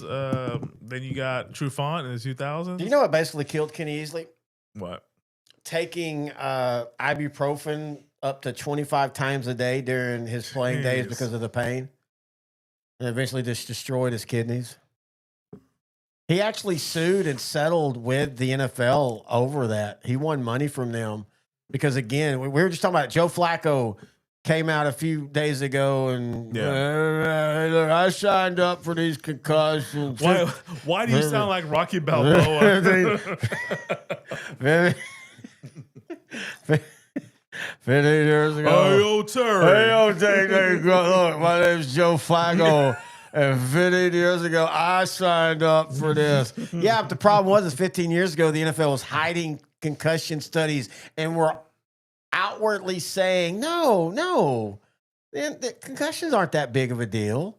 And I know I know the perception of Will Slapsmith is now, but go watch that movie about that. That is a great movie. And it's very data driven. Yeah. And it's not like Wolf of Wall Street, how they were data driven, but they used funny cutaways to tell the story, or that one about the shorting the real estate collapse. I can think of that movie now. Oh, yeah. You know, they did it with really funny kind of ways to tell this, how, you know, this is a lot more dry, but it's really, really good. So yeah, Joe Flacco, you were signing up for something you didn't know was a thing. I don't know where we're going on that. Just that made me think of that because Joe was just like, that's just a weird. I love football, dude. I mean, look, we love football. We love helmets. I love it all. But if I had a son today, I would. I don't know if I would outright say no, but I would try my hardest to not get him to play football. Yeah. And we're in an era now where this might be the safest era of football with the way teams practices. Yeah. You know, like in high school, a lot of schools, and we're talking about state championship winners. So don't. Oh, they're stirring it before they dump it. Oh, they're trying to get all the powder off. Isn't that nice of them? But you know, these are state championship winning teams. They don't practice physically anymore. Like they do, you know, a little bit, but it ain't like it used to be where on Monday you watch tape and you kind of stretched out. And then on Tuesday and Wednesday was usually prove day, which was pure physical scrimmages. And then Wednesday was you go against opponent stuff, and it was still 100% basically live fire scrimmages. Yeah. A lot of teams don't do that. And more as the season goes along, they stop being physical in the week altogether. And it's not just because of health. It is, but they've also realized, wait a minute, if we don't have these kids bang their bodies 4 or 5 days a week, they're fresher the longer they go in the season. Yeah. And so that's the thing, man. Like, this is the safest era, and it's only going to get safer and safer. But I wouldn't have a son play football right now. I tell him to go play hockey. I mean, a lot of parents want them to do lacrosse or soccer. And hey, lacrosse is physical. You think the Raiders will try to hire this Seahawks coach also? Yeah, they're going to. Guadalupe says, how do you think Salina will do in 5A? It's going to be a transition, not only because they're going up to 5A, but their massive senior class is graduating. Bill Elliott, the iconic coach, has resigned. It depends on who they hire. I think it'll take them a couple of years to adjust. Also, they're in a hell of a tough district next year. I think it'll take them a couple of years to adjust, but I think they'll be okay.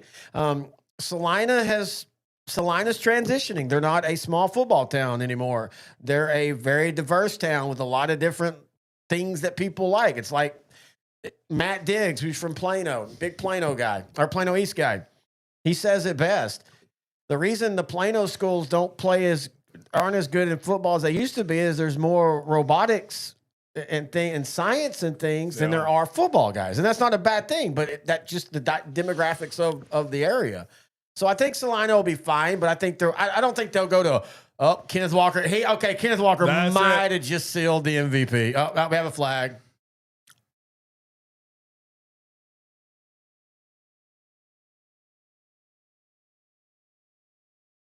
Oh man, that sucks. That was such a great. Doug says you think the Raiders will try the hire. Yeah, I think they definitely go with Kubiak. I don't think the Pete Carroll hire wasn't a mistake. It was Pete Carroll hiring Chip Kelly that was the mistake. And I think Chip Kelly has a great offensive mind. But there's just something about when Chip Kelly gets into the NFL, his ego gets into the way of his coaching ability. Because there's a lot of talks about in the locker room and stuff like that. Geno Smith and him and Chip Kelly barely had a relationship, and that Chip Kelly barely talked to and maybe that works in college. And look, and pro position coaches matter, but in college, position coaches matter. Yep. Those are the guys that recruit you 90% of the time. Like just going with Texas. Steve Sark comes in at the end to finish off the deal. He's the one that shakes the mom and dad hands, eats the meatloaf and all that. But it's the position coach that has spent the time connecting with the kids, getting them in. So in college, it's the position guys that are teaching you and that are working you. Chip Kelly gives them, hey, I want the offensive line to do this, and they teach them. In the pros, while the position coach is important, it's not like that. No. Your offensive coordinator has got to communicate with the quarterback. Your offensive coordinator has got to communicate with the offense. For whatever reason, Chip Kelly can't do that. So I don't think the Pete Carroll hire was the problem. It was Pete Carroll's hiring of Chip Kelly was the problem. That's why I still contend that if I'm Kubiak, especially if it's Kubiak, Geno Smith's my quarterback next year. Even if you decide you need to draft Mendoza, you're sitting Mendoza and let Geno Smith at least run it to begin the year. See if Jim Schwartz wants to come on to be defensive coordinator, and maybe that might keep Max Crosby there, and maybe they can build upon I don't think Max Crosby wants to leave. I think because even Max Crosby kind of came out and said, yeah, that whole thing about me wanting that, I haven't said that. I mean, I'm not saying he won't leave or the Raiders might just decide to trade him. If I'm the Raiders, I trade him. I've heard he wants to stay. That's what. Well, there was somebody came out last week and said they claimed that he said because they sat him when he wanted to play, even though he literally had like knee surgery or something the next day. That's why I don't believe it. And then also he said he wasn't really in the mood for a rebuild. Here's the thing: this ain't the old NFL. You don't need 5 years to rebuild. Look at the Patriots. Yeah, you don't need 5 years to rebuild anymore. Yeah, like Doug says, ask UT's running backs how much position coaches matter. Dude, people don't understand in college. These players, and this isn't on the head coach, but these players don't have daily interactions with their head coach outside of the pep talks before practice, all that kind of stuff. Yeah. They don't even, and I've talked to college players that have said, like, I barely talk, like successful college players, some of them who have played in the pros, some of them who are still playing in the pros, have said, I barely talked to my offensive or defensive coordinator in college. It was my position coach. The coordinators tell the position coach tells me we live in the practices and we live in the film room with our position coaches. Chain of command, I like it. Yeah, and that's the way it should be. That's why more and more the better head coaches tend to be outside of like Andy Reid, and he's special. They tend to be more CEO head coach. And I genuinely believe Andy is more of a CEO than people realize. I think he probably, while he still calls the play, I think he gives his offensive staff a lot of authority in the week to build that game plan, to tell him, here's the 20 plays we think is going to work best here. Here's the, and all that kind of stuff. Yeah, and hey, you know what will be the best indicator is what happens this season or this upcoming season for the Chiefs, because Eric Bieniemy's back, and some of their best success has been when Eric Bieniemy was on their staff. Dixon still trying to be the MVP. Oh, beautiful punt. Oh, come on, Dixon.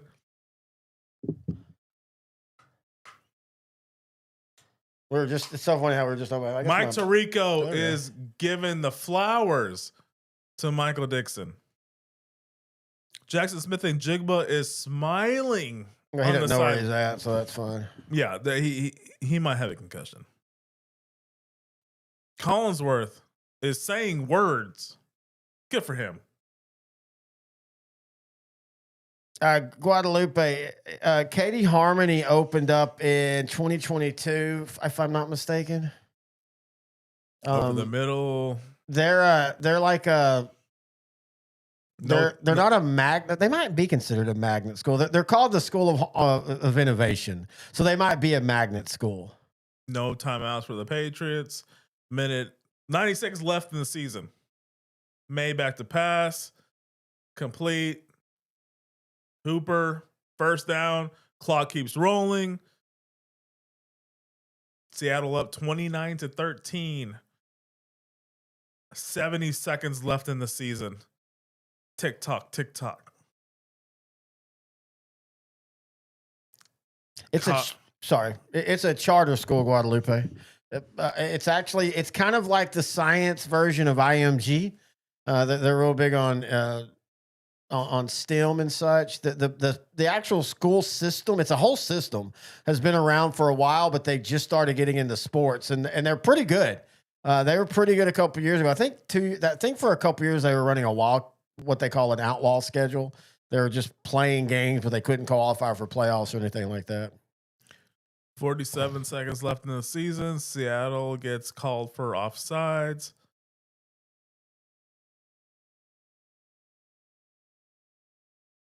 I think if New England wants to go for a Hail Mary here, they need to go ahead and throw a literal Hail Mary.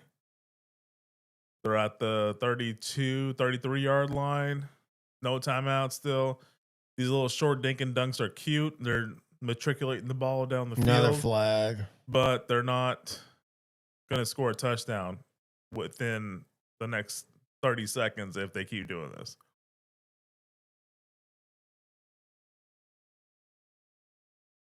They're pointing towards Seattle. Penalty looks to be towards Seattle.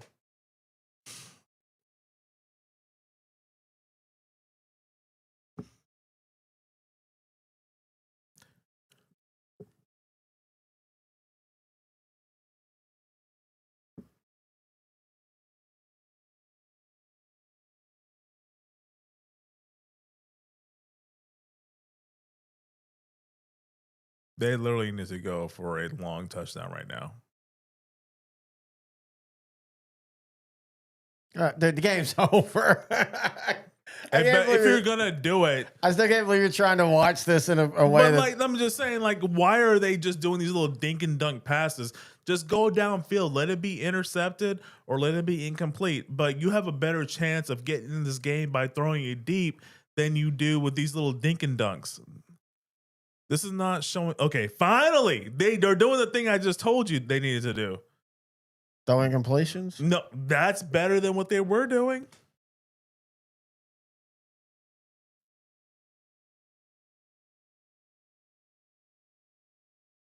A defensive-minded coach. When was the last time a defensive-minded coach won a Super Bowl? Bill Belichick. 2018 season. I'm trying to think. Reed. What? Nick Sirianni, what was he? I think he was offensive. Was he offensive coordinator? Yeah. I can't remember.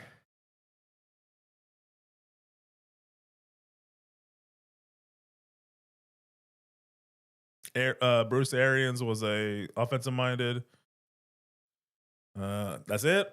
Last play of the season. Game 285 is in the books.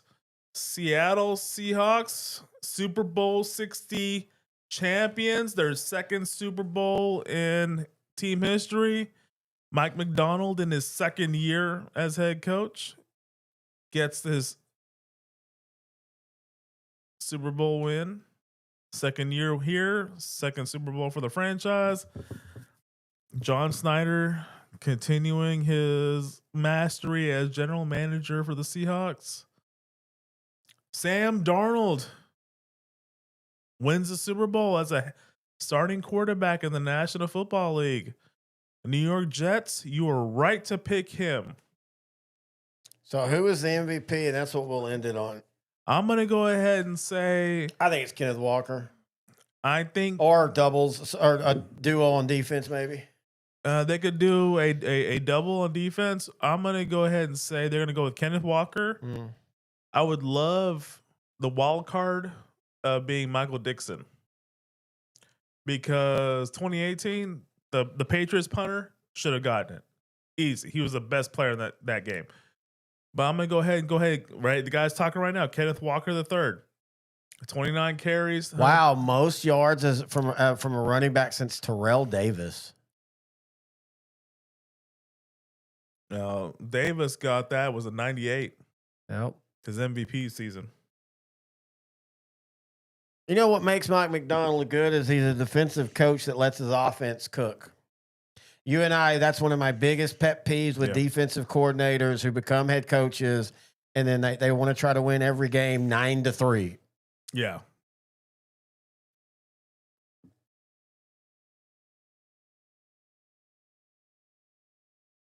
Bro, Devin Witherspoon, part of a great run of draft picks for the Seattle Seahawks the last 5 years. Pretty cool. Cooper Kupp gets a second Super Bowl. Yep. Hey, kind of adds to his Hall of Fame case. Haven't looked at his stats, but I mean, we all know how he did in 2021. He was more of a team player, role player that came in and then kind of showed out in the postseason. Hey, DeMarcus Lawrence, as a Cowboy fan, I'm very happy. Good for him. He has his Super Bowl ring.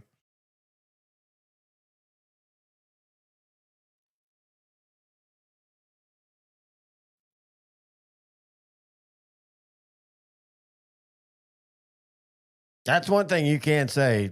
Seattle has a great fan base. Fantastic fan base. And again, it's called the 12th man. A&M got all pissy about that once. I think Seattle would win 31-20. Seattle ended up winning 29-13. You said 35-17. Not bad. You and I, we were in the ballpark. You and I both predicted double digit or 2-score games that ended up happening.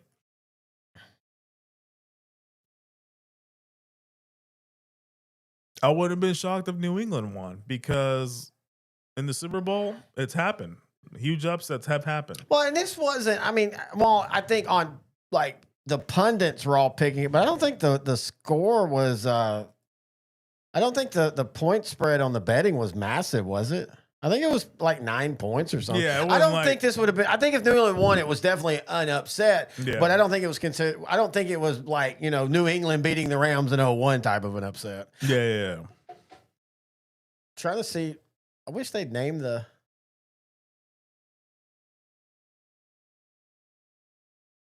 So Sam can't make it in New York, wins a Super Bowl. Yep. First quarterback in his class to win a Super Bowl. The 2018 class. That had the likes of Josh Allen and others. I'm trying to think off the top of my head. Lamar Jackson, both of them with a combined 4 or 3 MVPs. So Lamar has 2. Did Allen win just one last year? Was his first one? He won one. I can't remember if he won 2 or if last year was his first one. Or 2 years ago. Wait, was it last year or 2 years ago? Last season. First starting quarterback in NFL history to win a Super Bowl after playing with 5+ teams. Get used to that. That's going to happen more and more because as copycat league, know that again, people aren't going to start going, "Hey, let's only get scrappy quarterbacks." But I think you're going to get players like him when they flame out at their first place, they'll get more looks. Mac Jones is the next one, I think. He did so well. Mac Jones did so well with the 49ers this season. Okay, he did okay.